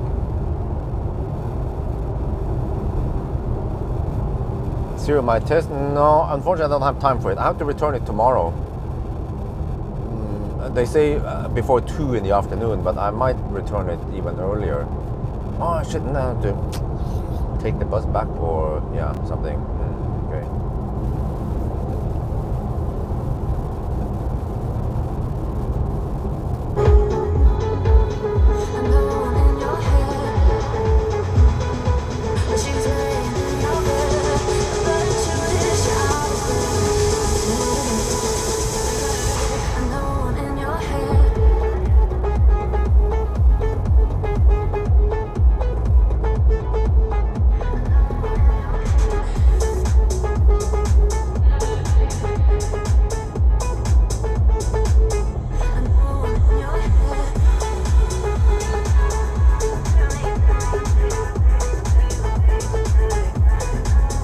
Yeah, nice seat comfort. I have to say, I'm gonna show you guys here. Comfortable seat. Okay, headrest not adjustable, if that is important for some people.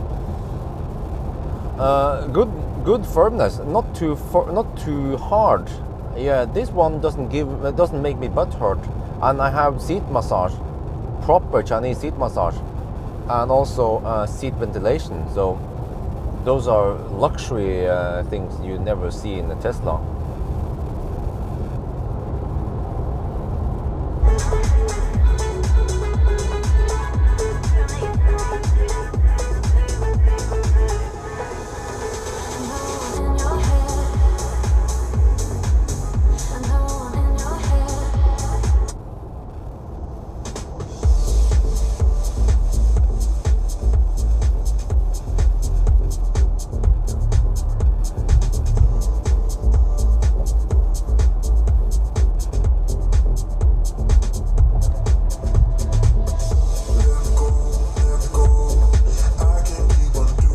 Well, there was one song that triggered that thing. Let me see if I can find it.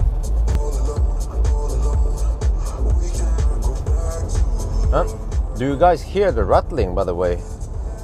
There was one song that particularly triggered it a lot. Let's see. This one.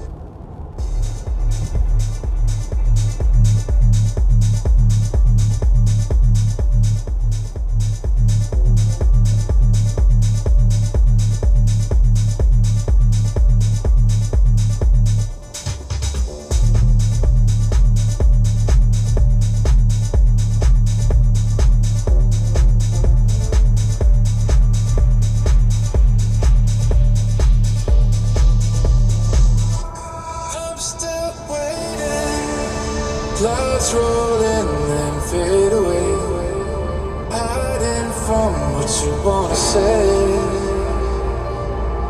All the games you play, I'm still waiting. Evening fades into the dawn. Lights go out, but you don't come home. And I'm still alone.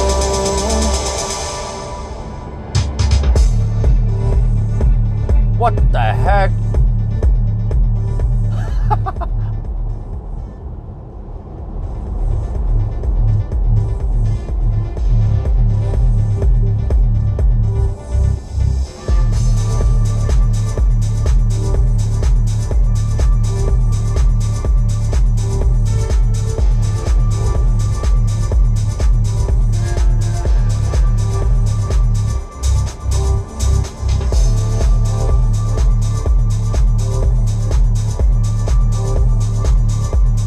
Okay.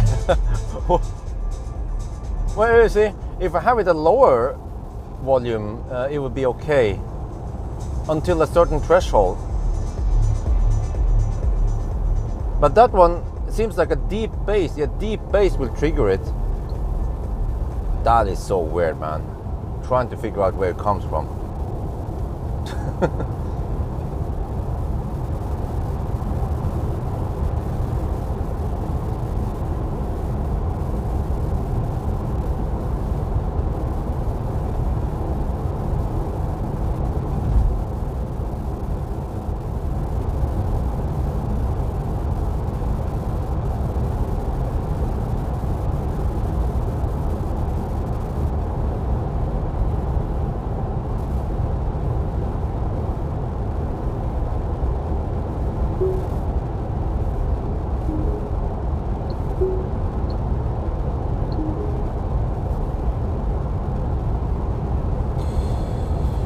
Okay,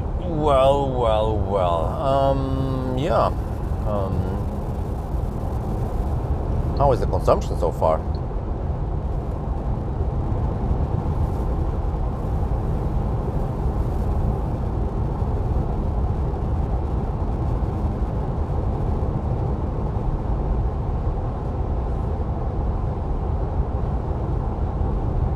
$231 only.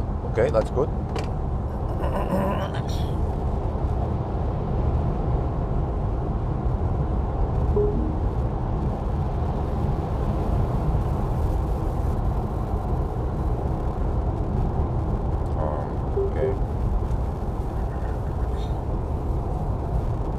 Okay, we have straight out headwind even. How many kilometers? I don't know, unfortunately. There is no trip meter here. Well, there is one, I can't reset it.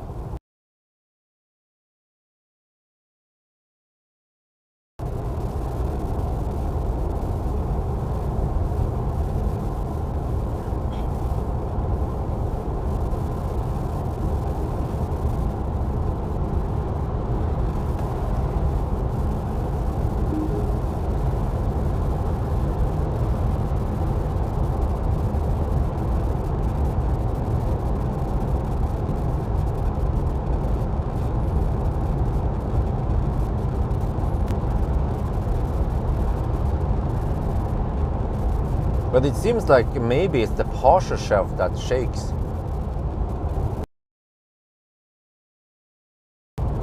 I'm not sure how I'm supposed to locate that sound.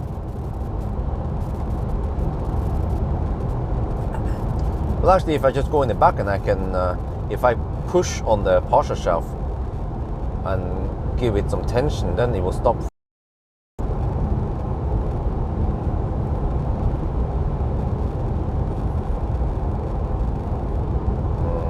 We have that's 8 plus 3, that's 11 plus 4. It's 15 minutes.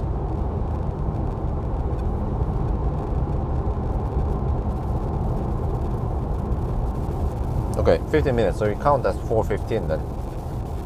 So we're getting close to the 7-hour mark. Of course, and then the truck needs to overtake the other truck, and then this guy needs to overtake the truck.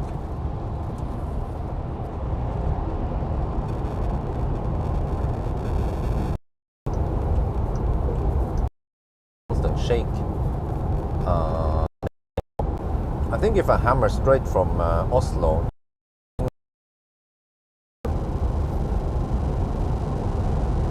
it's the 87 kilowatt hour overdrive audio.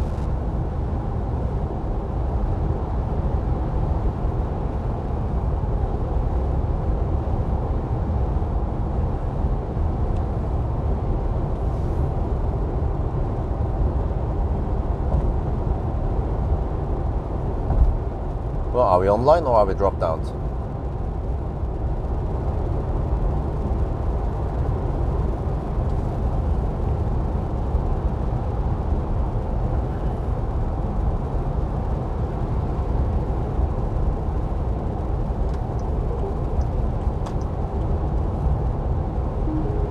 Back now, okay.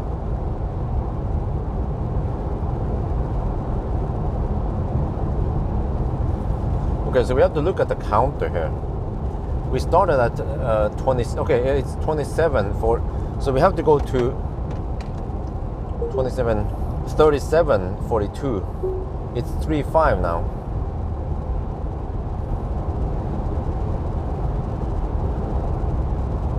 So we have 240 kilometers left. Wow, that's it.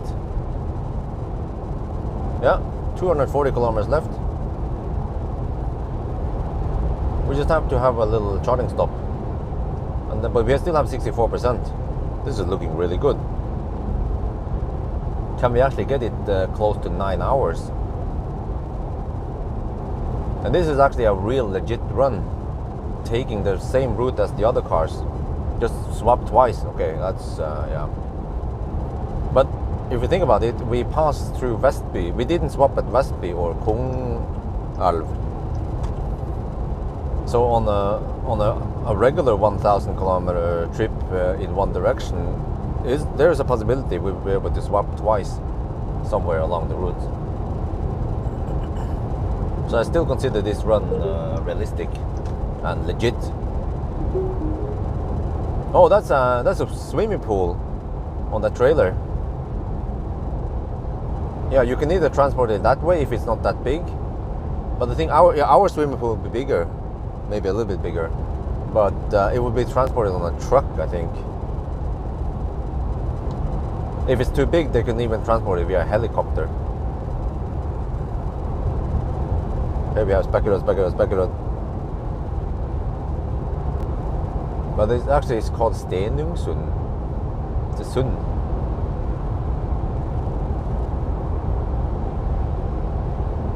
Wait, that means I'll be home by I'll be home around 2 in the afternoon. Okay, that's good. Then I need to get some sleep and then banana box test and interior view tonight. But also driving ASMR and acceleration noise test and headlight test. Super stressed today. Everything needs to be done. I could do something tomorrow morning. Yeah. Before I return it. I'll see. Maybe I'll do the baby stroller test tomorrow.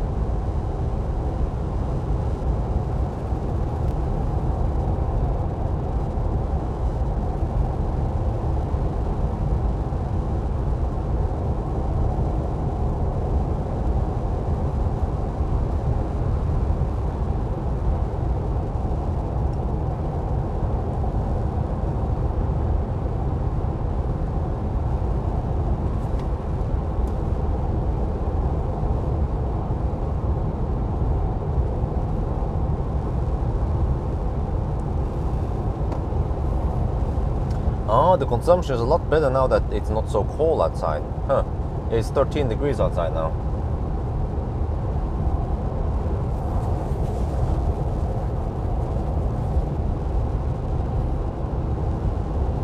Trying to figure out what the consumption will be then. I guess I'll be basing on my range test.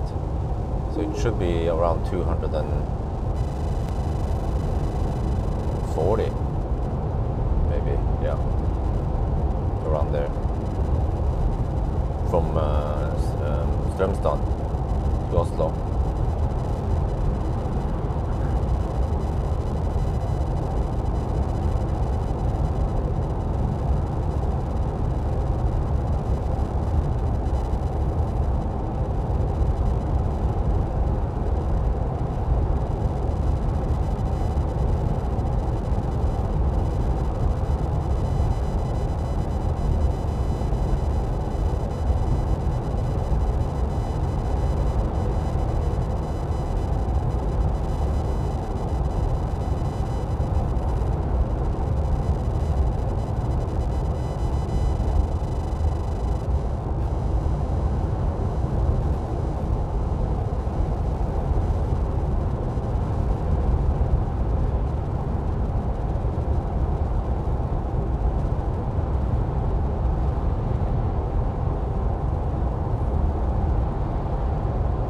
There's a lot of trucks on the road today.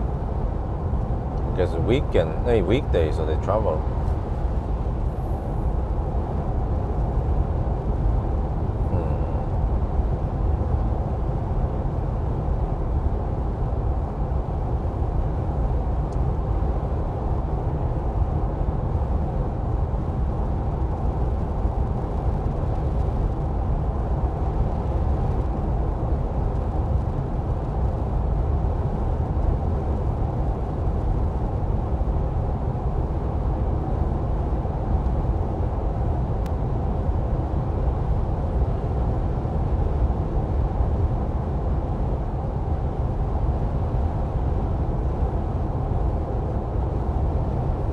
Seems like this one will be in the low 9 hour.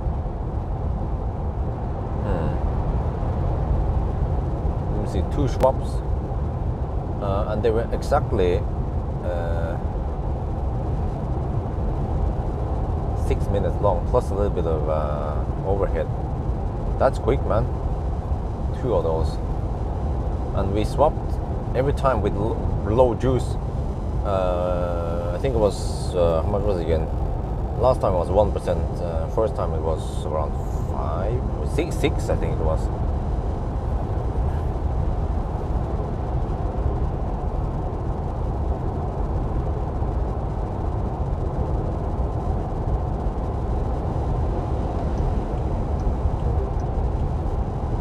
And then the charging stops, there were, first one was less than 10 minutes. Don't remember exactly how much.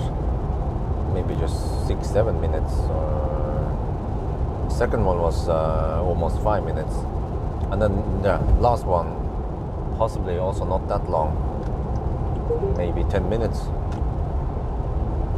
So I feel like this one is a lot faster than the EL7 run we had just yesterday.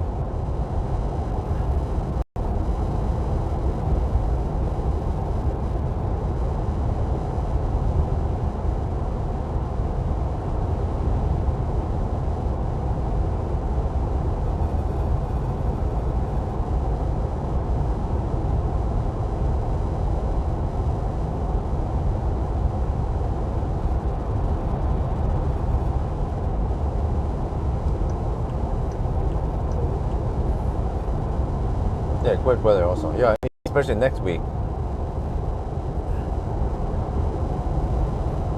Around 18 degrees Celsius. I guess that's okay.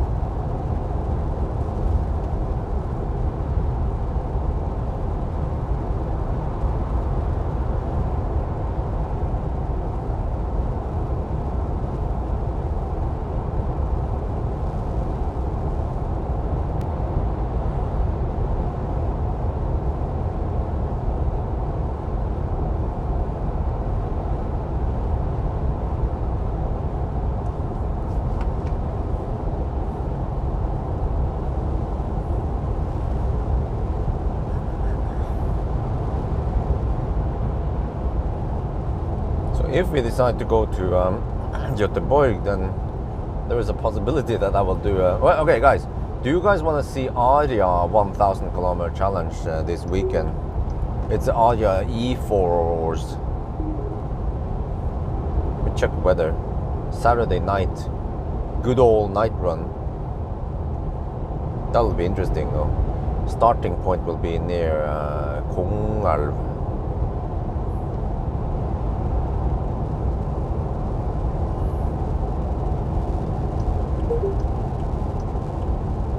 Also, I have to check the other areas, what kind of temperatures I ran them at.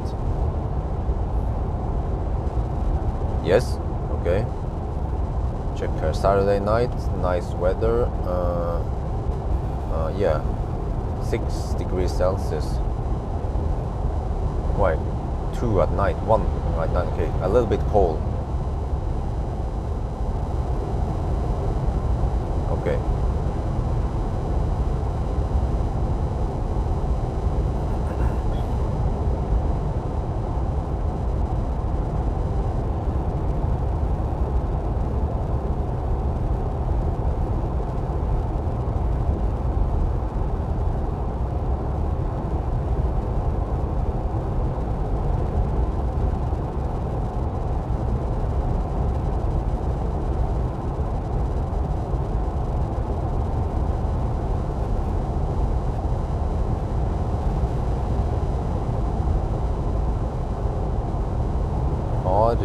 Oh, it was already done in warmish weather.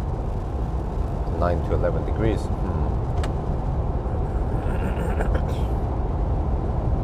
Wait, Baustelle?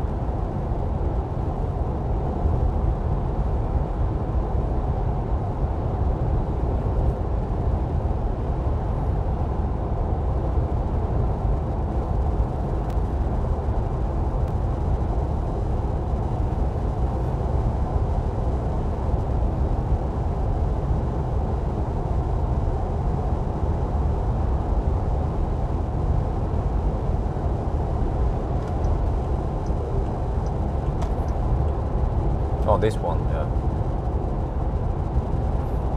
Well, Stockholm, I'm not sure. We haven't decided yet. Because actually, when I look at the weather forecast, it's going to be warmer in Göteborg versus Stockholm. And Stockholm is a longer trip.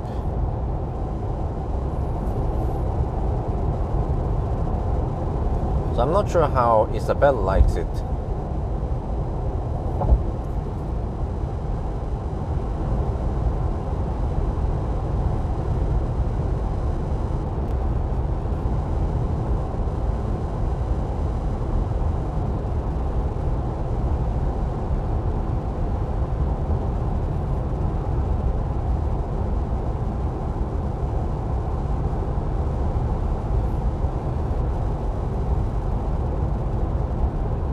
Traffic charging, huh? Wait a minute. Well, risky how? Just traveling there? I mean, well, you mean like Stau risk? Well, we're not hammering on anything. We're on a trip, so we don't care.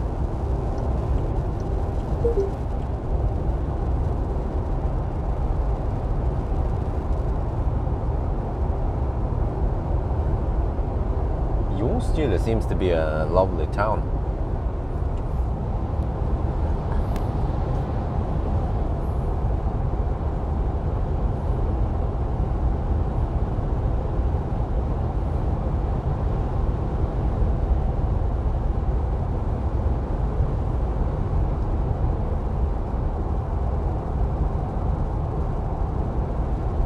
E18 run, okay. Wait, E18, is that to Stockholm, right? You see, so if I go Aria, 120 kilowatt would be sufficient for Aria. Well, they claim 130, but I've never seen 130 before.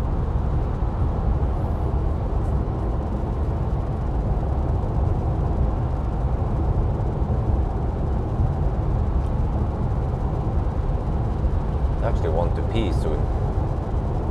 We should be at 91 kilometers away, okay? In 45 minutes then. I can pee.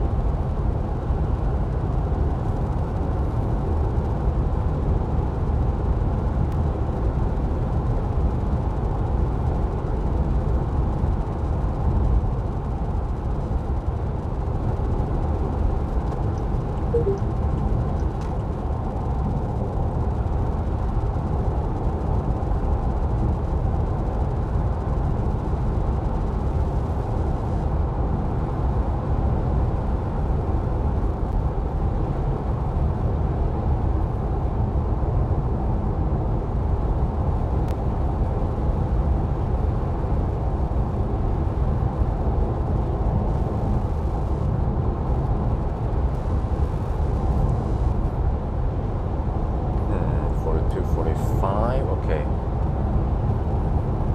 need 45%. Or, okay. Yeah, I estimate that I need to spend 42% to go back home. So I know beforehand what to expect. Yeah, so it will possibly be a 10-minute charging stop at Strömstad. Well, I guess we'll see.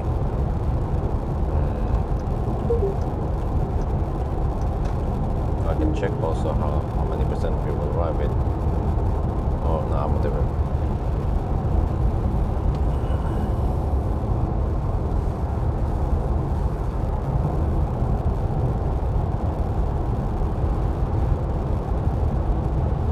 I guess we'll arrive at around 20%. Huh? Ring road traffic in Stockholm was frantic. Oh, lane shift development had to pay attention there. Okay.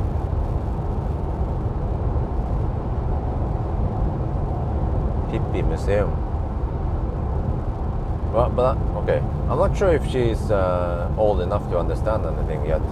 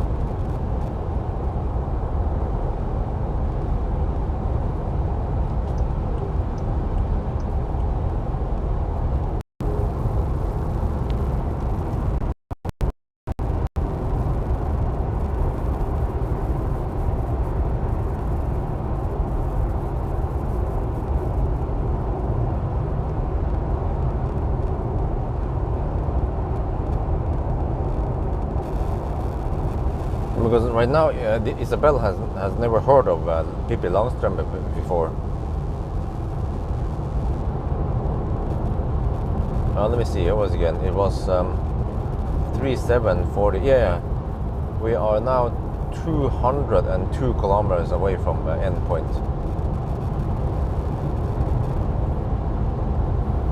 Oh, so actually, this bridge here, with the Valla bridge, is usually the 200 kilometer mark. Okay, I never noticed that.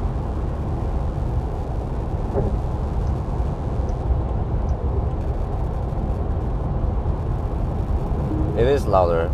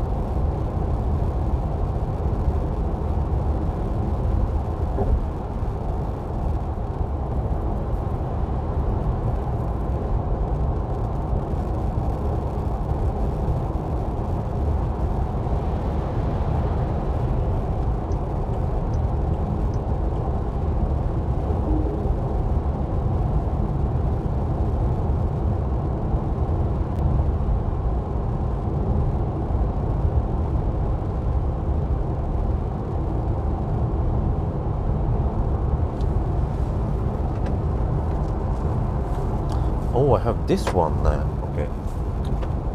Almost forgot I bought a waffle last night. I should eat.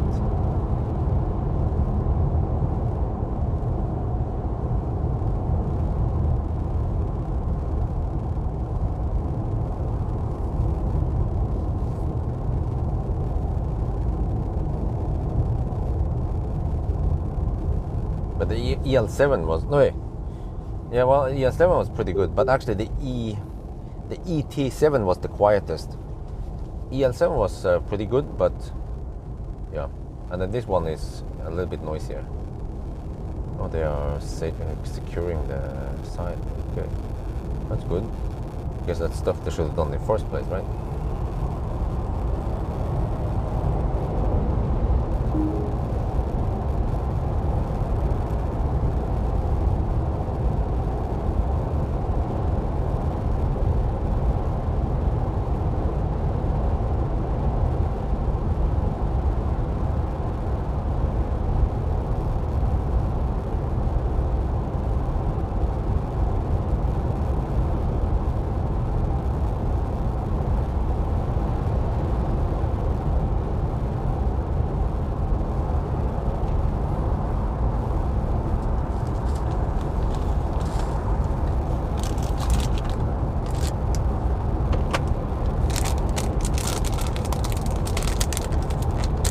Norway? No.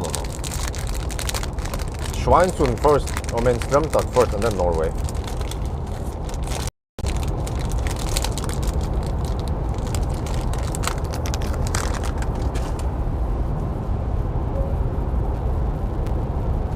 But yeah, we have less than 200 kilometers left now.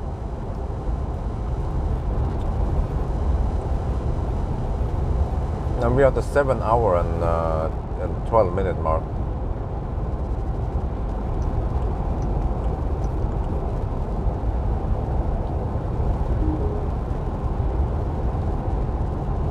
And I have 50% battery. Wow.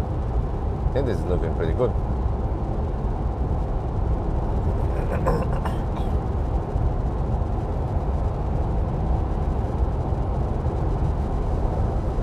I have to get ready and make a quick toilet stop at Strømstad because I don't know how much time I have there. Could be a short one, depending on how much we arrive with.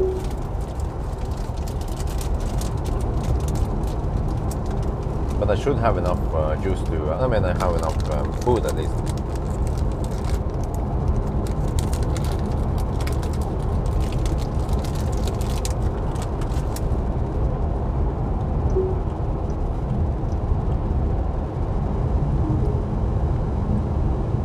There's Hogstorp.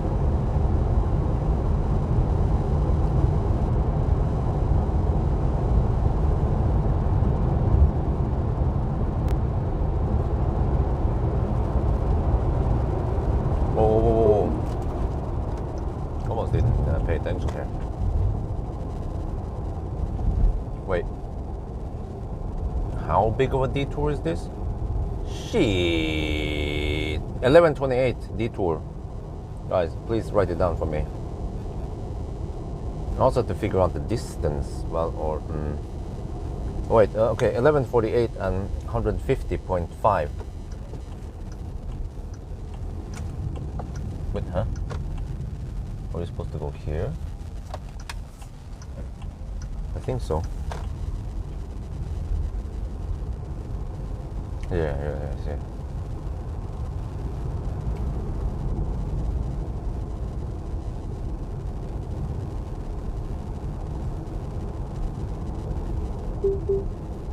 Okay, more deductions. Because there was 11:28. Okay.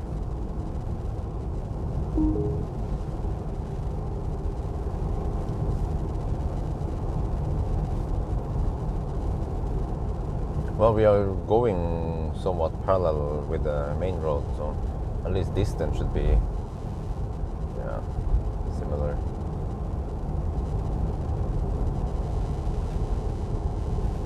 Oh, you know, I never noticed that the road was dug into a little, what do you call it? Like a little channel down here. Trench, yeah. The road is in a trench down there. And that's supposedly how it's going to be with that road near my home, in my new home in Jessheim.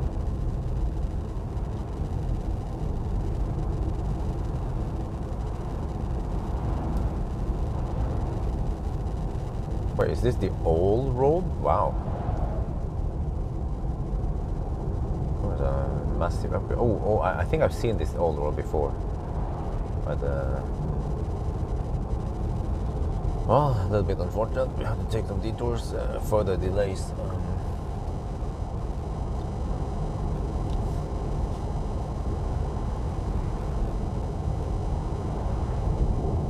Oh, is that not a Nio in front? At the very front? Oh shit, yeah. It's a Nio slow poking.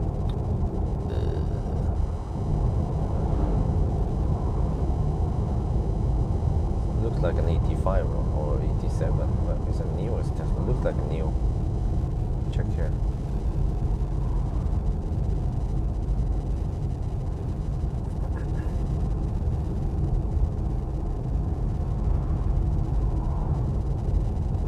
Yeah, that look. No, it's an X-Bang. Need to hammer it, man.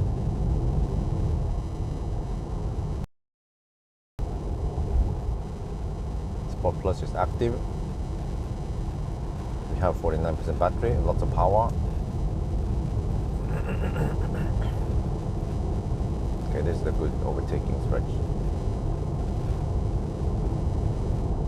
Oh, except for the oncoming traffic. Check here. How is navigation doing? Oh shit, this seems to be a very long detour. So I better hammer that one. You know, we have to go via Munkedal town center and stuff. Okay. Bumpy bridge.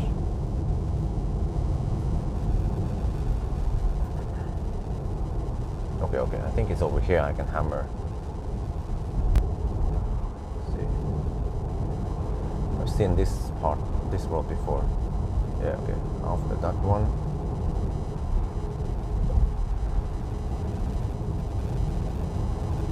Blink, get ready. Fire in the hole!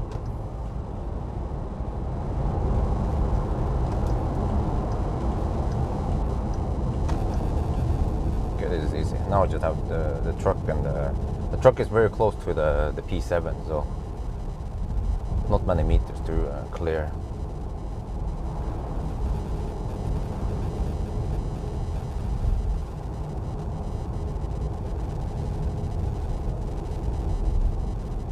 It's going dog slow, man, this P7.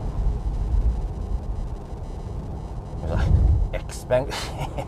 You know that Nio is above X-Bang in the food chain. The Chinese food chain.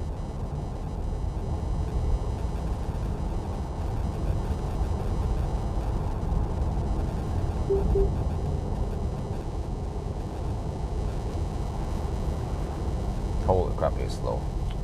I bet the trucker is pissed now. Well, okay, I'm gonna hammer them soon. Just need to get a shot. Oh, I think we're good. Yeah, we're good.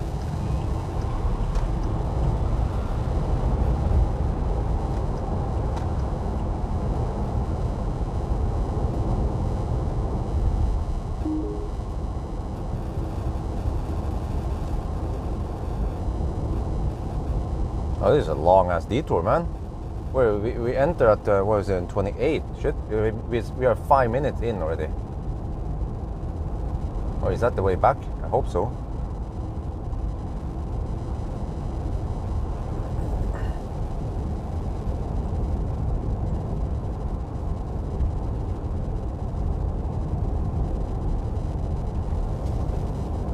I think that this is Munkedal, isn't it? Yeah, Munkedal.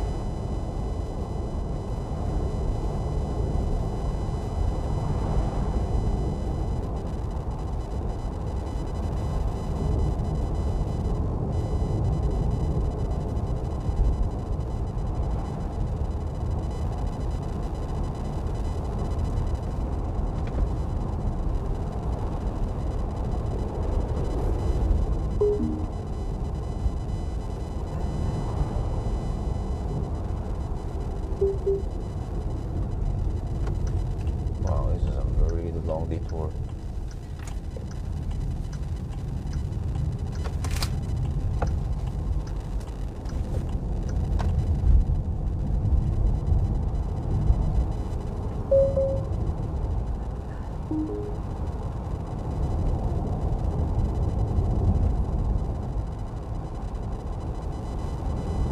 Monk Valley, right? Munkedal. Supposedly I have to go via Munkedal and then eventually I will join in with the main road. That's a long ass detour.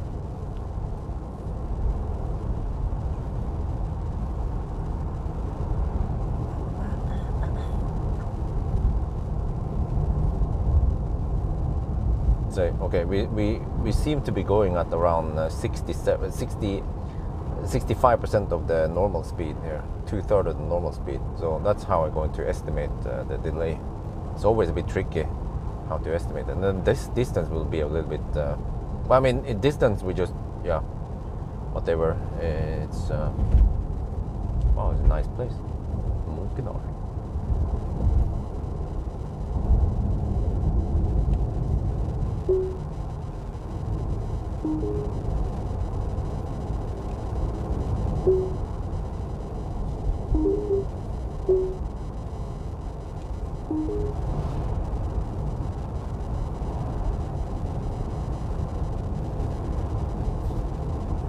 Okay, Missy, are we getting close now? Back to the main road?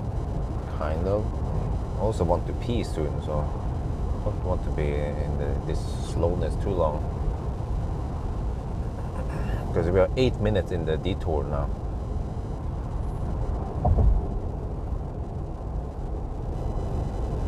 Wow, this is a nice place. Munkedal. Where is this Munkedal? I'll check here. Yeah, this is Munkedal. Oh, okay. Oh, I never noticed. Oh, it's Håby. Oh, okay, wait. Are we getting into Håby? And then Håbyvägen. Okay. We are passing by Håby before we enter, supposedly.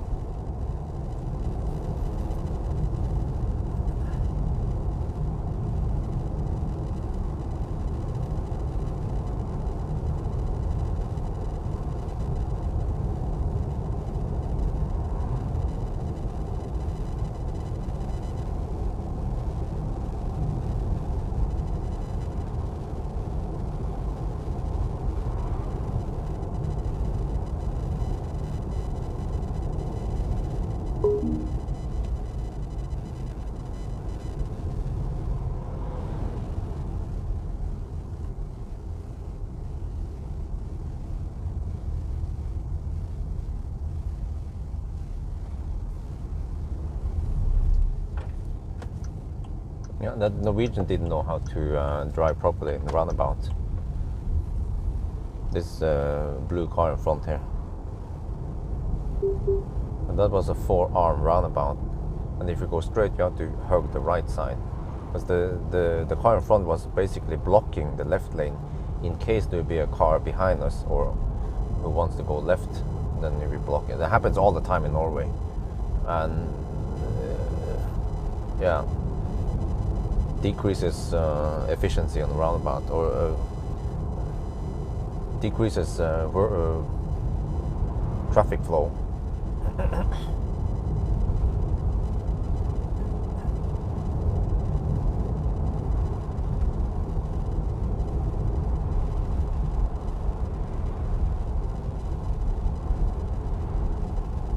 At least I'm able to explore some new places now.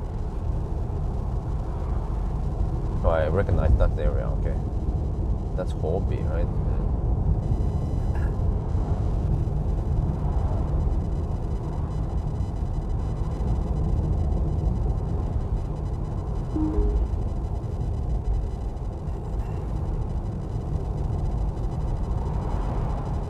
Oh, MG4? Maybe, yeah.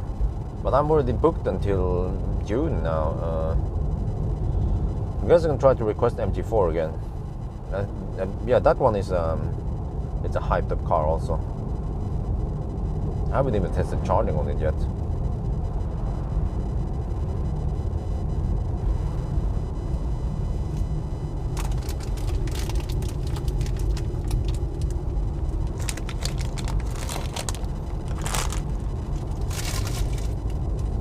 No, I recognize this place. Yeah.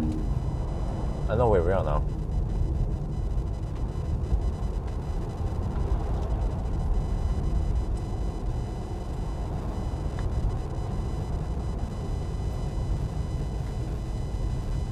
And then I have to get stuck behind all the left lane hovers. The same story. The slowest dude needs to overtake the truck.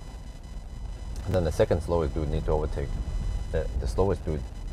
And then the third slowest dude needs to overtake the second slowest and the slowest dude.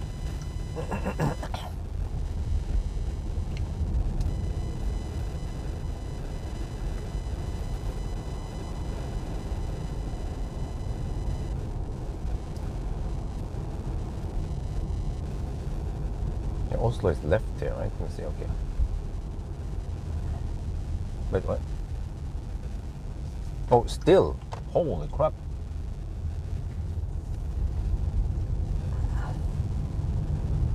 I thought we were supposed to enter now. Wait, what the heck is that? Oh. Okay, detour still ongoing. Holy crap. Okay, how far away are we now?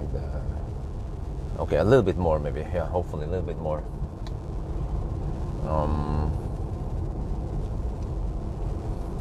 We are now 14 minutes in the detour. Wow. 15, so it's possibly a 10-minute deduction now for this traffic.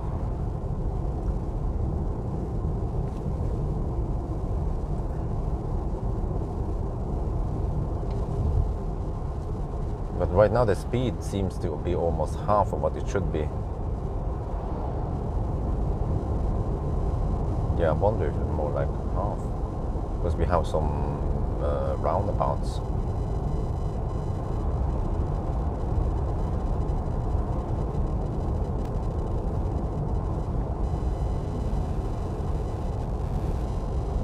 Maybe around 60% of regular speed.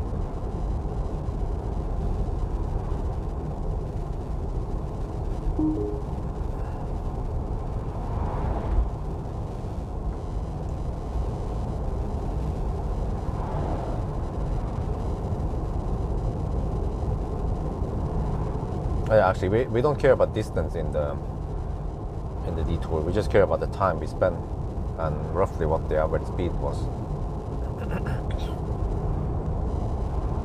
Well, actually, if you know the end distance, you can calculate the average speed. Yeah. Did we write down the end the start distance also? Oh, we didn't. Okay. and I don't remember it anymore.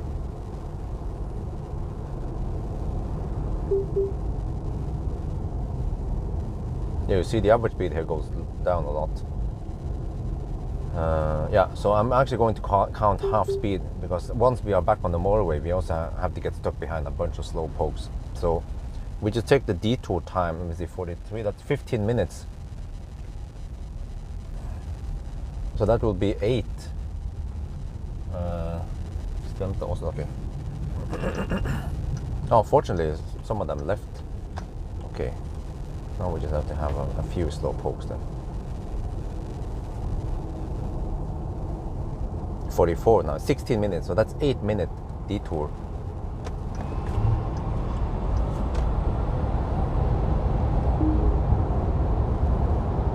Yeah, 8 minutes.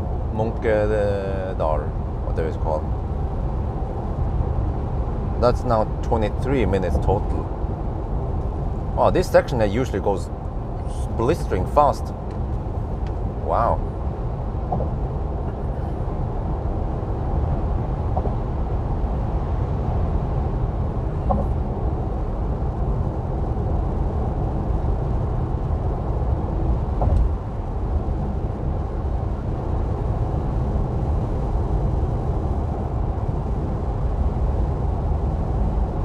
Yeah, so 23-minute detour deduction now.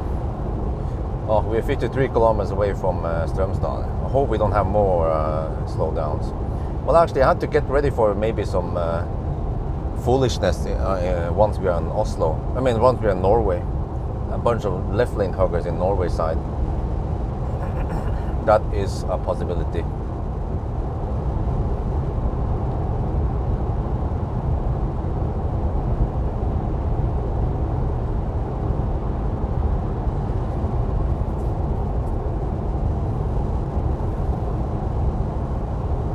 I wonder how long they will close that section.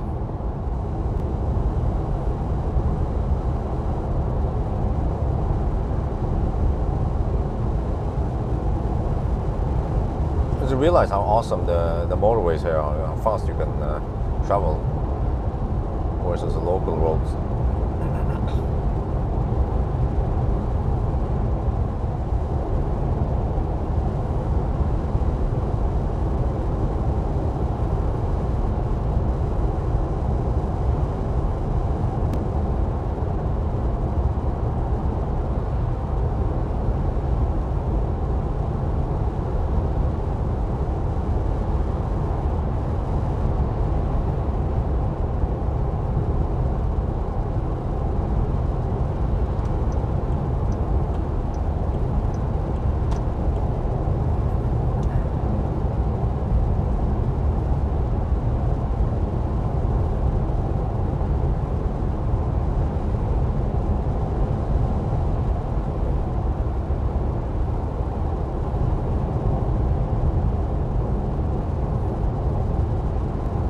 Still headwind.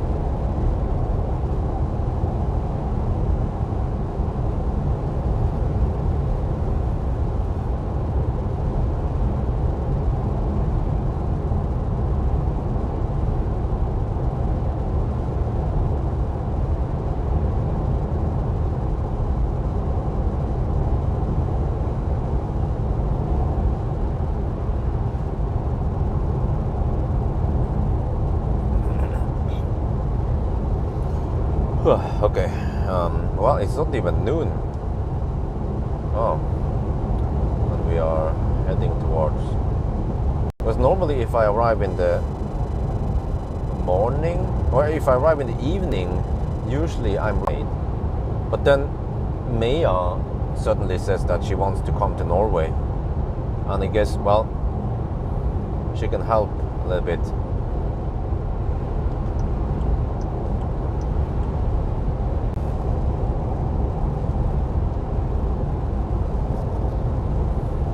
Maybe I can pay Maya to do some Tesla Bjorn work, like washing the car,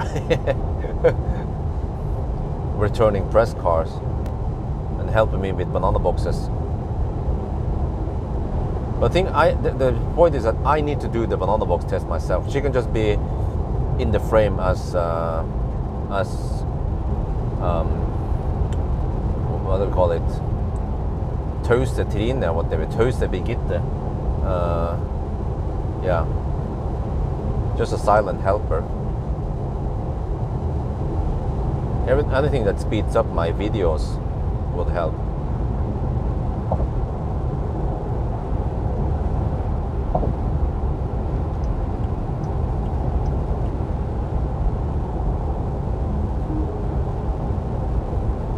You know, like in wait, are we dropped out? I suspect that maybe we are dropped out.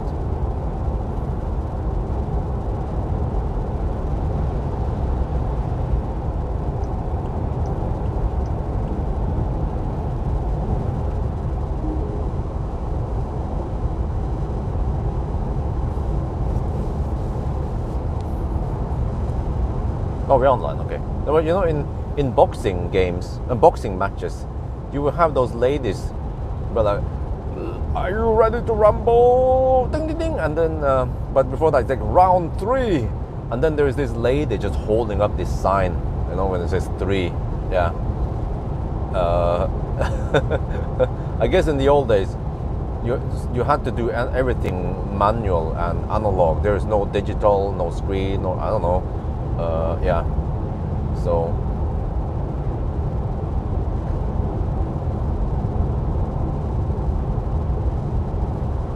Maya can hold up some numbers, how many boxes we can fit in the trunk, and she can just walk around with a big ass 8 on above her head. Just have to spice up my videos a bit.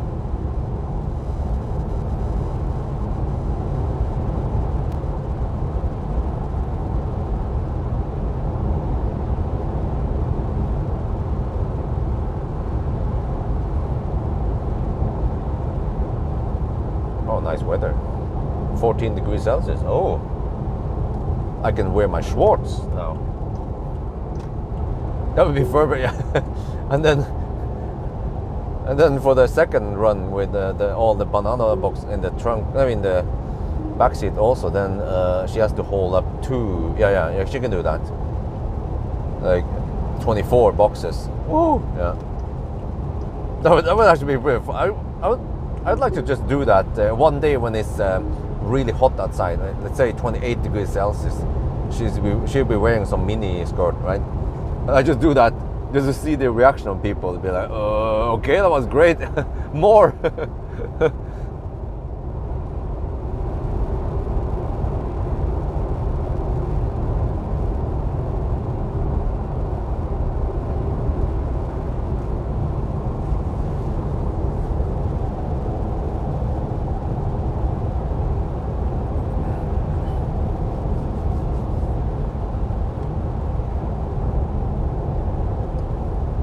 Still headwind. Wait, what's the consumption now? Let me check. How to do this? A little bit of manual stuff. 40. Oh, go! What the heck? What is that slowdown? Wow. Seriously? Oh, it's a massive slowdown just for the car in front, which was quite far away anyway.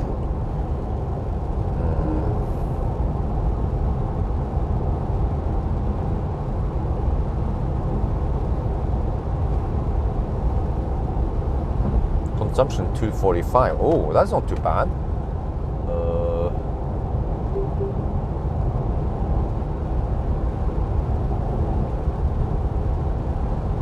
Okay, I guess I'll maybe recalculate. It would be great to know the current consumption. Well, let me check here. For the last 100 kilometers, 260, okay. Right. Then I wonder if 250 is more realistic in the Norway side.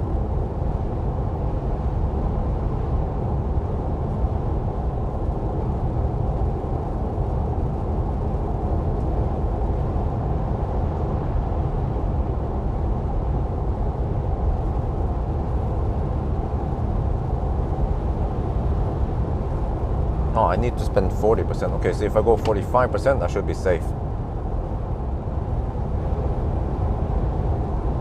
Video thumbnail. Yeah, I'll have something clickbaity there.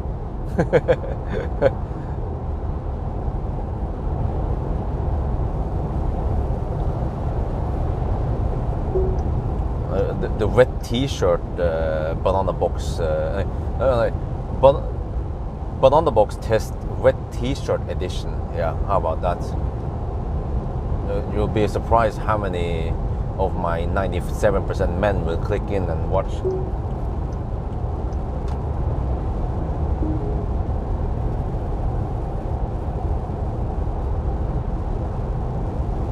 We have 150 kilometers left, or 850 kilometers done. Well, actually, I think you only care about kilometers left, right?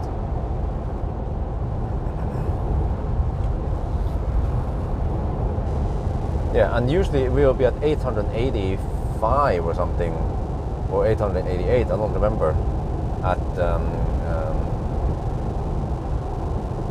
Strömstad.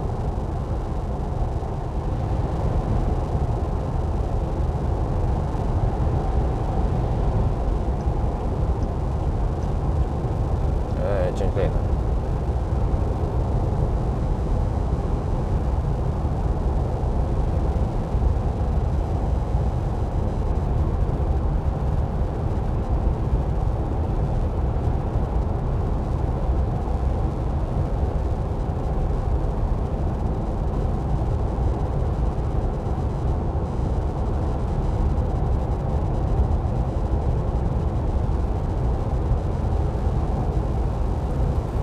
Well, actually, you know what's funny?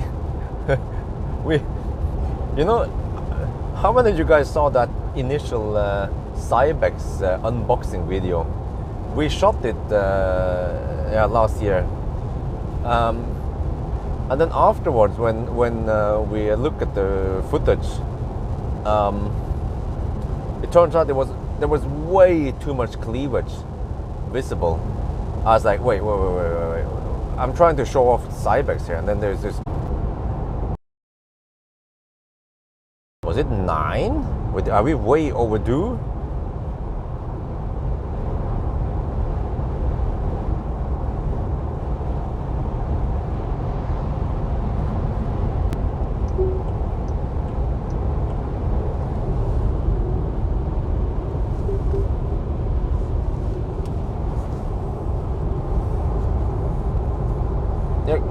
Can you guys see when is part 2 supposed to start?